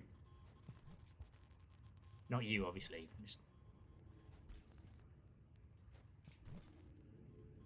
Just gotta commit to the bit. Fuck! No, we've got to come around. Obviously, lizards don't eat fruit.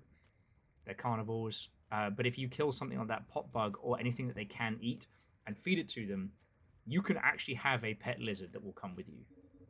It's extremely hard to do. Extremely hard to do. But not impossible. Oh, and the water? Instant death.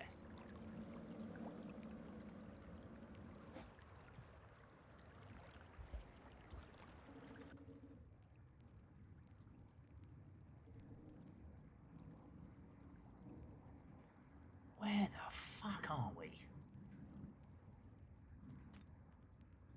I mean, okay, I know we're on the other side of this bit, but like... see if we can get somewhere we can have a rest.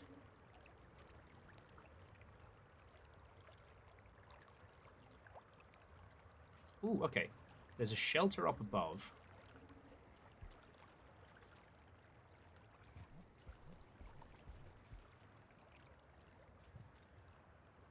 Which we can go to.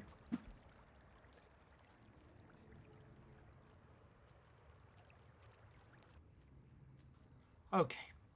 You know what? Sometimes a slug cat wants to go up a pipe backwards. Gotta let him. Sometimes your cat wants to be weird. Gotta let him. They are not creatures of logic. Okay. What was I talking about? Oh, yes, just...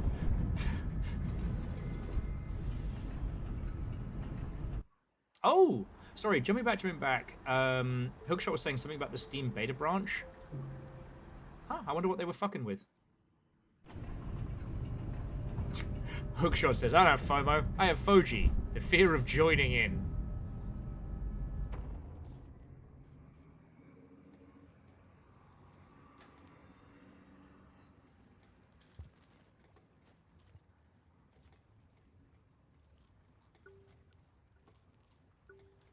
Whee!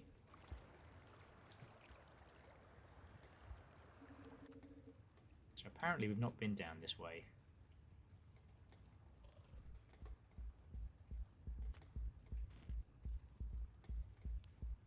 fear we have. Oh, it's just remembering it backwards. Okay. I think that's just anxiety, mate. Anxiety, that's what it is. Oh, alright. Firstly, you can fuck off, mate. Because remember, friends, you're not paused when you're in the menu. Huh. It does seem that Bluey doesn't want to hurt us yet. We would need to feed him a couple more times, and he'd have to come snooze with us.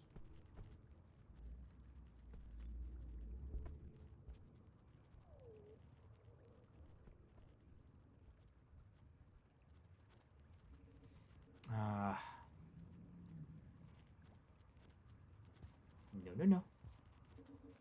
No bitey. No bitey, no fighty.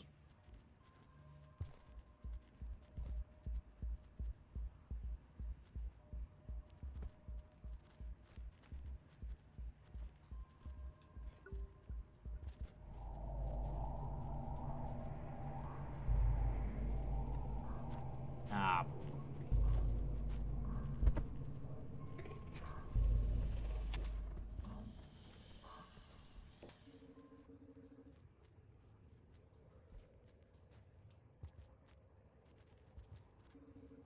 I still don't know if that blue lizard is a friend or is trying to fucking kill me. We won't know for some time.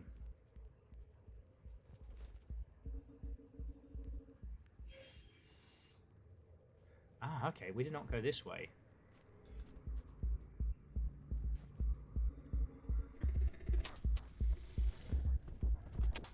And those big green lizards, they can fight.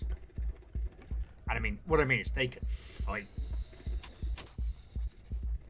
But they're firmly in the NMP camp, as in not my problem. But yeah, no, so that sounds interesting. So Hookshot was basically saying that in Beta Branch they removed the new and upcoming for like popular upcoming. That's an interesting one, right? Because like Steam did have a problem for quite some time of people started abusing the new and upcoming tab.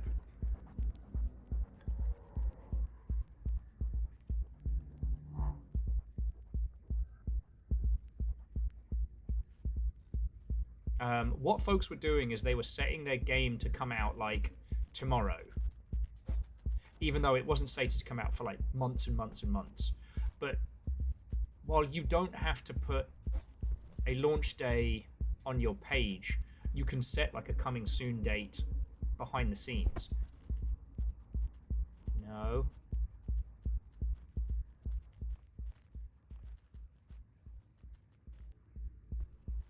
Are we buddies? Are we buddies? Okay, I need to find you some food then. And protect you from harm.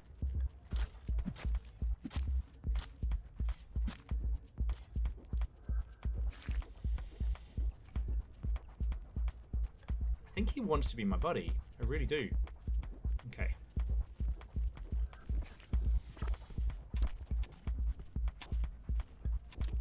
Now get down, little guy! Shit.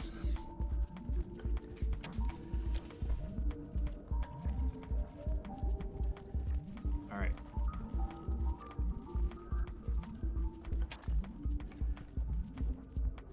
As long as he doesn't die between now and then.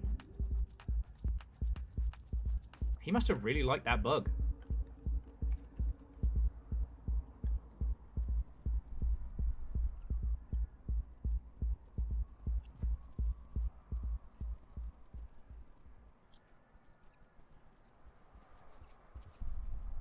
Side, if we go up,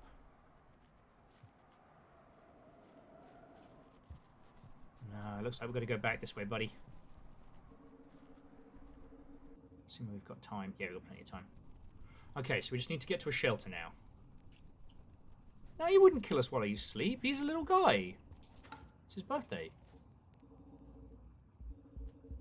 Those two? Maybe. Okay, I think he lost sight of me. Ah, well, easy come, easy go. Just look at his little face. Oh, we can't go left from here. Oh, no, I guess we can go that way.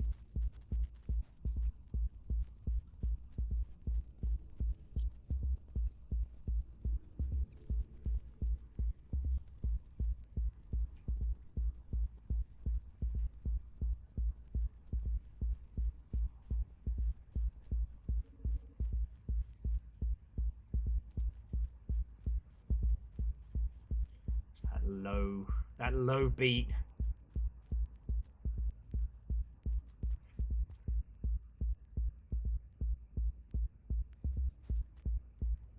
But yeah, so Hookshot, that is interesting, but also, I mean, Steam Beta Branch has never been perfect. Fuck!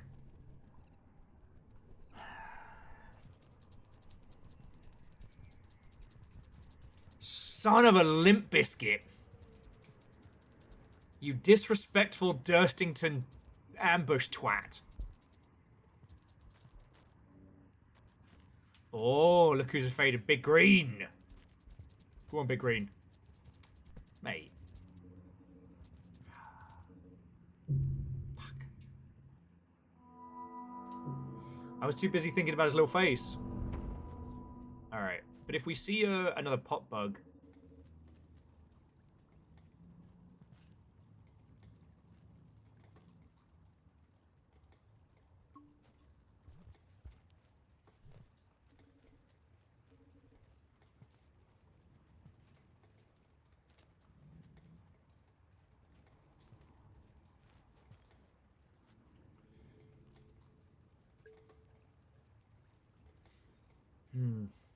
I guess, I mean, Hookshot, it's one of those things of, like, most of the people I knew who were on the, like, new and upcoming tab, or, like, the upcoming free tab and stuff like that, were already kind of gaming the system as is.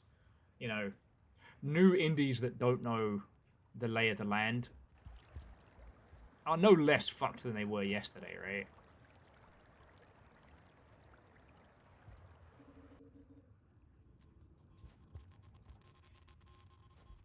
Alright, see if we can find something for our little blue guy.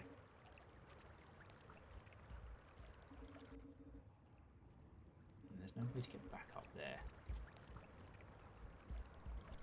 At least in my humble opinion, you know? But I don't know. One of the things that it's really hard... From my position, one of the things that's very difficult right now is that common sense isn't common.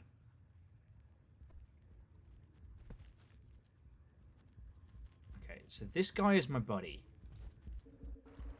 Let's see if he'll come with me.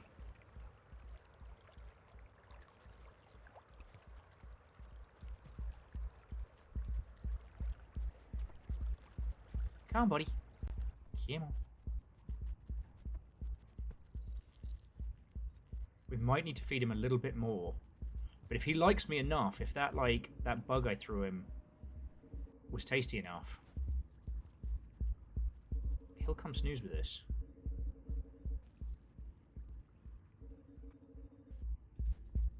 Just see if I can find it. Because we've got a full belly.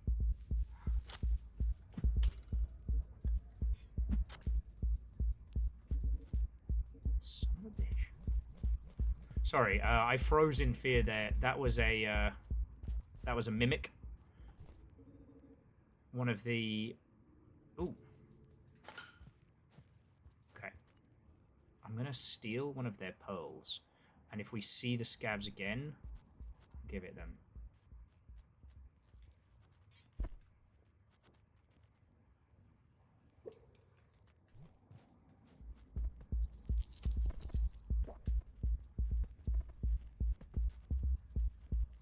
Slight problem. We don't know which one's our buddy.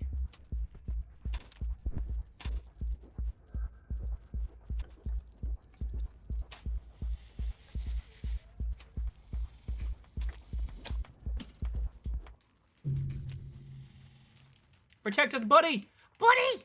Help me! Help me! Need a little bit more pep in the step here, buddy! Yeah! Oh, if this keeps working. Okay, so no stripe is our friend.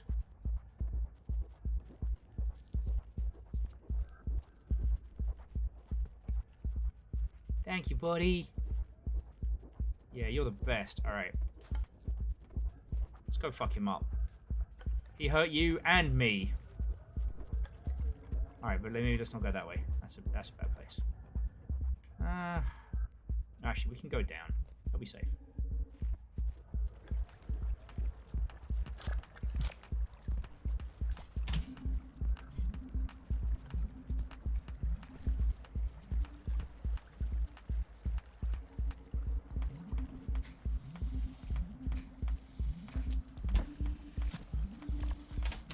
Yeah, so no stripe is our friend. So Stripe over there is a dickhead.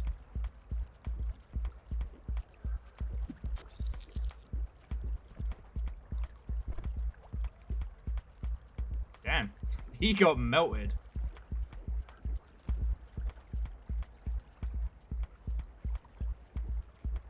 Yeah, he's not going to be in Rain World 3.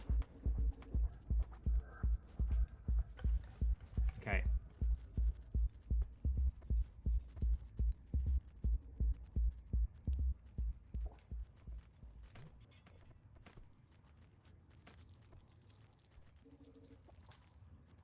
No, no, buddy. No, no, buddy, no. Buddy, no! Friends, not food.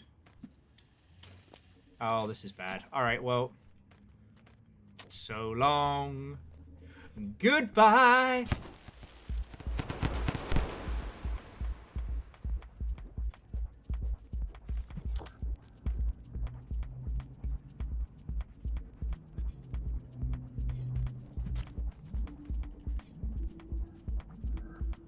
Any more for any more? We could have been friends. Homies, even. But you killed my lizard! You killed my lizard!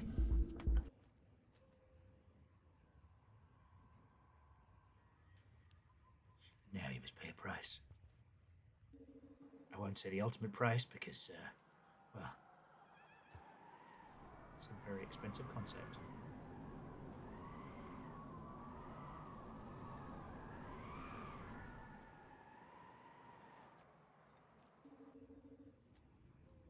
It also sounds like we're getting close to where the echo is.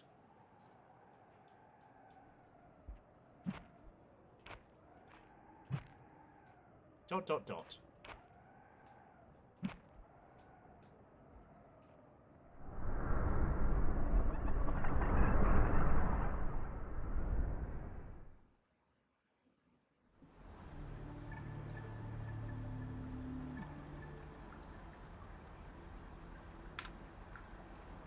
Scotty, I don't think anyone understands how quickly I would go from 0 to John Wick over, like, over animal-based harmage. No, I think...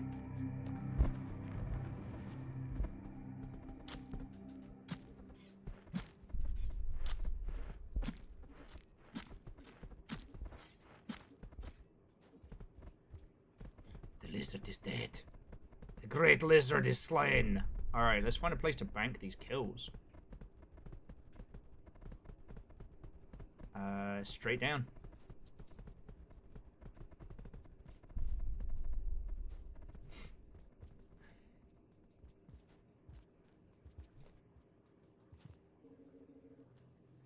I am literally the meme of, what's his face, cocking his shotgun going, shame. We're having such a good time making friends with those, scavs. Shame. He'd already given me a fucking hand grenade. Where do they think that was going to go?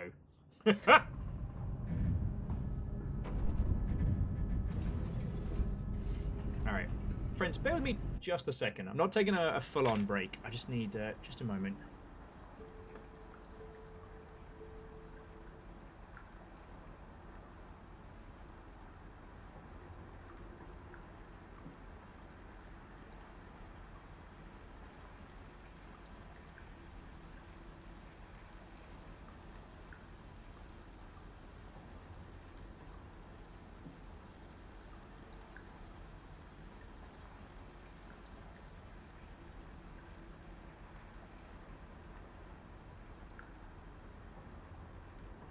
Look who wanted to come say hello. Her Royal Highness, Lady Cleona of the household. Her Ladyship, who is feeling so much better. Is doing great. Yes. Legend says hello, little squeaker. Oh, okay. Little chaos nugget. Yep. Look at this happy little face. Look at this happy little face. Yes. The only queen that I bow to. There you go.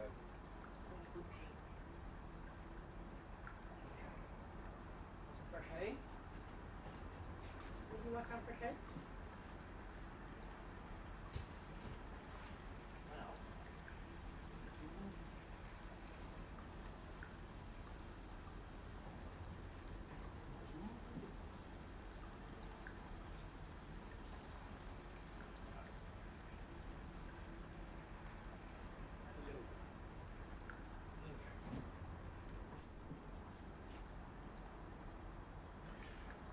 Okie dokie. Yeah, she's a little squeaker. It is very funny now that, like, she's worked out when to squeak at us, especially during, like, arena and stuff like that, that she can get maximum damage.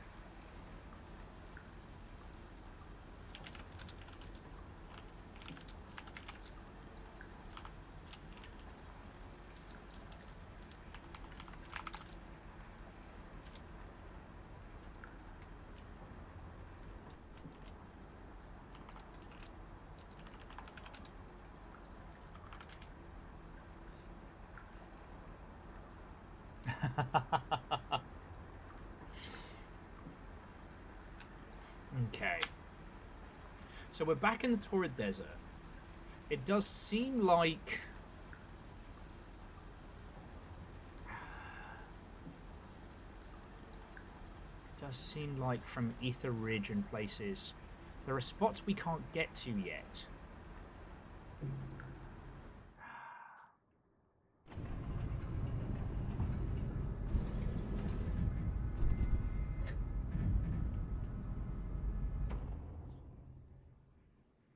So, in the Torrid Desert, we came this far last time, and we did encounter a lot of these. There's another pathway there we haven't taken. We also didn't explore Overground, so let's take our little mask and explore up. And yeah, little Perun. I do miss him. I do miss him. You know, I love all pets, and I know we all love our pets, but there's sometimes just you and an animal end up just being, like, super close homies, and me and Perun were that. You know. And thankfully he had the good dignity and good graces to live a long and happy life and then die peacefully in his sleep. Really appreciate that, buddy. No extra trauma there. Do you mind if I talk about something slightly dark for a second?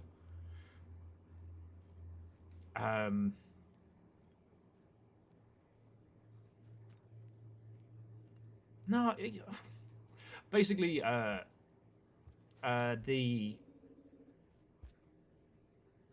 folks who talked me into the surgery for Diva emailed me yesterday and were like, "Hey, we still have Diva's cage. What do you want us to do?" But they even started it with like platitudes like, "Hey, we're so sorry," and I've not responded because you know me, right? I am not a malicious person by any means. I'm not nasty. But I want to be. I still haven't written a review for C-Beam because every time I sit down to write it, I'm like, I can't post this. Because it's starting to come across as extremely angry. And what's the thing we use? Just remember, as long as it's not a credible threat, you're all right. It's when it becomes a credible threat that you have to worry. And I want to tear into him so bad.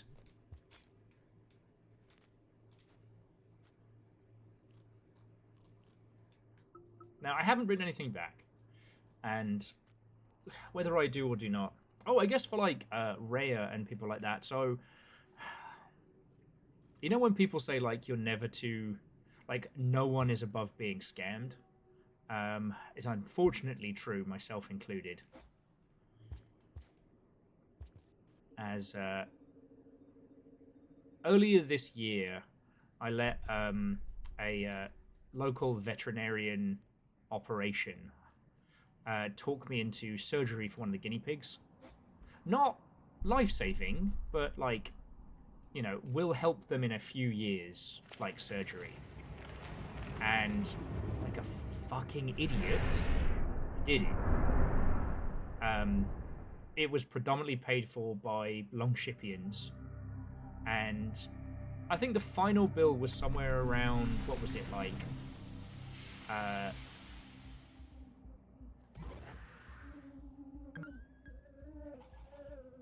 god, okay, this is bad. The final bill landed somewhere around, like, $2,500.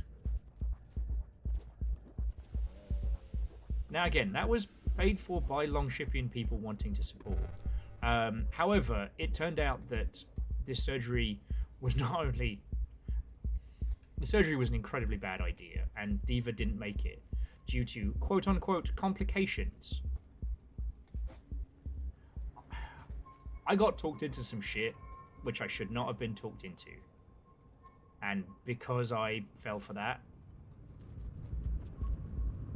you know, one of the little guinea pigs didn't make it, and I'm still mad, right? And then for them to then fucking, you know, email me about it, you know, with what feel like completely false platitudes. God, I want to go ape shit on email. Because, like, I don't have the funds to sue them or anything like that. And of course, like, you know, they watched their own ass. They protected themselves.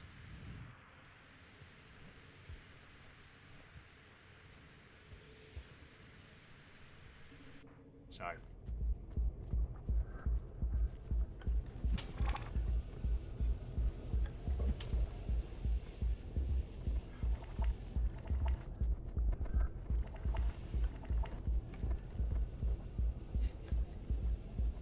Oh, sorry, if you're wondering why this lizard is freaking out.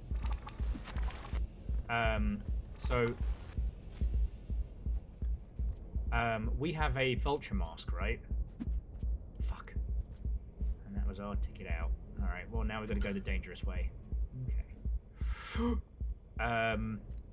Lizards are afraid of vultures. It's kind of, it's coded, so if you walk around with the lizard mask on, like, it scares the shit out of them. And it can be a really good way of getting out of trouble fast.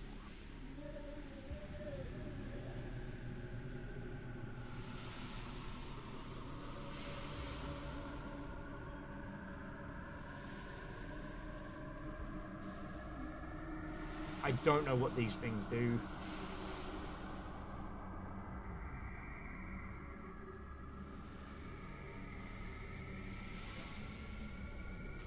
These are like glowing blue things. They are disturbing, but kind of pretty, like everything in Rainworld.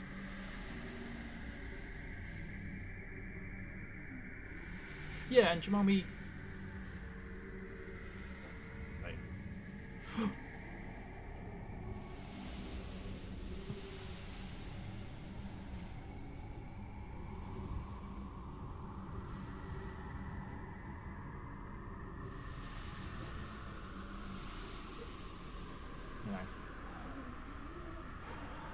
I don't think it's one of those situations where it's up to me to be kind or nice. And, like, at a time when, like, everybody's hurting for cash as well, you know, it sucks.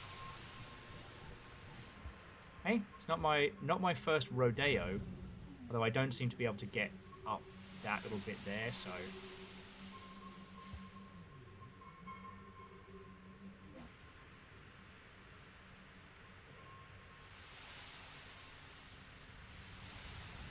hope this isn't too strong. Yeah, there we go. Sorry, but thank you for letting me talk about that one. You know, y'all are my social time and my conversation time as much as my profession, so, you know, I appreciate it.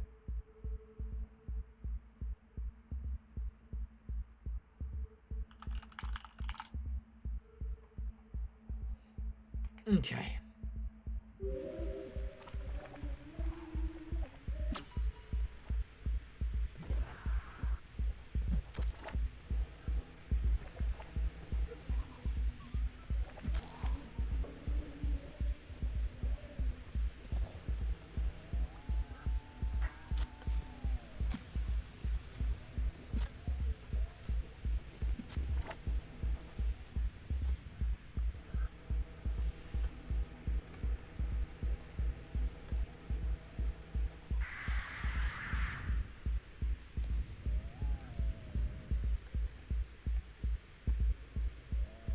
Something screamed there.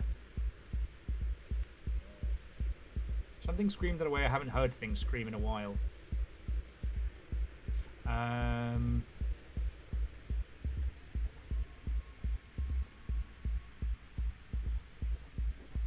Okay, there we go. You know what? We haven't actually seen if the Godzillas react to the mask.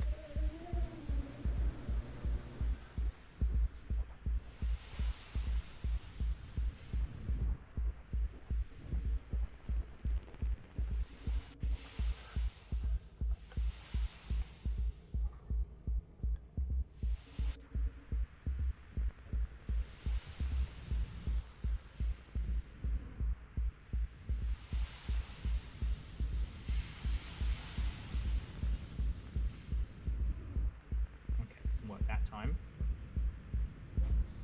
There we go. I've seen some folks who can use the oh,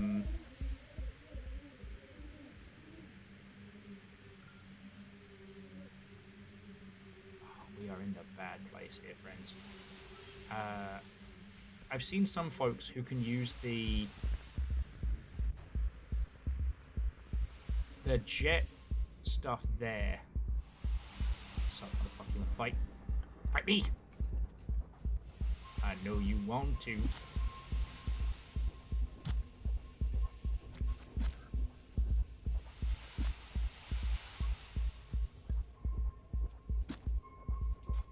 God darn it, just fucking die.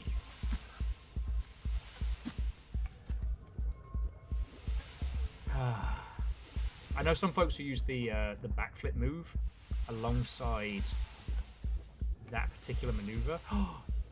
You son of a bad word. Why is everything in Red World trying to kill me? And don't answer that. Okay, it's nap time. We've got a lot of kills to bank here. There we go. Yeah, the curse of being the most delicious creature in all of the realm. Okay, but yeah, thank you for letting me vent about that one. Because it's, you know, there's been a lot of things on me noggin lately. Sleep has been a challenge. But I will say, Terra Nil's been brilliant. We've been playing a fair wedge of Planet Crafter, which has been rad.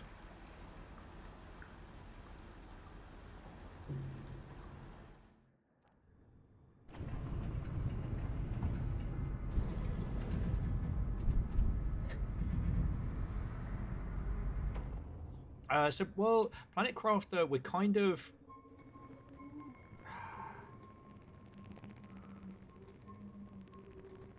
We're at a little bit of a stall, right? We're halfway through the insect phase, but the insect phase has really slowed us up.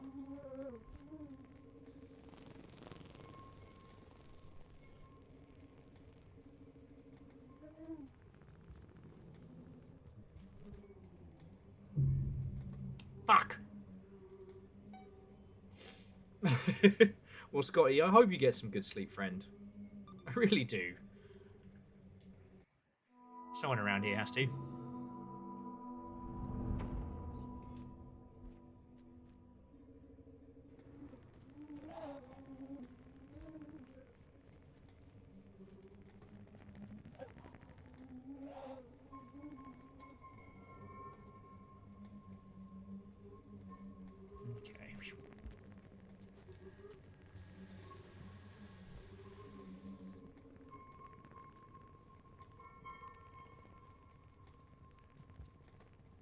Yeah, so Legend, we're at this weird kind of sticking point where we don't quite have enough.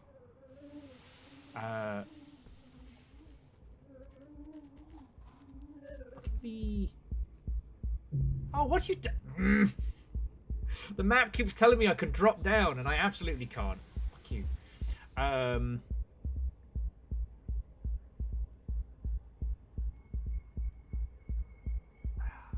And Rare, like, thank you for that. You're right. For them, it is all just business. And maybe something of what I say will get through to at least a person in there. Maybe let them know that, you killed a beloved creature and you charged me 2.5 grand for the privilege. And that one day the justice which comes upon you will be swift and valid. Okay, alright, I think I know what we gotta do. But that, friends, is another story. Oh, you want some of this? 6-gun in this? Okay. Bear with me a second, friends.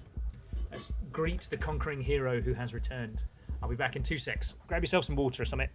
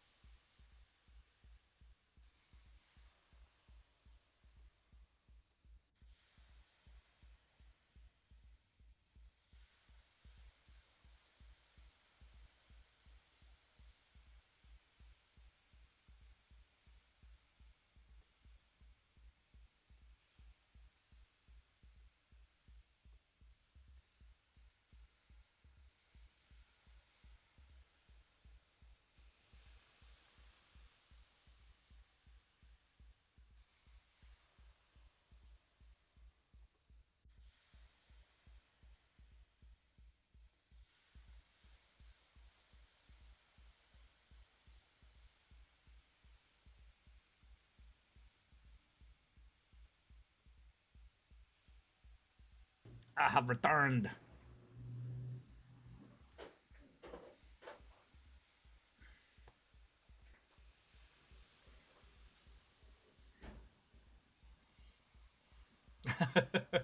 From one penguin to a fancy penguin, what and welcome.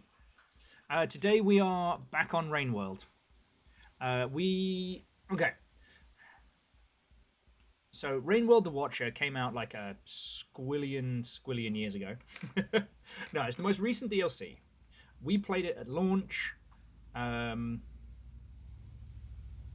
It's very good. What's interesting about it is that since launch they have actually added like additional endings.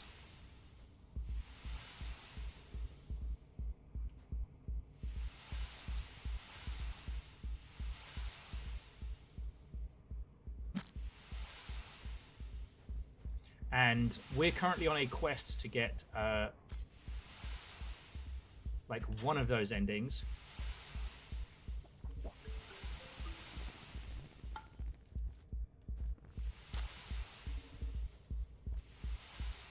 Okay.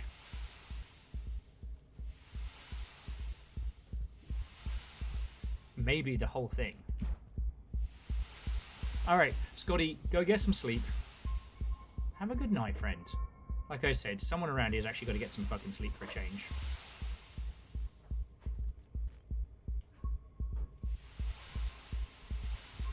Do we need another spear to make it through there? Maybe?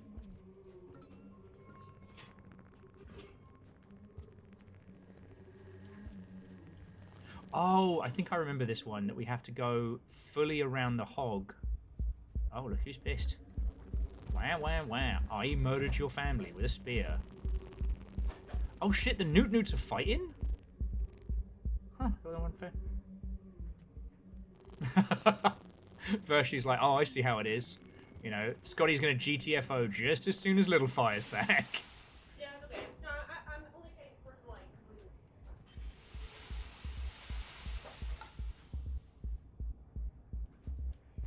Yeah, we gotta go around the hog. Oh.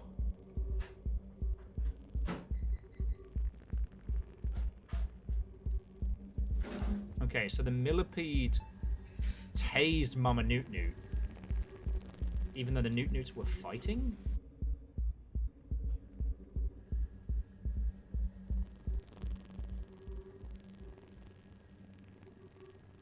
I might be in trouble here.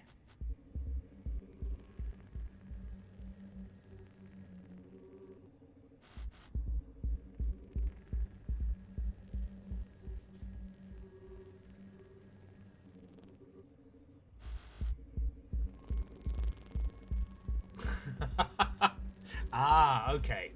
Now I understand.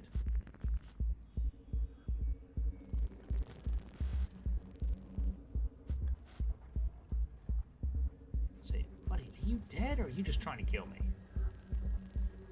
Did the Newt-Newts kill it and it tased them? And Rainworld is a complicated place to be. Nope. Nope, it was alive. Fuck. Okay. There've been so many whamps. I think the gravity being a cruel mistress and then immediately me shit-talking gravity and then gravity killing me might have been the pièce de murder resistance.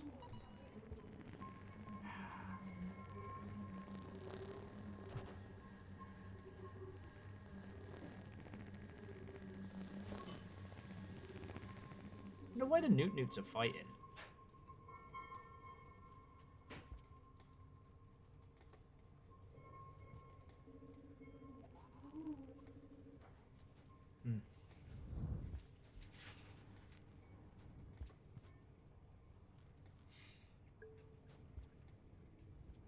Oh yeah, sorry, but the thing we were narrowing about before. So yeah, so Legend, yeah, we're really enjoying Planet Crafter.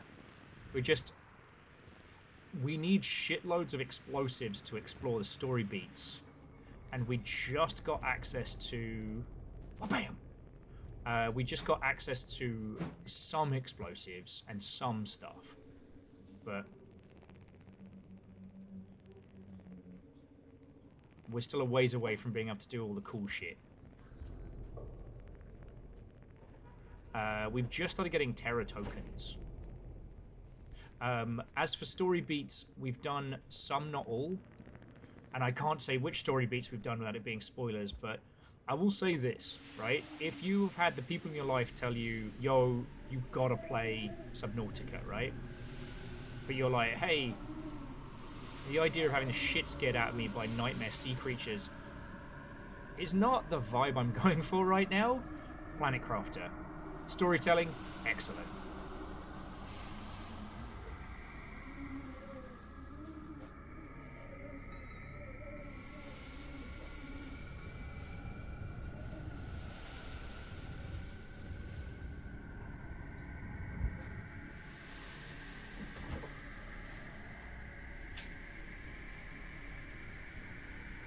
Oh, that time I can do it first time without using the spear.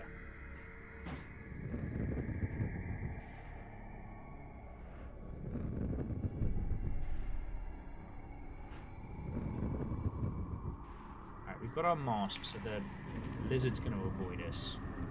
Alright, here we go.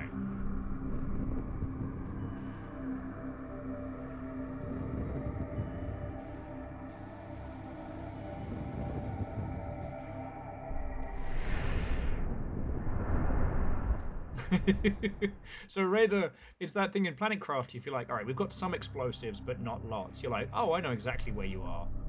But like... Oh, shit.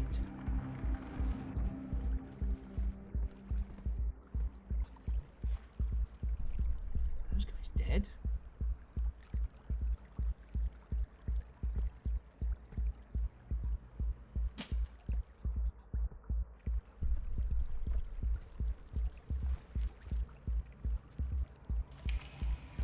No.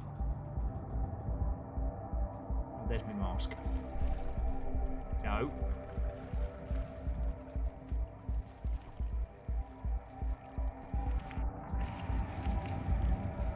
There we go. Alright, I'm good, I'm good. Okay. Oh, goody. I think this is the underwater area. Oh, good.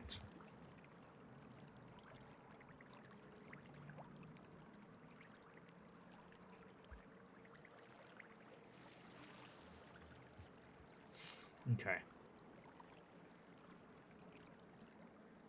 Ah! Yeah, so Jamami, we're on the weird key front, we're ahead. But we've also found different keys that may have different uses. Oh, don't make sad noises, you little lightning bastards. Sorry, these little things are all like, oh, help me, we're so little. These things have one of the best defense mechanisms of all time. For all intents and purposes, these guys can...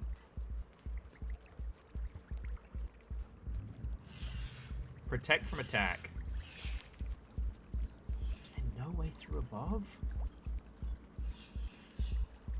Fuck. Ah, shit the bed. Alright, time to die in the depths, I guess.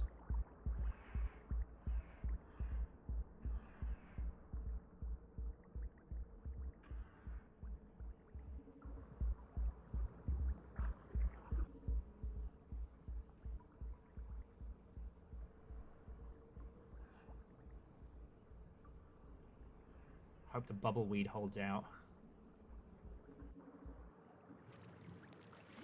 Okay, what the fuck is that in the water?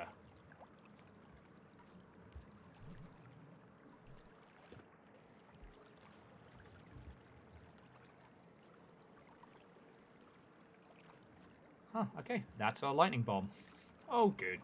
Oh, Aeon, have a lovely rest of your evening. Have fun at friend's birthday. And to be continued, friend. We're kind of in a bit of a nightmare place in Rainworld. Because even with the bubbleweed, slug cats can still get tired from swimming. Except for the rivulant, but the rivulant has more energy than sense. Okay.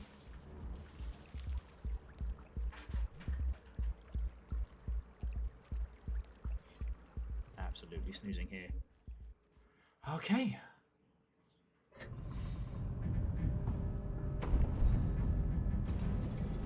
But yeah, aside from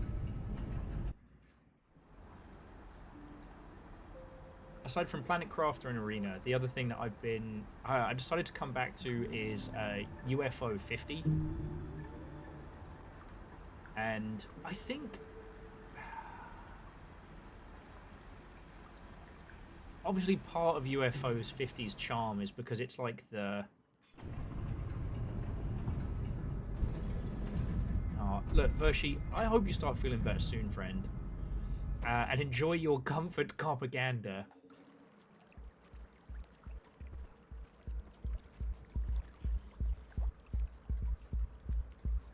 Mine is obviously RoboCop.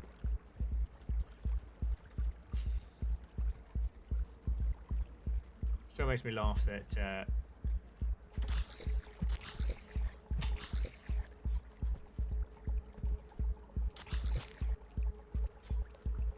one of Ben and Mandy's cats was named after the two bravest men that they knew, and that being RoboCop, RoboCop.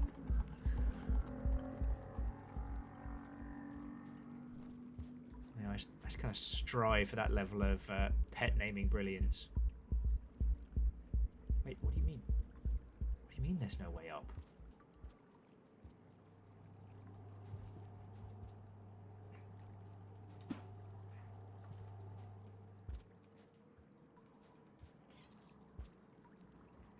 There has to be. Because the only other way is into the water, and that's where hell is. Oh no.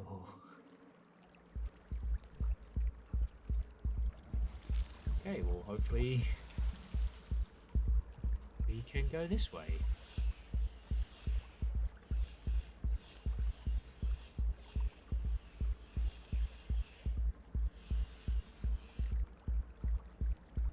Oh, this is so bad.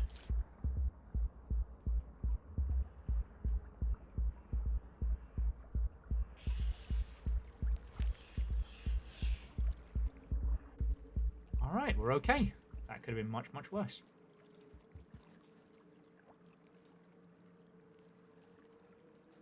Water level plus sewer level equals please. No sharks.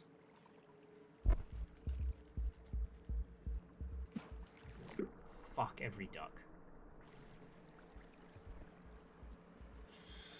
Alright.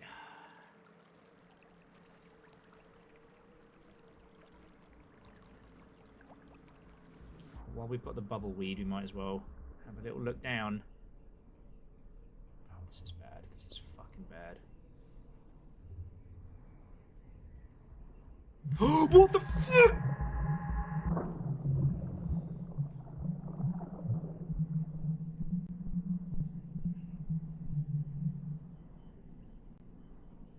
There's supposed to be no sharks in Rain World.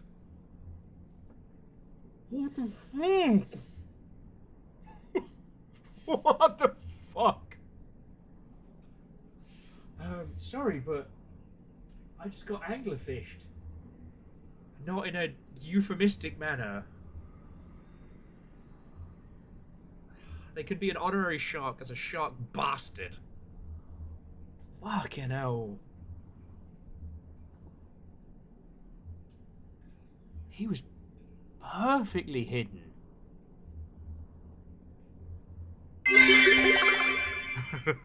To be fair, Will, you didn't say no anglerfish.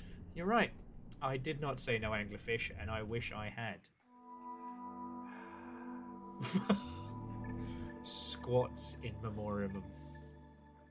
Proud of that one.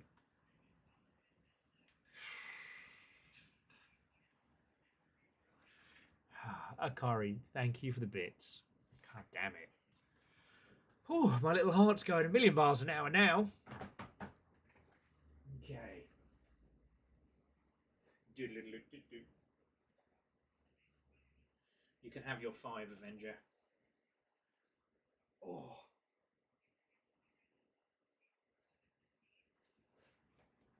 Okay. 1, 2, 3, 4, and 5. No, Akari, I imagine the slug cat with a bubble weed to be like one of those like fizzy Haribo, you know. We're in hell. We're in a aquatic hell.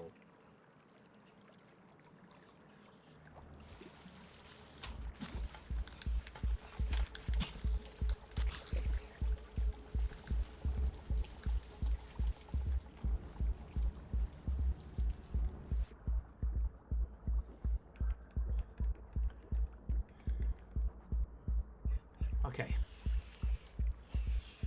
So we're not going to go into the deep water. That deep water, that dark water. You no go, you chubby little fish. Oh, wow. It's my bubble weed. I need that.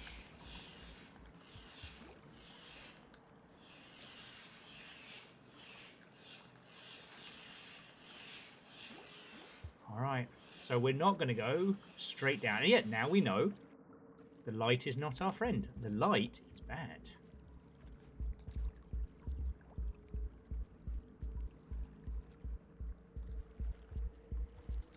Fuck you!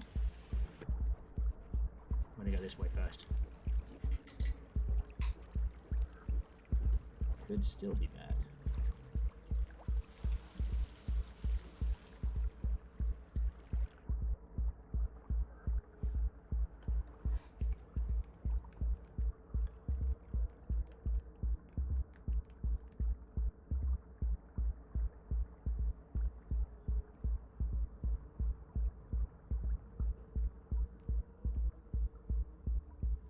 Excuse me?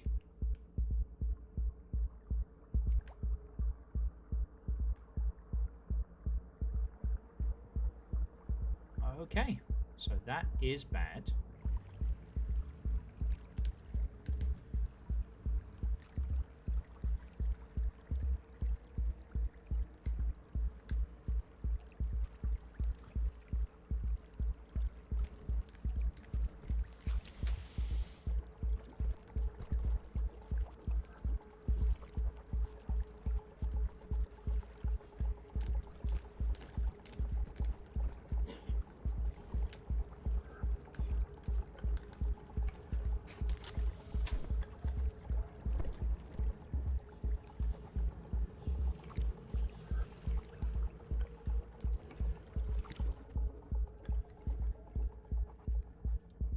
Like, it's not just me. These are new creatures. There's no way I wouldn't have remembered like a fucking anglerfish.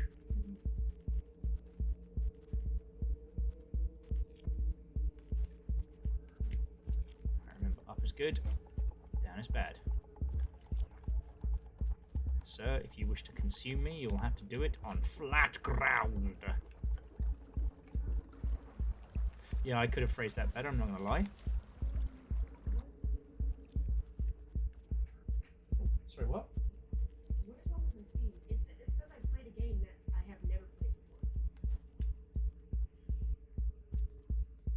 Like, I have 6 achievements unlocked, and I've never played this game before. What's the game? Wax Heads.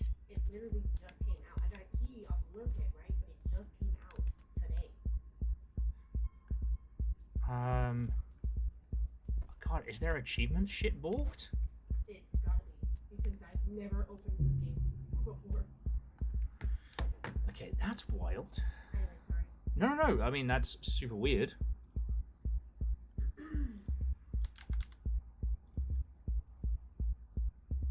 Do you have it installed? I'm now installing it right now. It's never been installed before. That's so weird.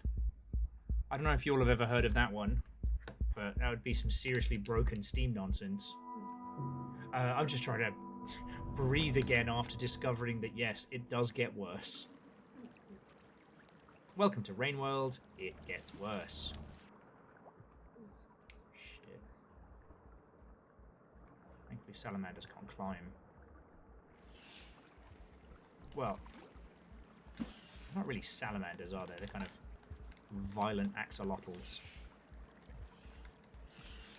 An axolotl out to murder instead of hope.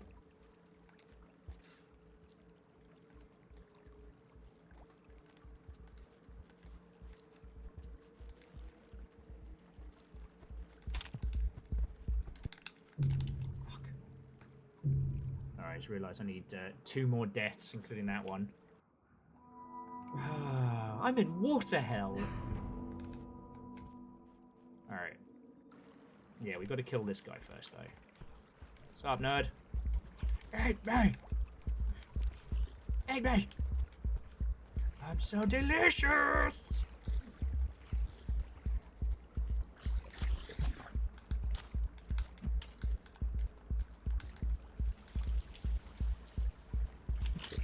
Oh, you son of a bad word. Hopefully I've injured him enough he can't beat me underwater.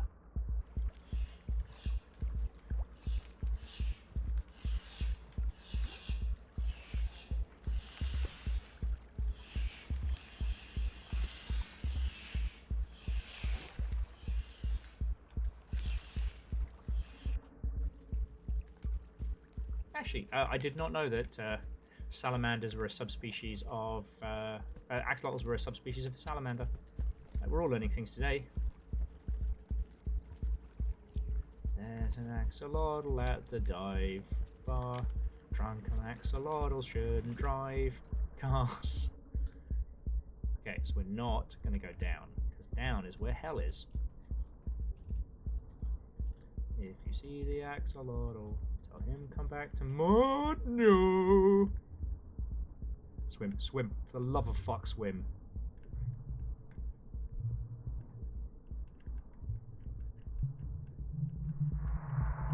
This is death. This is death. Fuck! I don't like this place anymore. That's too damn bad!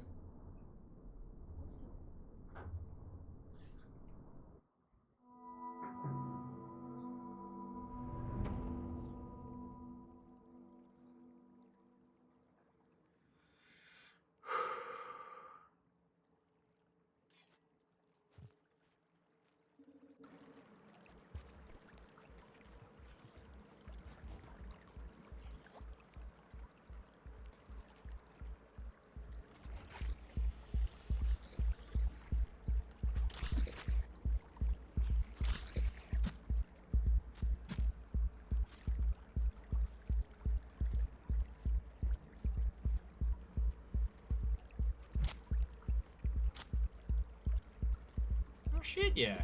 Reflective, like, way cool. If it ends up becoming a thing, then fuck yeah.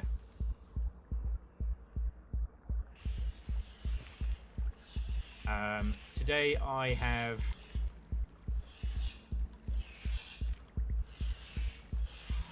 Yeah. Today we have talked a lot about video game pricing and the ilk. Oh, so Julian says, do you have any tips on the Scav King, i.e. the end boss of the Artificer campaign? If you can, the lightning spears that the Special Forces Black Ops Scavs have will set you up quite nicely. Other than that, just remember that his shit's explosive too. So, you know what? We're not going where the big monster is. We're going to go the other way. Do that before the...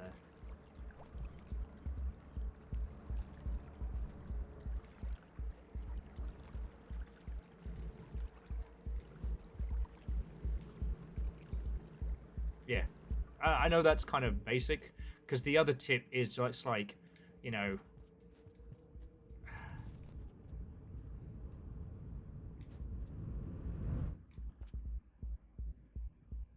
Perseverance is your friend, I think, is the only other tip I can give. You know, never give up, never surrender.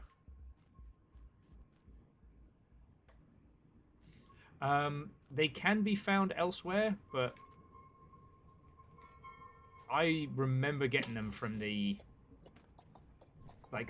stronger night scavs, because when you're in the city, there's no day-night cycle in the normal way. Like, there is no rain in Rain World because you're above the cloud level. You're above Pebs.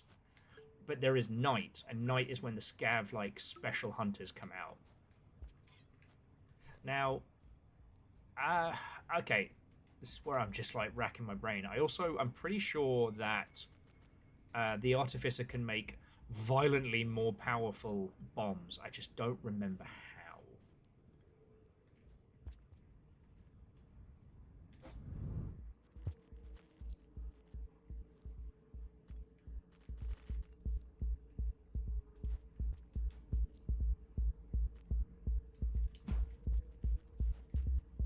Yeah, that'll do it.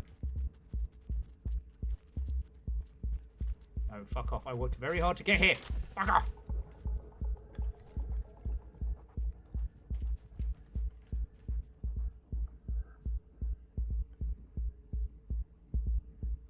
Fuck.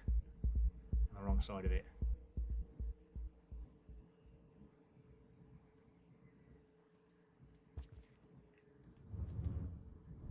Okay, now we're good, we're good.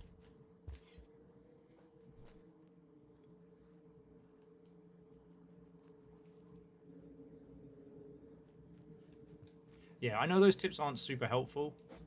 The Scav King is one of those where it's like, he will kick your ass and kick your ass and kick your ass, and then you'll just waft over him one time, and it'll be like it was, you know, John Wick easy mode for babies.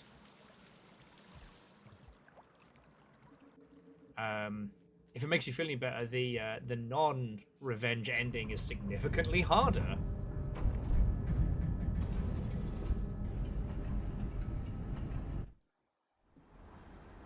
But what is super cool,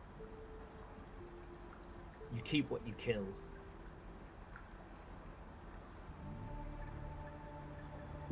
You know who said that? John Riddick in the Chronicles of Riddick. No. It's very good. It's very good.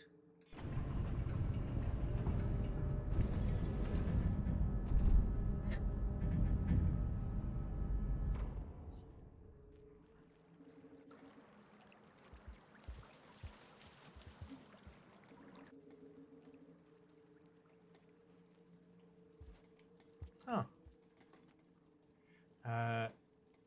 Gillian Pino is just saying that the biggest problem is that the other scabs keep coming to help the king. I haven't encountered that.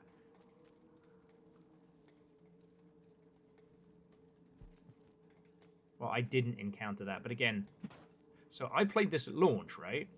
And so now I'm playing these new regions. I had never encountered these anglerfish nightmares.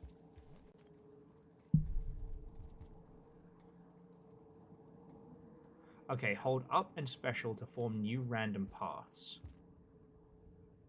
This will consume the effect of the Karma Flower in the process.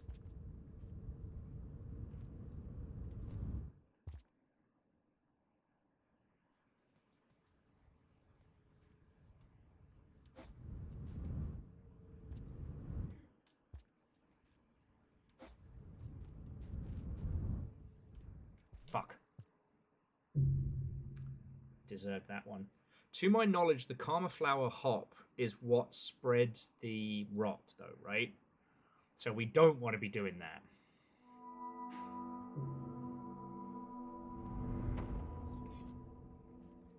Oh yeah, and I guess just as an FYI to those who came on in, so again, I finished this and all of the downpour stuff. I finished this at launch, and we got both endings. Now, I don't know if the Prince of Rot ending is easier or harder or what have you to get now. I hope it's easier, because what I did to get through that, I would not wish upon any of you. Hello there. Bones? I also have this feeling that the only way to go is down into the depths. Fucking bastards.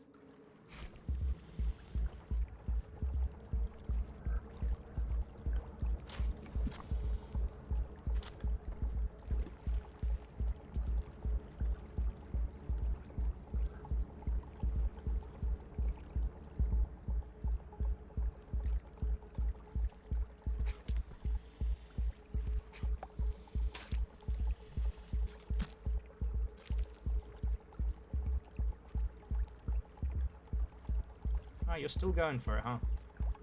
Your last dying breath, your ass handed to you. Alright, well, let's go get that bubble weed before whatever nightmares that lurk in the depths eat me again.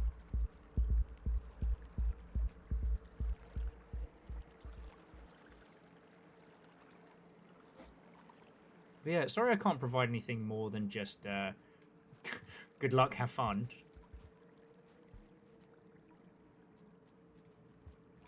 At this point, I would thoroughly prefer to be the anti-water explosive specialist than with this high-diving nonsense. Indeed, Fred, the island of Drizzle makes its appearance once more.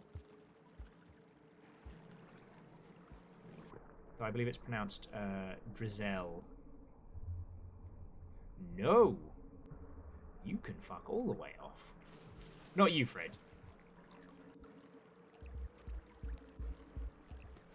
So, despite this being our third technical run-through of the Watcher, there are new nightmarier creatures down here. One of them...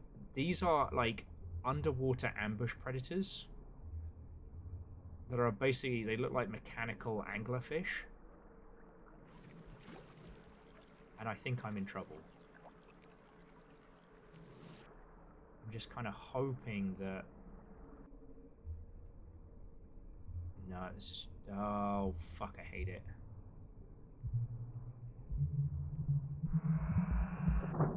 Yeah. He was waiting for me in the fucking shallows.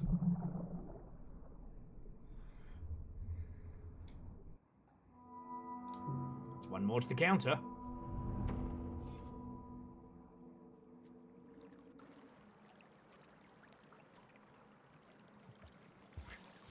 Well, actually, so Fred, we're having kind of like a little crossover chat with the Rain World devs on Friday.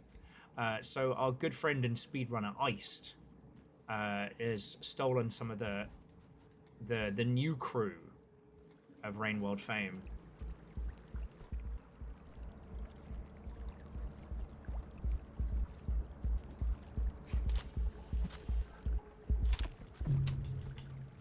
Mother Hubbard. Okay, so those guys just snap necks. Thanks, I hate it. Bastards. So we'll actually be able to ask someone who worked on Downpour, hey, what the fuck? Is this me? Is this personally against me?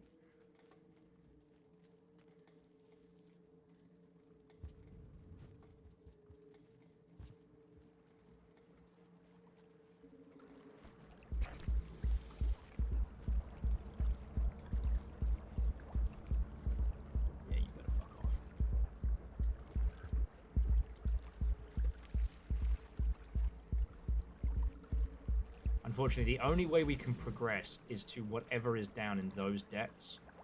And, thanks, I hate it. Thanks, I hate it. But yeah, so Fred, I hope you're doing well.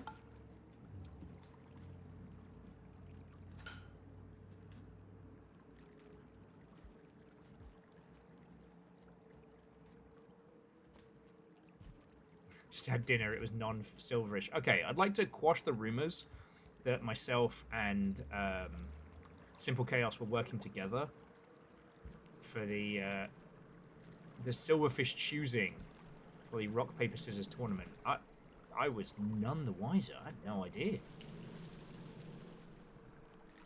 But you know, Simple Chaos has chosen, so that means it will be Project Silverfish this Saturday, which I have to do in kind of like an Attenborough style documentary. Okay. Now, there's no point heading straight down. Straight down is where the nightmares are. Okay, this is good. We've never made it this far. Ooh. And here we have a refresh of air. So whatever's here, we can kind of have a little cheeky look.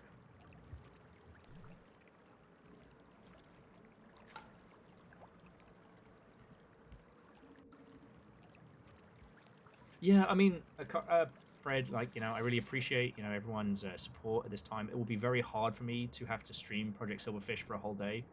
But, you know, with your support, I'll be able to get through it. Okay, anglerfish can't turn around. But they can look up. Ah, fuck me. Okay, we're alright. We're alright. We're not alright. We're stuck.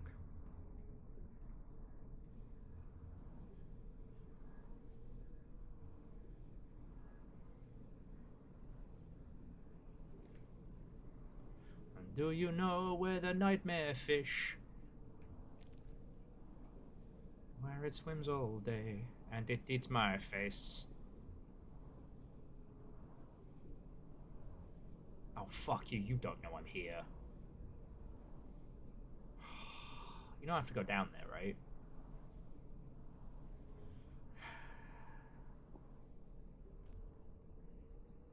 My name is Dave, and the fish don't like me.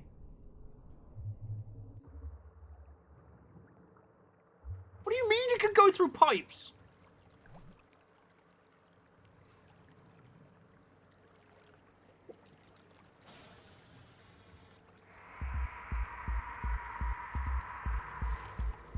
Oh no, I made it mad.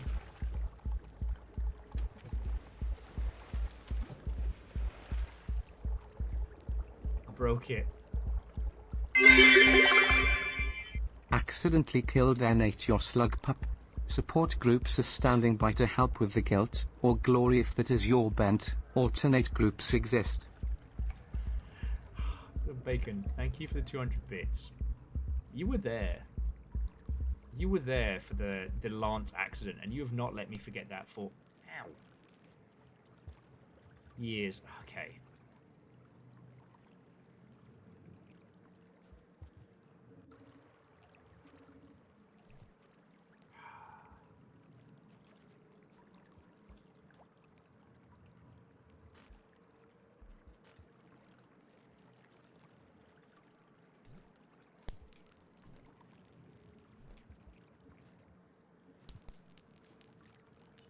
There we go. That's what we wanted.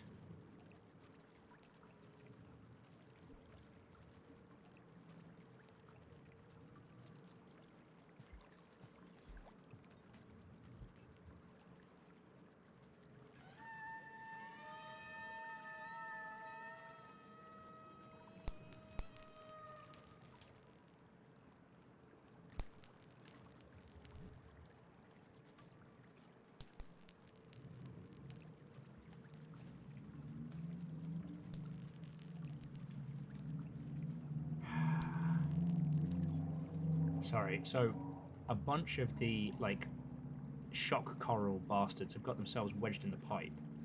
I think up is the route I need to take from here. But for as long as they're in there, I can't go that way, right?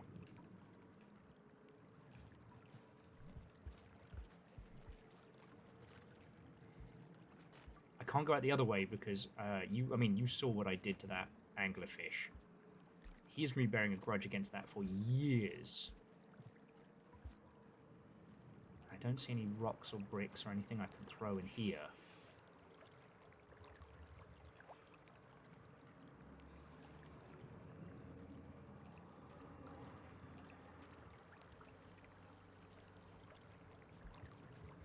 He's still there, he's still pissed.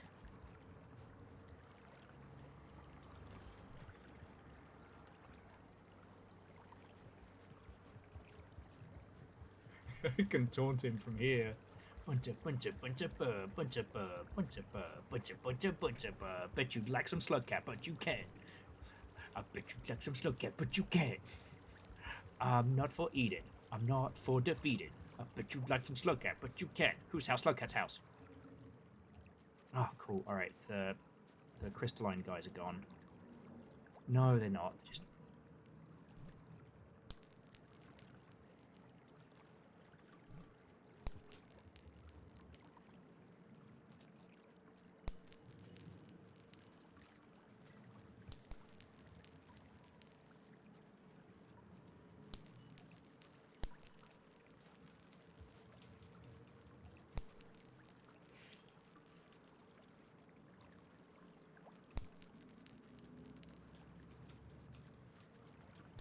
out of the fucking pipes! They have wedged me in.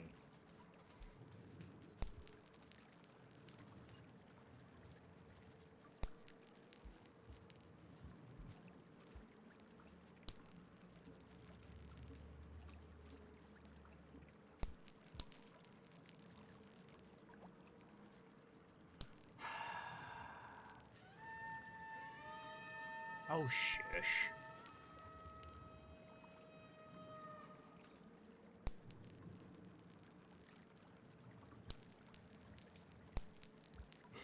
Sake. What do you enjoy about Rain World? You know, why do you keep coming back to it so much? Oh, you know, it's just the relaxing gameplay and easygoing vibes. All I can do is go down. I mean, the day's almost over.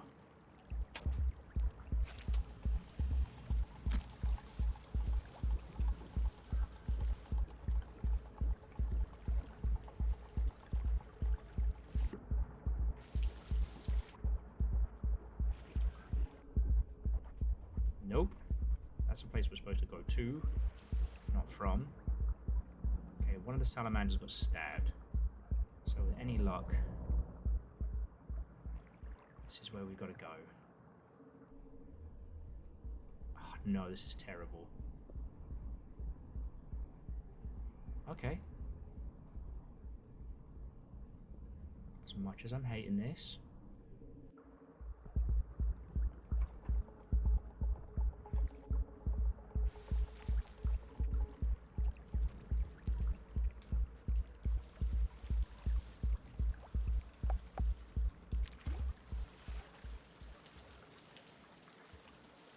If we can make it to shelter, we are safe.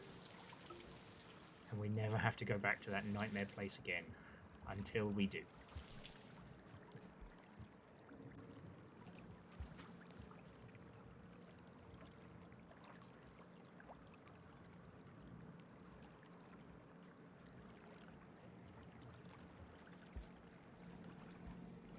No. No. There's no route from there. Just death.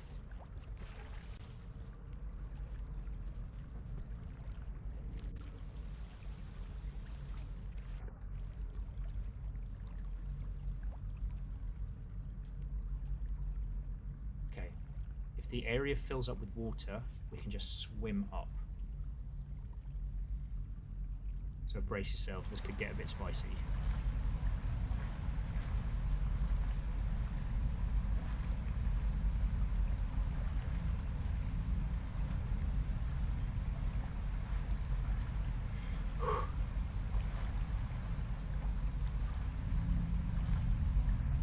Come on.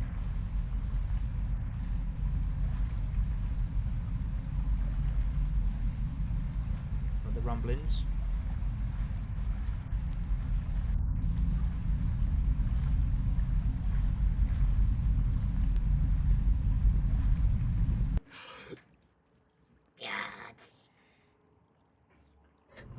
Whose house? I'm sorry, friends. Whose house?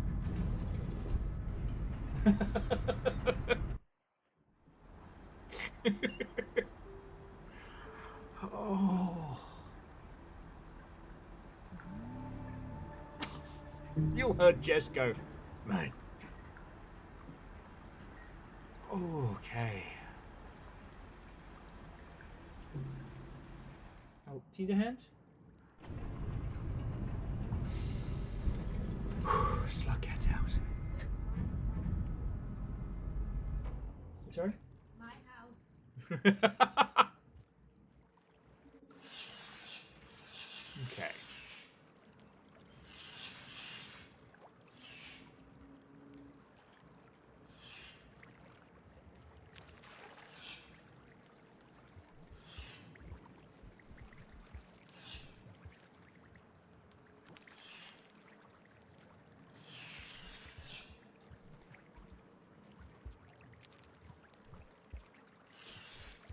Okay, okay.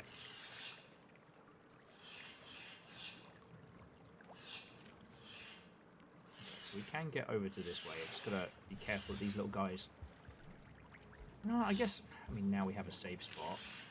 So we can't go back up that way if we descend.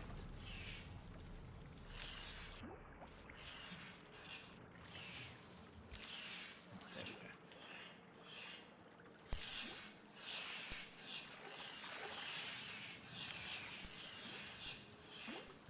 I do not know what is happening with them. You know what?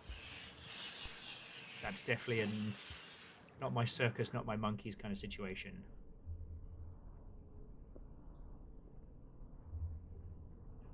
Oh, okay, so that's where we were earlier. Now, in theory, as we just saw... Oh, fuck sticks. We're fucked.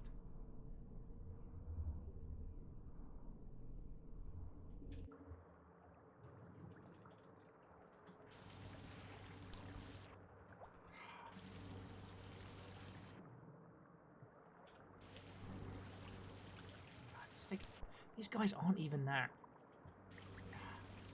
They're like a diet pop snail, but... Okay.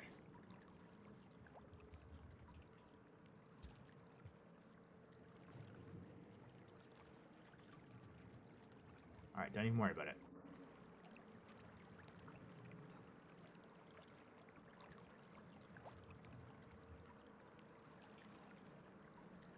Okay, so that place that I was fighting tooth and nail to get to...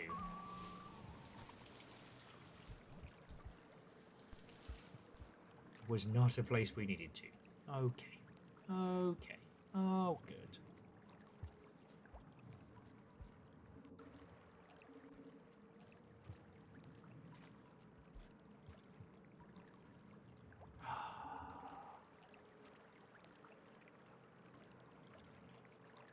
Say, Will, why is it that you enjoy Rain World so much? You know, I find it relaxes me.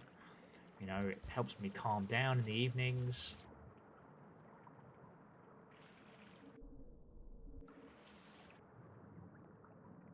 Absolutely. Alright, let's see if we can get to that other little cheeky spot. Because if we... Nope. Take it back. Torpedo Bastard.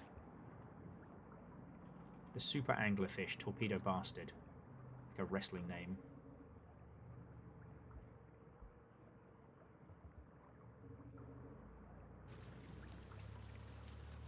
Okay.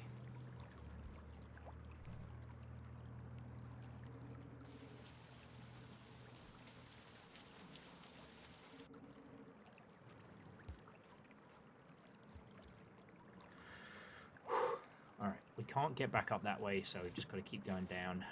See what... Oi! See what shakes forth. And the rivulet would be having the time of his little fucking life down here. It's like the rivulet's busman's holiday down this way.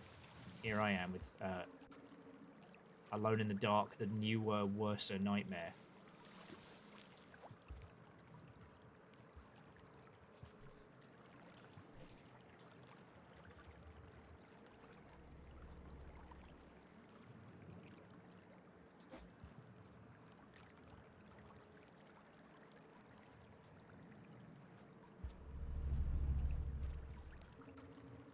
Okay.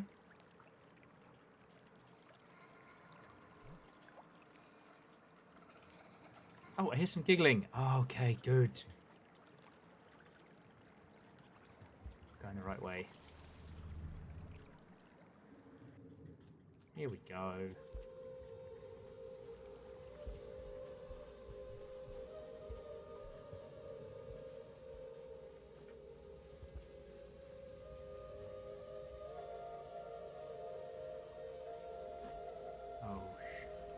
Oh, hello. ...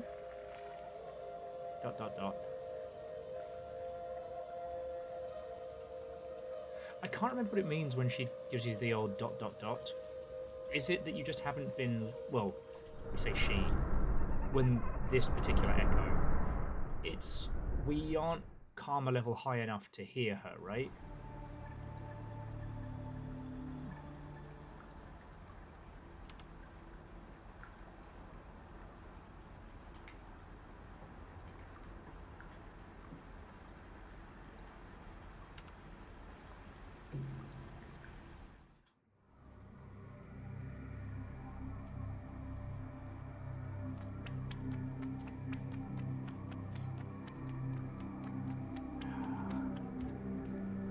we are.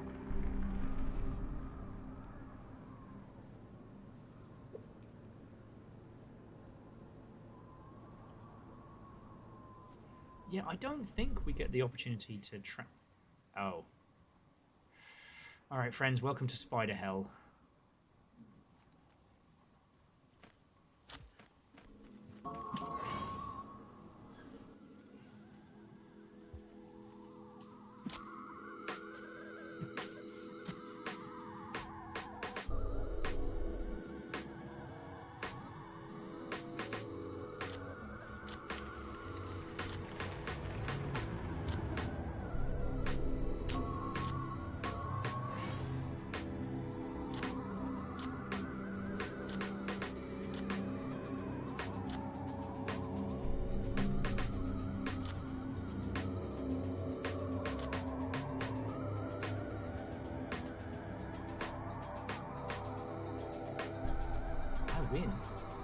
I win that fight.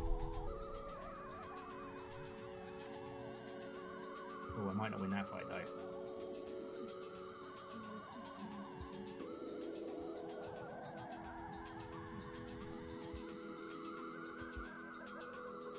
I'm in trouble. No, Reflective, I understand. I ain't here to give anybody spider nightmares.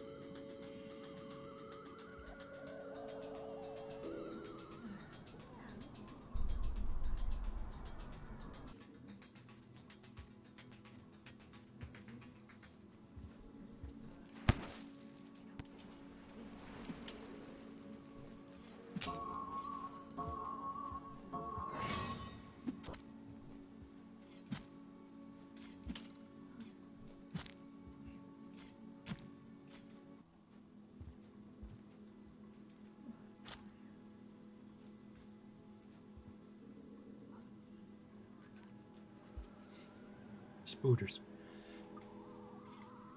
Well, yeah, so the thing with this as well is, like, if you've got a fear of spiders or what have you, it's not just, oh no, there's a spider. It's, oh no, there's the spider who is made up of shitloads of smaller spiders that form like a nightmare millipede.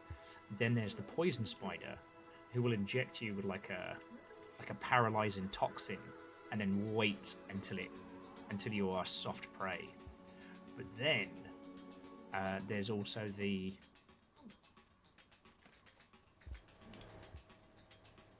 there's the bastards who,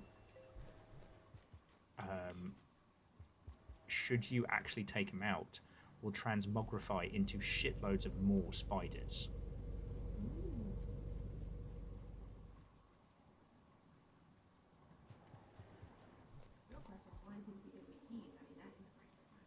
Oh, and then there's this bastard.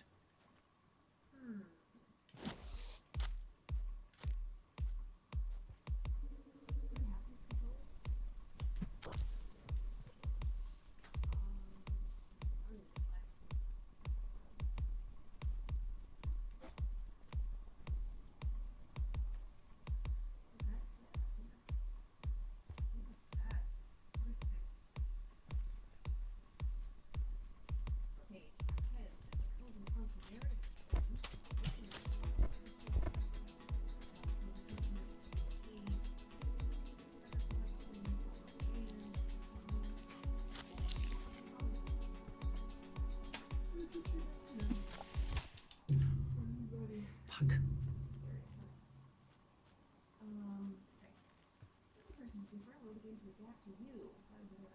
Now we're gonna have to make another journey back. Okay, but... Oh, interesting. I thought it was going to... Huh. I thought it was going to drop us back somewhere else. Alright.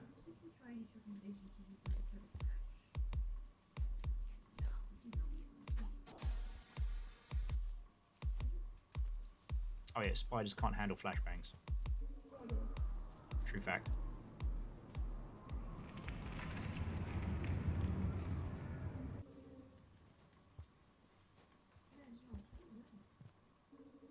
I remember spending a lot of time here.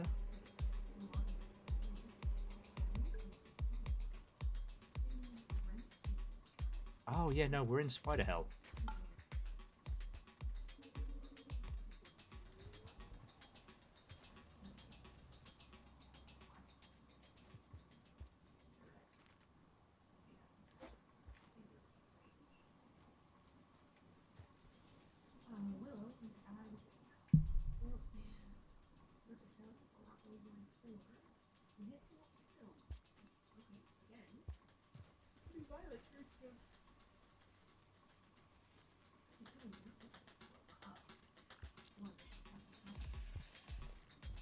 Oh, Jamami, someone, as I keep saying, someone around here needs to get some sleep.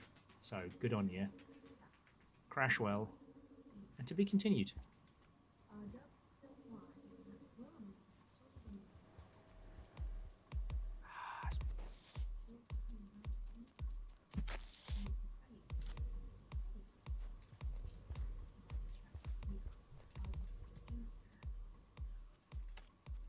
Alright. Welcome to Fight Club. If this is your first day in Slugcat Fight Club, you have to fight a Slugcat.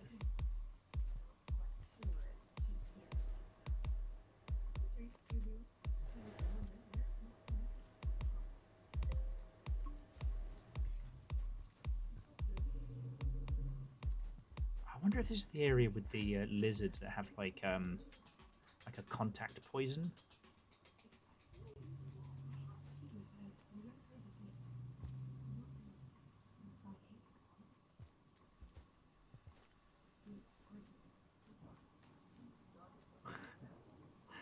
Reactor online. Sensors online. Weapons online. All systems nominal. Boo.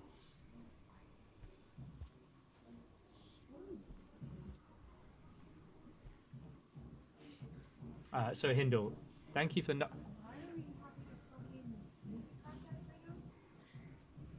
I thought that was coming from. I was. No, it's somebody outside, and I quite honestly took a trip and I mean, great music. Someone's about to start catching strays. Fucking hand.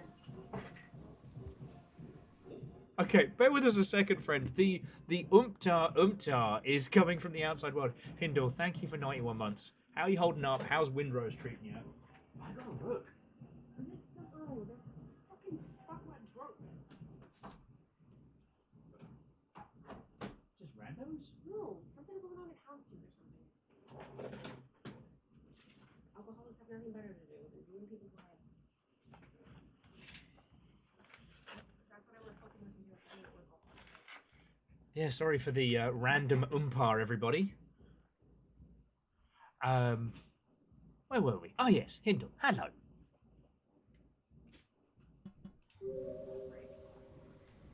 I'm gonna fucking freak.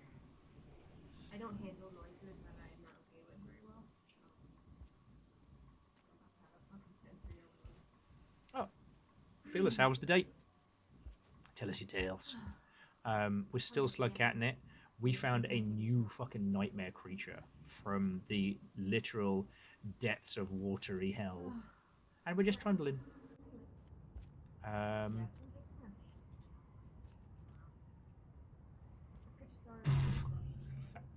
That's one more to the clock. We're almost at double figures for slugcat deaths this run.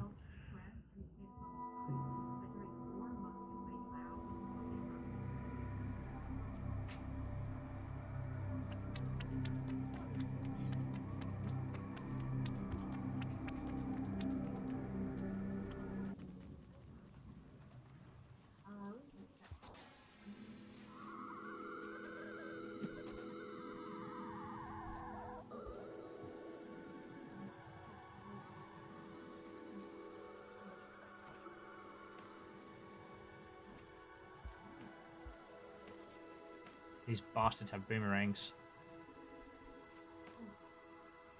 Oh, the religious scabs that are hunting us. I call them that because they have essentially karma shields.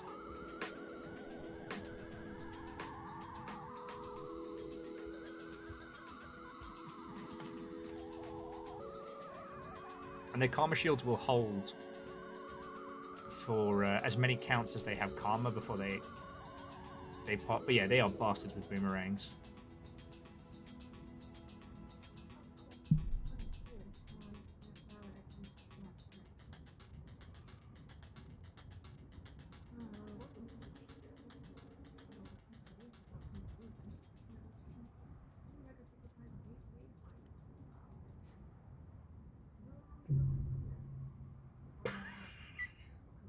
Okay, it turns out that's not a platform.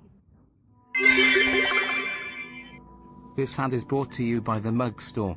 Apparently there's now trees. We are surviving by sucking the sap from ours. It's not good for us and I think it's making us hallucinate. Yeah, like telling people that the mug store doesn't exist. Clearly does.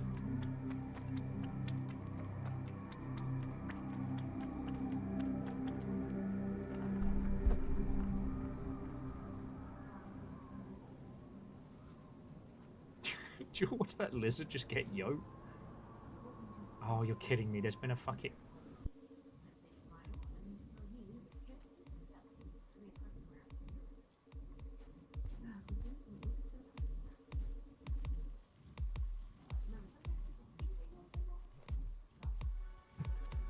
Oh, fuck you.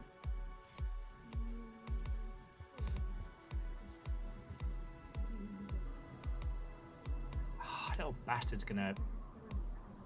Alright, we gotta kill him now and pull him out of the...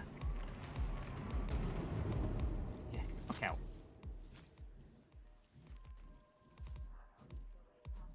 We've got to pull the spider's corpse out, because otherwise it will be in here for the rest of our fucking run. So we've got to do a little bit of house cleaning. Okay.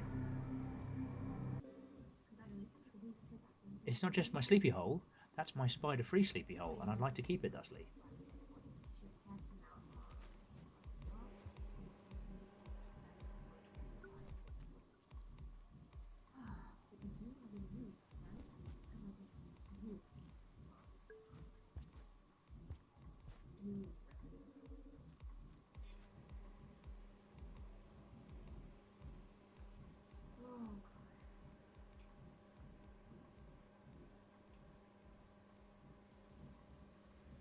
Okay, let's get a nip in. Let's get a quick kip in and go from there.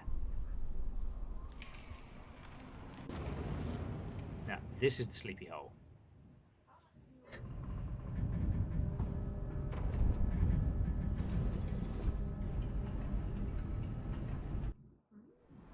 But yeah, so Fearless, the only thing you missed while you were AFK was just Cleona's feeling really good at the moment, and even wanted to come say hello to everybody, which was real nice.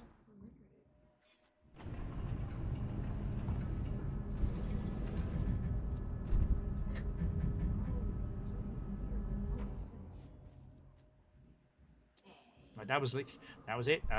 We talked a lot about the price of video games today, and we talked a little bit about the whole, the Steam game that has been complaining that they're being refused classification.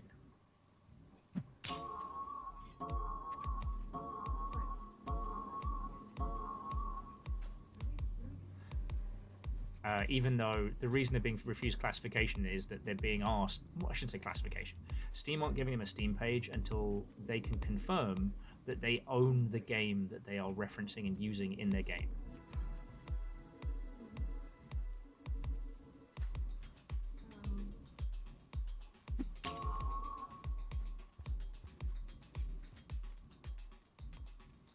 And it's been making headlines of like, Steam is so stupid. Why aren't they just, verifying this thing? And it's simple.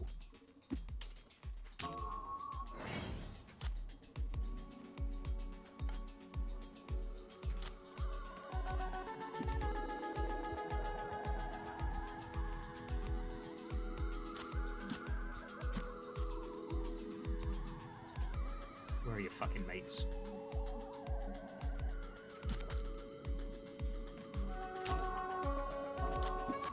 Fuck.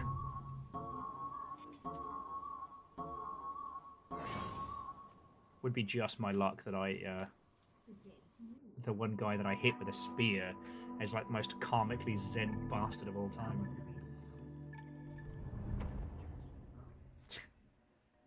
Yeah, Virals, I'm sorry you had to find this out. Okay, so the story that is going around is Valve refused indie game on Steam because because of their own board game is in it. And actually what Valve have said is like, hey, we need you to prove you own this.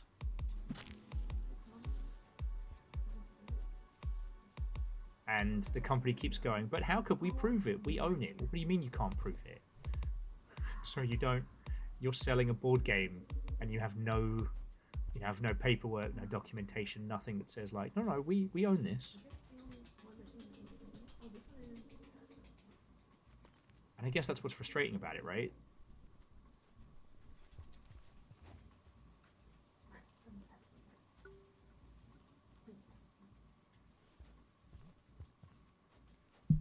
Yeah, what do you mean prove it? I already own it. Why do I have to prove it? Because legal. Like lots of operations like Steam, right? They don't check every asset in every game, but somewhere along the line, the way that indie game utilized that one asset flagged something at Steam's end. So now Steam are like, yeah, no, we really need you to prove it. And like, I don't know. The annoying thing about a lot of conversations being so hyperbole based is it's like either you're a Steam fanatic or you're a Gaben hater. And I'm like, oh, you bastard. You know, I wouldn't really describe myself really as either. I would say that the alternative to Steam is much, much worse. Oh, well, good on you, Fred.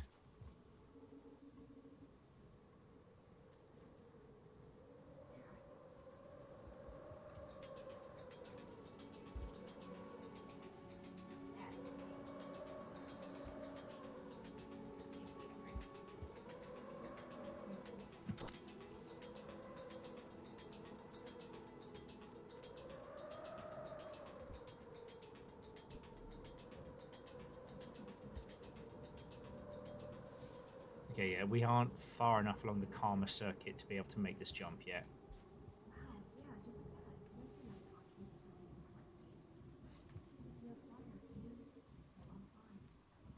But yeah, they're just a little guy. How can they own something? It's their birthday. Yeah, alright. I don't know, it was like when horses started doing the rounds and being like, oh, it's so hard that we're being, censored against. And it's like, nah, you made a very questionable artistic choice, which, if I was your friend advising you, I would have said, absolutely don't fucking do that. But alright, you chose to do that. Okay. But, like, Steam's not wrong for saying, nah, you can't sell that here.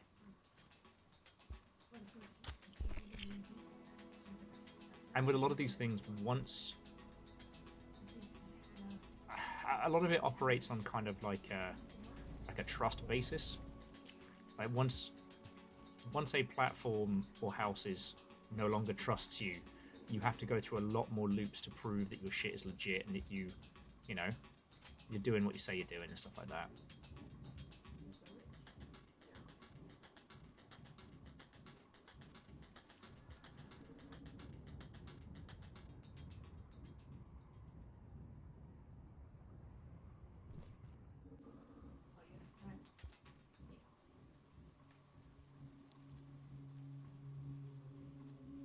But there hasn't really been anything else in terms of like drama today.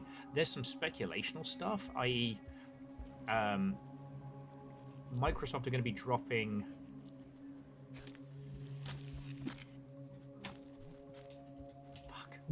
Microsoft are going to be dropping Copilot for games, which is good. I don't think any of us is shocked, but because the people who got given control of the Xbox brand were themselves from the AI department, we were all thinking like, yo, is this where Xbox goes to die?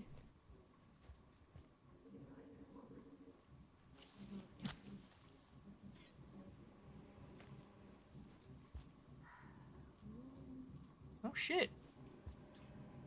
Cold ankles, way cool. Wait, no, hang on. Didn't we...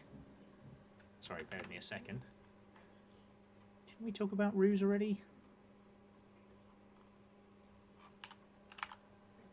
Steam, playing us now. Oh no, are we talking about this old bad word? God, I haven't seen this in a million years. Sorry, I'm going to make sure our slug cat doesn't get murdered. If it is back on Steam, then fuck yeah. guess we gotta go up. There must be something I'm missing.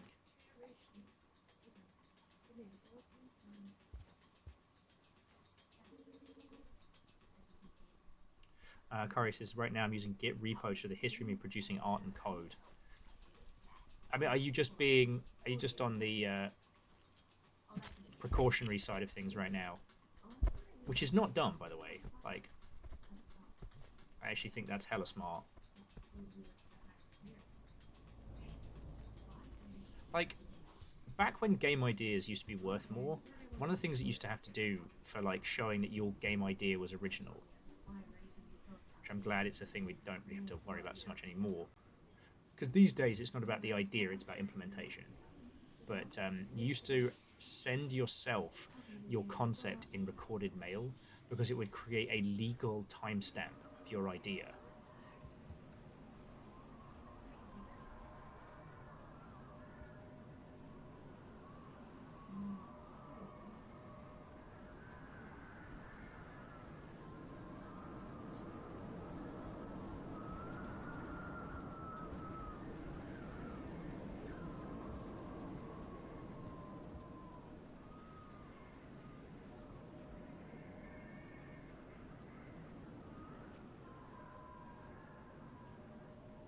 Is this where we're supposed to be going? No. Worth an experiment.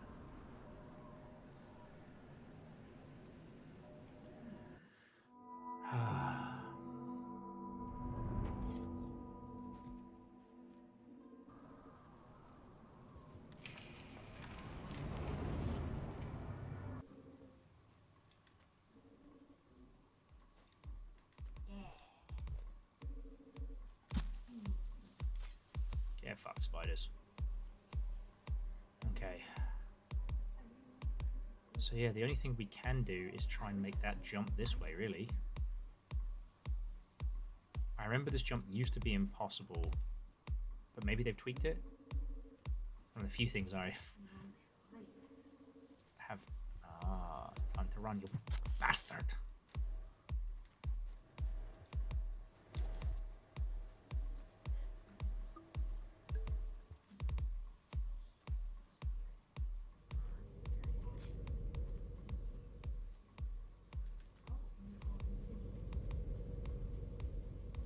I do miss having my explosives.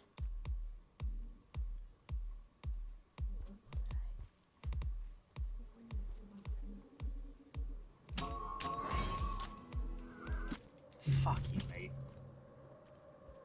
100 deaths! You're actually gonna push my body into the fucking oblivion. Spiteful wankers.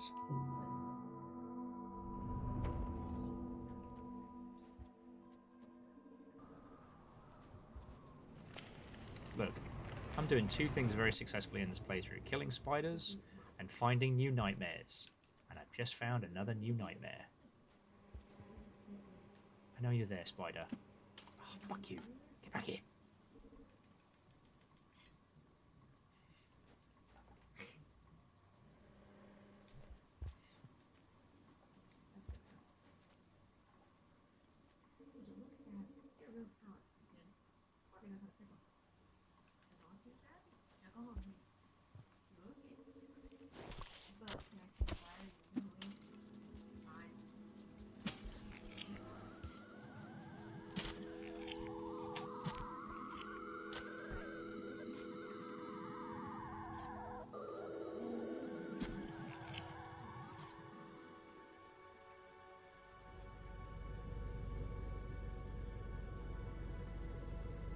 Motherfucker.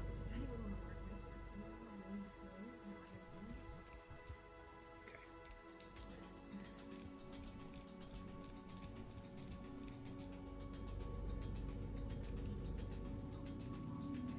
Slugcat's adventure. Look who's stabbing now.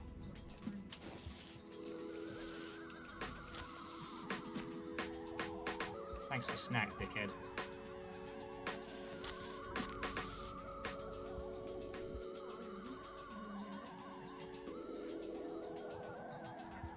You think you've got moves? You think you could take me? I'm a fucking slug cat.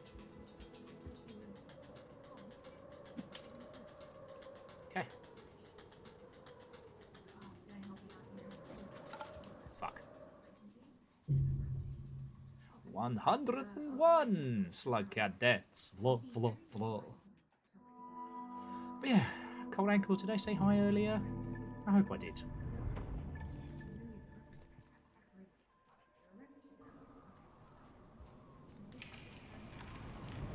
I just can't believe we found areas I've never been to in The Watcher that contained things more horrifying than anything I've seen in The Watcher.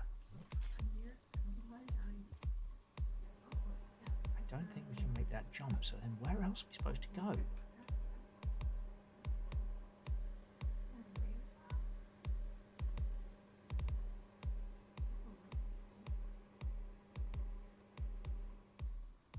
Something about this area is different, or, for lack of a better term, wrong.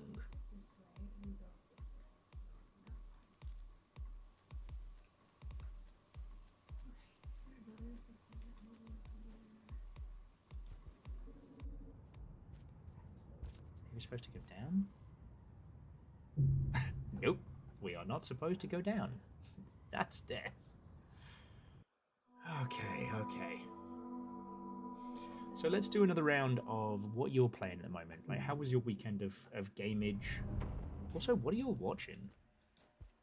I know that's a very, basic bitch question, but I think I'm going to be trying to re-remember what I'm supposed to do in this section for a bit.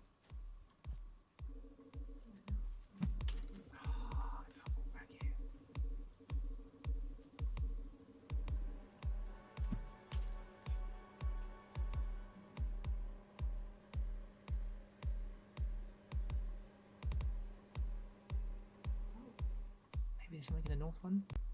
Viral's finished Pragmata? Oh, fuck yeah. How you been finding it?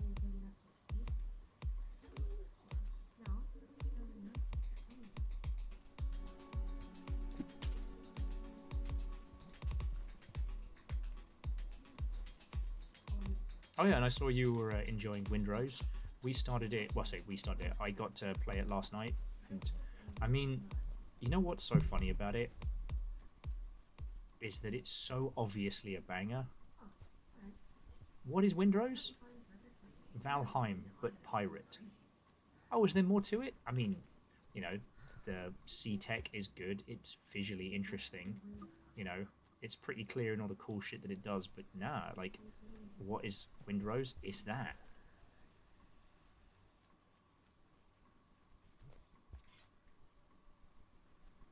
There it is. Oh, you gotta open up the river. Yeah. And I think you were around for earlier virals, but yeah, we were definitely talking about like Pragmata in the sense of like, prestige Japanese single player games, kind of like a brand unto themselves. I'm trying to make this map of video games right now.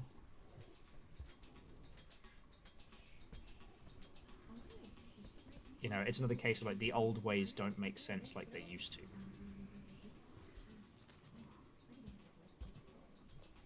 Because Remedy's new CEO was talking about how they're desperate to get into the,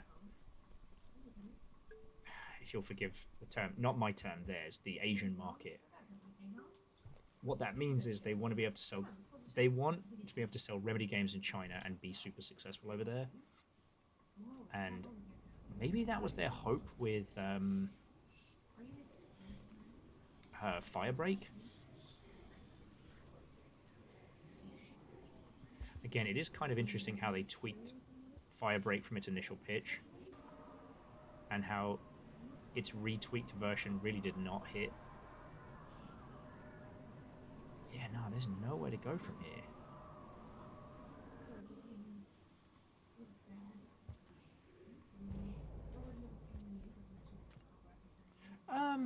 Okay, it's not a bad term like, saying it makes you a rampant racist or anything along those lines.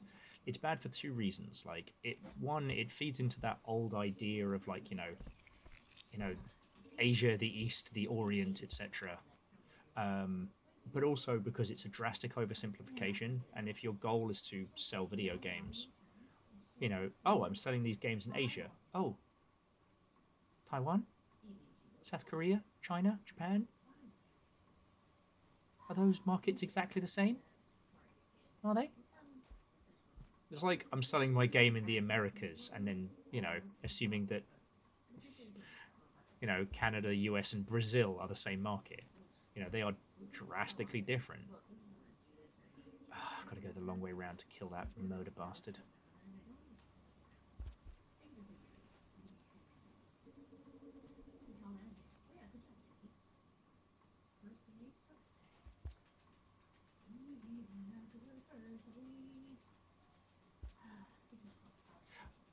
Okay. Saying the European market genuinely refers to eFigs and is predominantly based on, it's essentially English language games in another region. Um, Aside from that, because of the fuck, yeah, you better run. Because of the existence of the EU, like selling a game in any European country is pretty standardized. There are some governing bodies and things like that, but selling your game in South Korea and selling your game in China are drastically different. Or better to say that reaching those markets is a drastically different process. And you could go to the Taipei Game Show, but what else would you need to do to sell your game in Thailand? The Japanese games industry has been around for a while, so we better understand it. But it has its own, wild quirks too. There's loads of games that sell great in Japanese regions that sell like absolute horseshit over here. Alright, I'm gonna try and do something. Fuck. Biffed it. So yeah.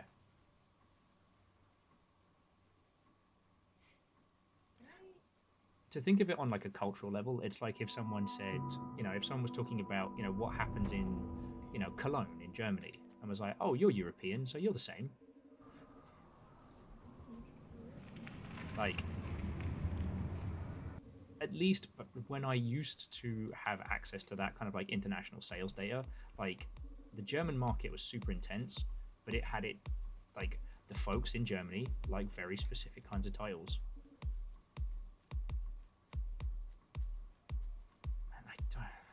Do I have to go back to the water region?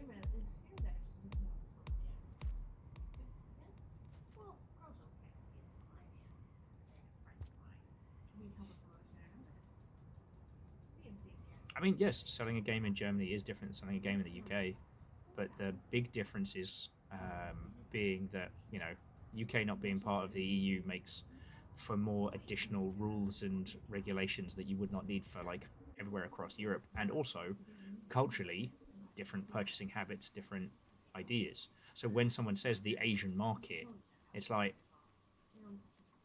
where? It's another one of those terms that comes from an old way of thinking about games.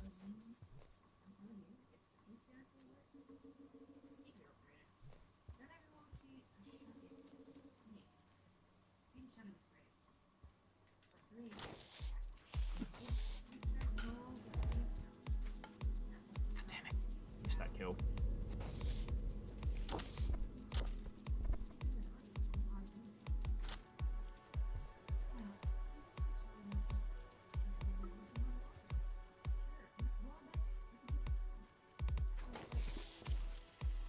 Thanks, Big Blue.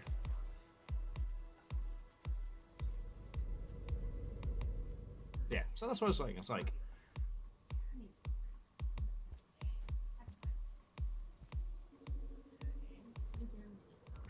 God. Nightmare spiders.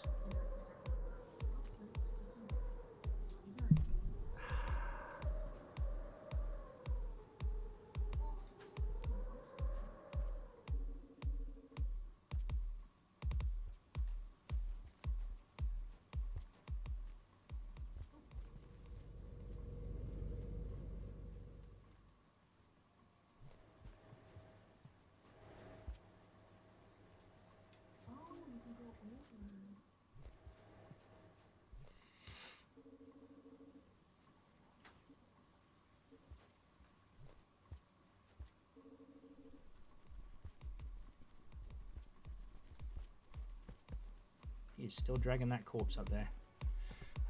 what are we missing here? Or do we just have to turn around and go back through the portal?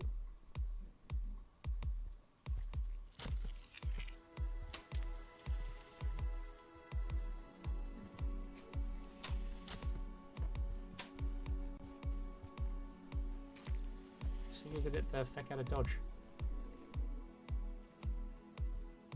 No, so my point was that using the generalization of, like, you know, the European market when selling a video game puts you into a position where you are missing the nuances of different spots.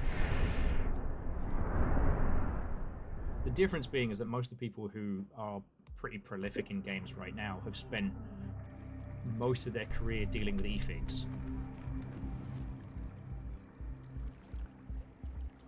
We're back in sanitation. Thanks, I fucking hate it.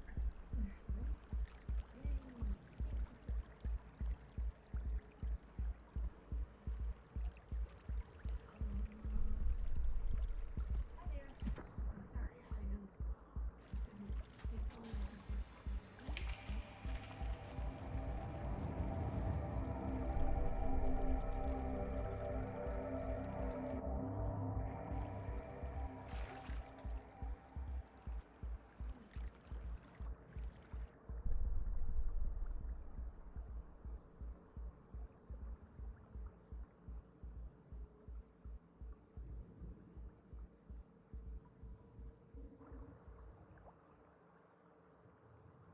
Oh, this is bad, and I do not have enough bubble weed for this.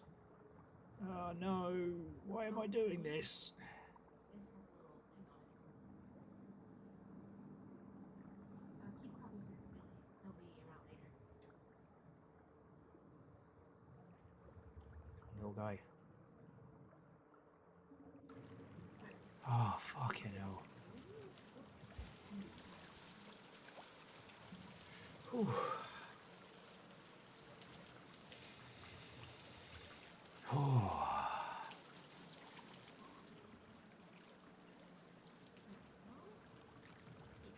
Okay, we have more bubble weed. See where else? What other new nightmares we can find down here? No. Okay, this way. Oh, and savings and heat. Look like, come on. There we go.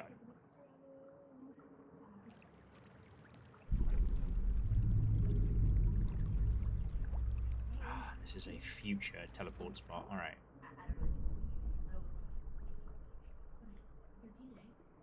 Okay, there we go.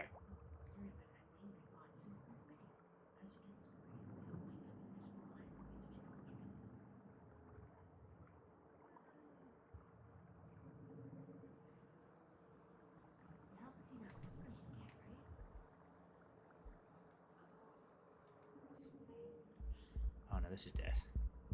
Oh well. You had a good little innings, little guy. That's a bad way to go. Alright.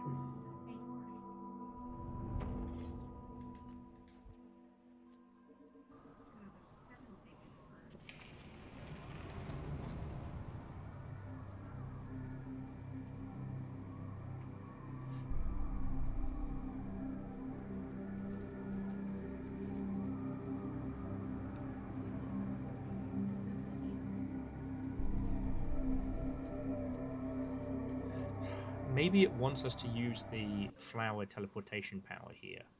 Maybe it's trying to force us to use a thing.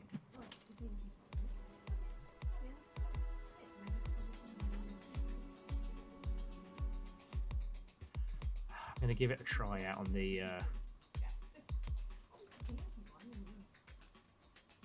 main area. Okay, so far as no one has said whatever you do, don't do X when playing through with all the changes to this. So I'm really, really hoping there isn't some like nightmare scenario we need to avoid. Yeah, no, jumping back. What's fascinating right now is, and we were talking about this earlier, is this whole idea of there isn't one games industry, there's loads.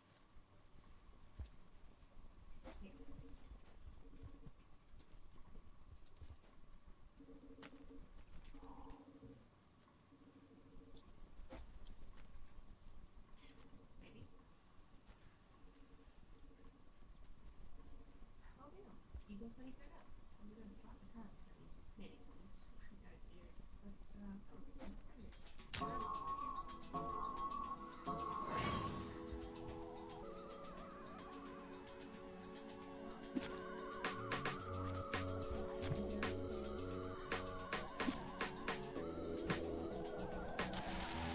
Fuck. I want something that's gonna get my face. Sorry, me trying to make complicated points on video games whilst also trying to solve Rain World. But yeah, there was a really interesting paper that went through last year talking about how, like, what used to be one games industry, i.e. pretty much an American-dominated, like, sales industry, has completely changed. You know, on a whole, the Chinese games market can potentially outspend the Americas. It's very hard to get an understanding of what, like, the Chinese gaming space actually looks like.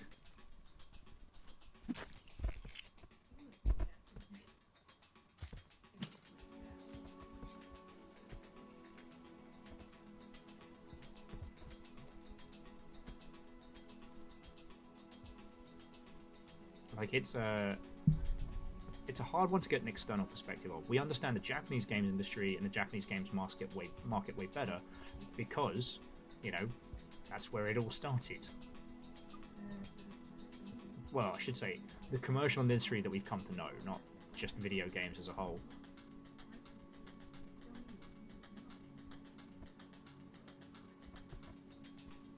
Just need a little bit more food before we can continue.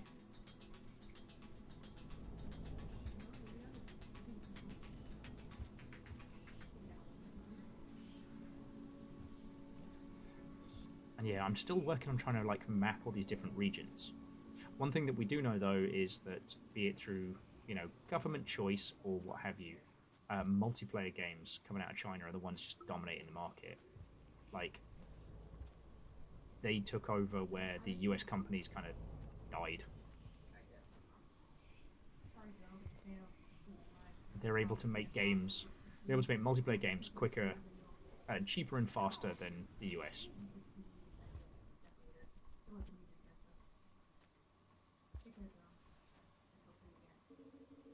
Again, I'm not saying that's good or right or anything along those lines, just what it is.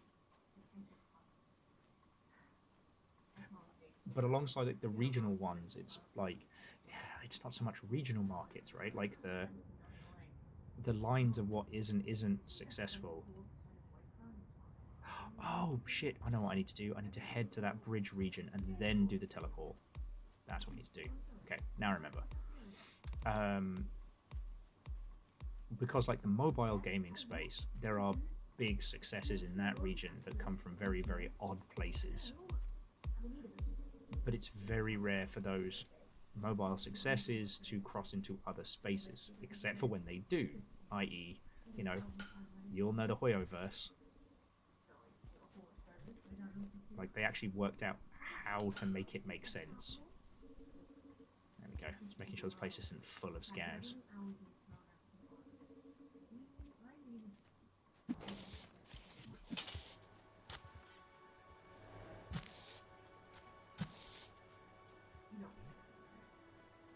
Okay. Sorry. How to Murder a Predator. Like that movie, Predator.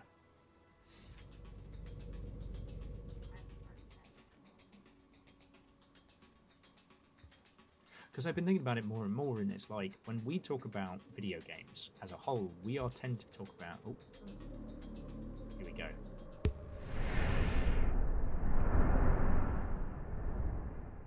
We tend to be talking about Steam.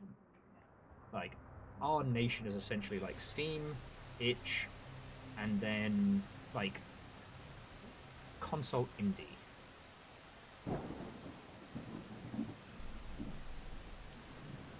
I remember this.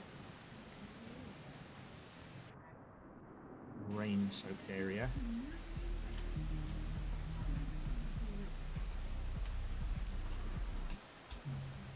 Fuck. 105.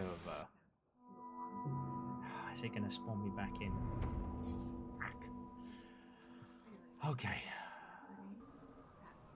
So I know what we need to do. Making headway.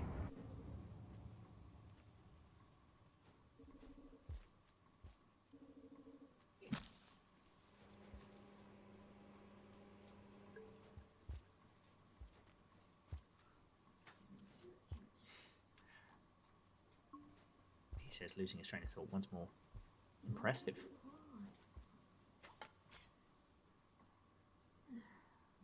Okay, so we'll go get the Karma Flower. And then a little bit more food and then we're good to go. Brilliant. This poor blue bastard.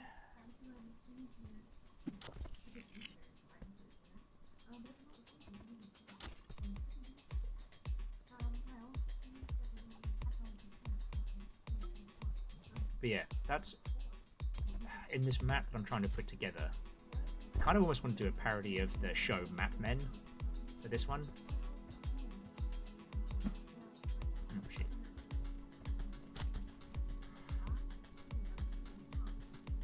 Like, if we spend the majority of our time on Steam, itch, and yeah, console indie, with a dabbling in AAA, then we are mostly playing games that are made in the US, UK, Canada, with spatterings of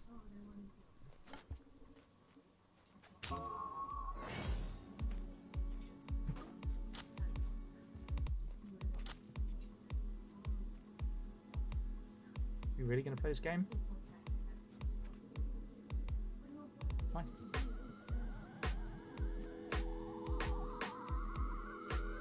I'm gonna do something real cheeky.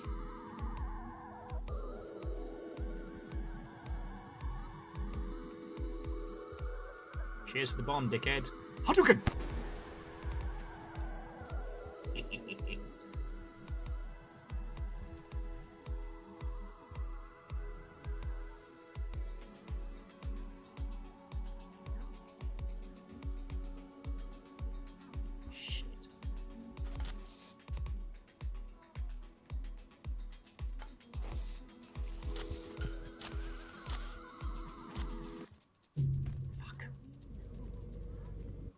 It's just one of those days. Okay, once we've got into the new region, I am probably gonna either take a break or stop for the evening because I'm getting my ass handed to me. As I'm sure you've noticed, I'm not holding anything resembling a conversation.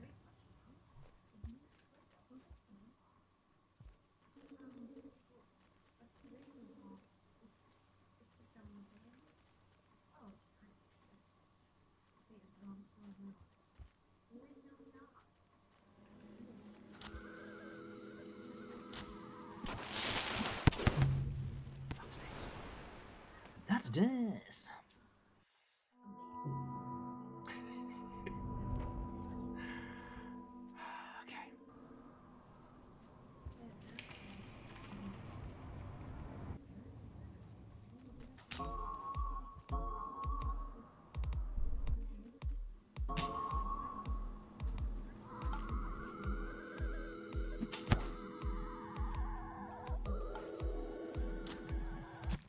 Fuck.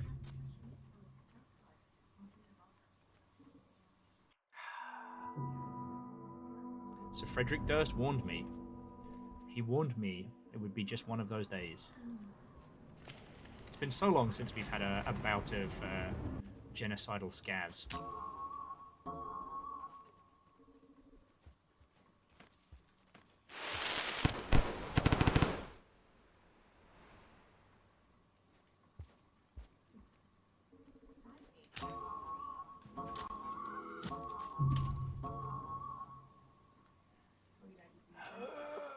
Alright, legend, get some sleep. As I said, someone around here has to.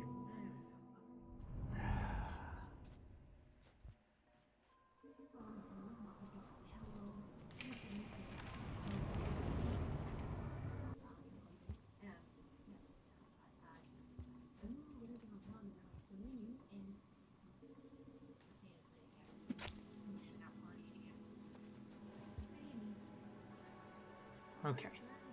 So those bastards seem to have given up for this loop.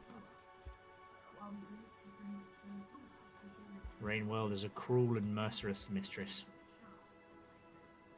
So you can see by the sheer number of deaths.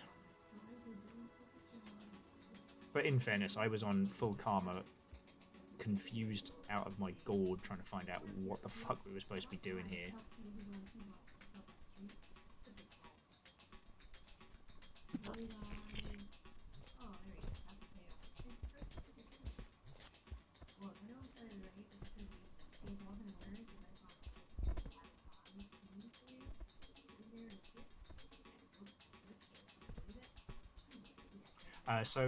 Hindle, they did add chemistry to abiotic. They also added I don't know if it's an official crossover, I hope it is, but a cross-up with Voices of the Void, which is fucking cool.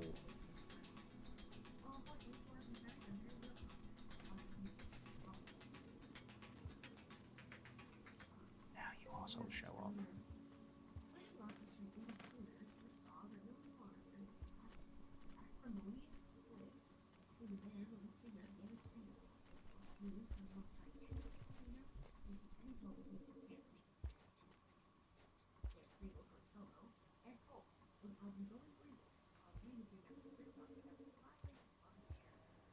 Okay.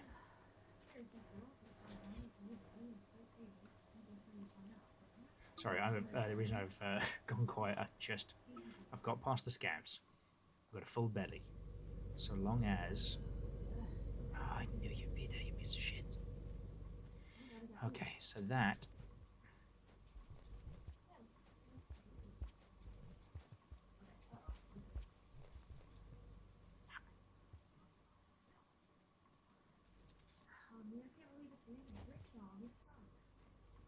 Fuck. Okay. One of the ambush bastards is waiting right there on the fucking corner to get me.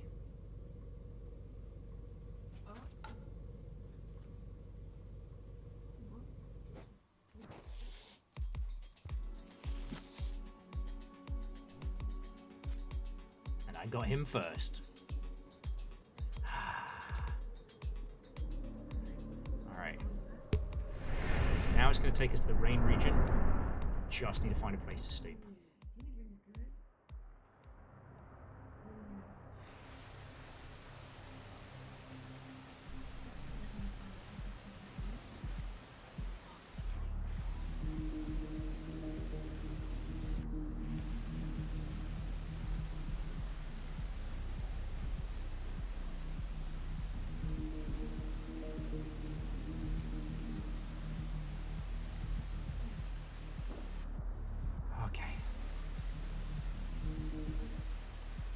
Just got to try and find somewhere to shelter. We've got the food, we've got the gumption, we've got the touch, and we've got the power. You know who sang that? Optimus fucking Prime before he died, so that we might all live.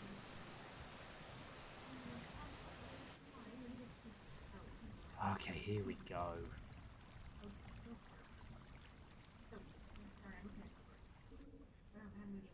Okay, and that, dear friends, that is nap time.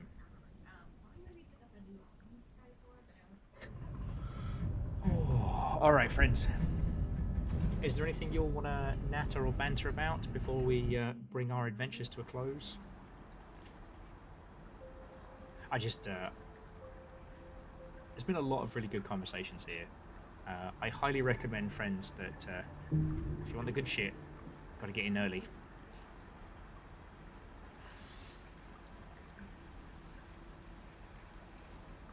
But yeah, we hooked up torrential rainways, and we've got so many more to find. I don't know what it is.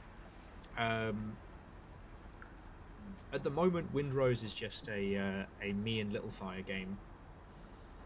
I'm thoroughly enjoying it, and I don't know. Perhaps when it reaches like a content complete, maybe we'll rent a server and have a big like pirate off or something along those lines. That could be cool. That could be cool.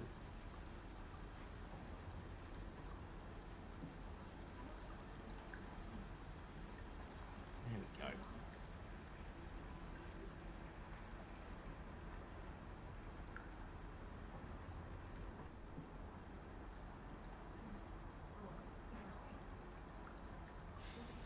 Oh, okay. Got Ruse up here in the background, sorry.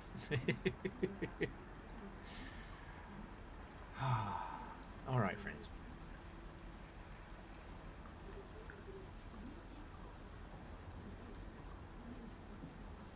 This has been a really good day. I have definitely hit the mental wall. So I'm going to pass you over to Little Fire in just a second. They're currently on... I'm talking about you, not to you. Hoppa. Pay for that one later.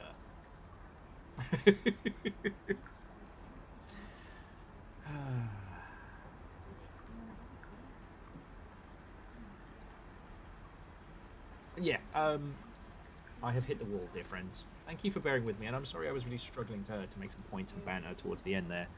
I wanted to get us out of that region, because I remember us getting really stuck there before, and I think it was Sauron who pointed me the right way. You know, there are new mechanics for the Watcher that have been added since launch that I don't know, and so it's fun to learn them. It's real fun to learn them, you know?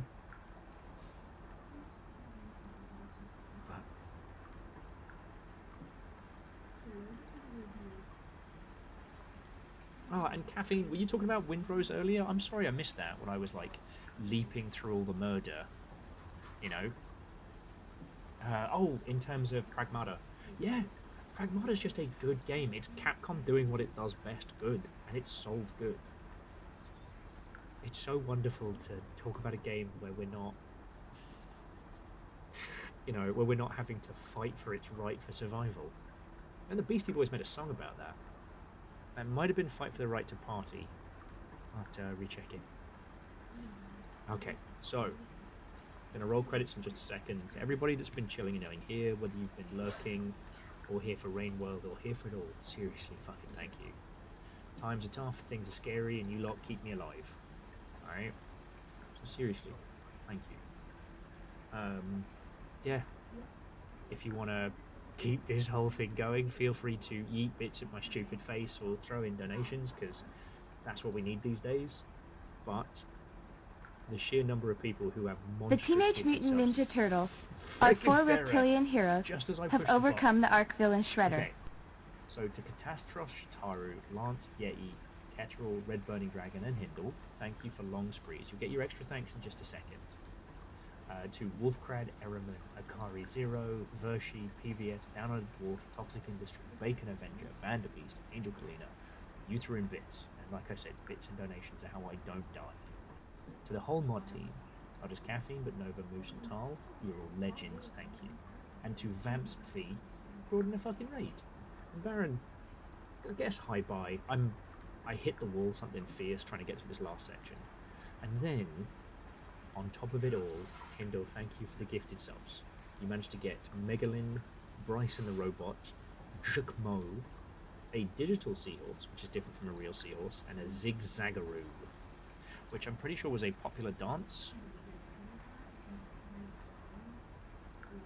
So yeah. Baron, I hope you're doing good. Hindle, I hope you're holding on. Like, it's always good to see you all. Is that man naked?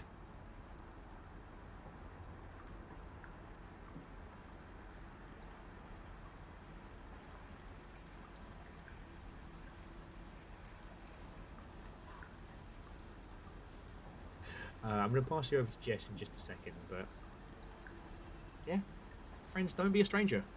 You know, I'm here 5 days a week.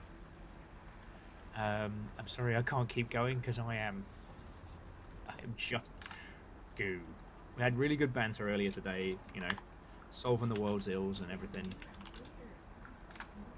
Baron, you didn't even get to hear about the roasties or the lamb shank I slow cooked. Like, getting better. Okay, seriously, that's it from me. I'm going to pass you over to Little Fire, who's currently playing Wax Heads, which is a fucking cool-looking indie game where you work in a record store and you recommend increasingly interesting individuals, increasingly interesting records. So yeah, like I said, don't be strangers. Have a lovely rest of your night. Play Windrose. It slaps. I don't know what else to tell you. I'll see your beautiful selves tomorrow, because tomorrow we're playing Motor Slice, which doesn't need our help as hard as I was worried it might, but it's certainly going to be fucking good. Alright. Oh yeah, and if you're lurking VOD watch style, leave me a message. Leave me a recipe you like cooking. Do that. Alright. Before I descend any further into madness, I'll see you all tomorrow. Have a beautiful evening. And to be continued.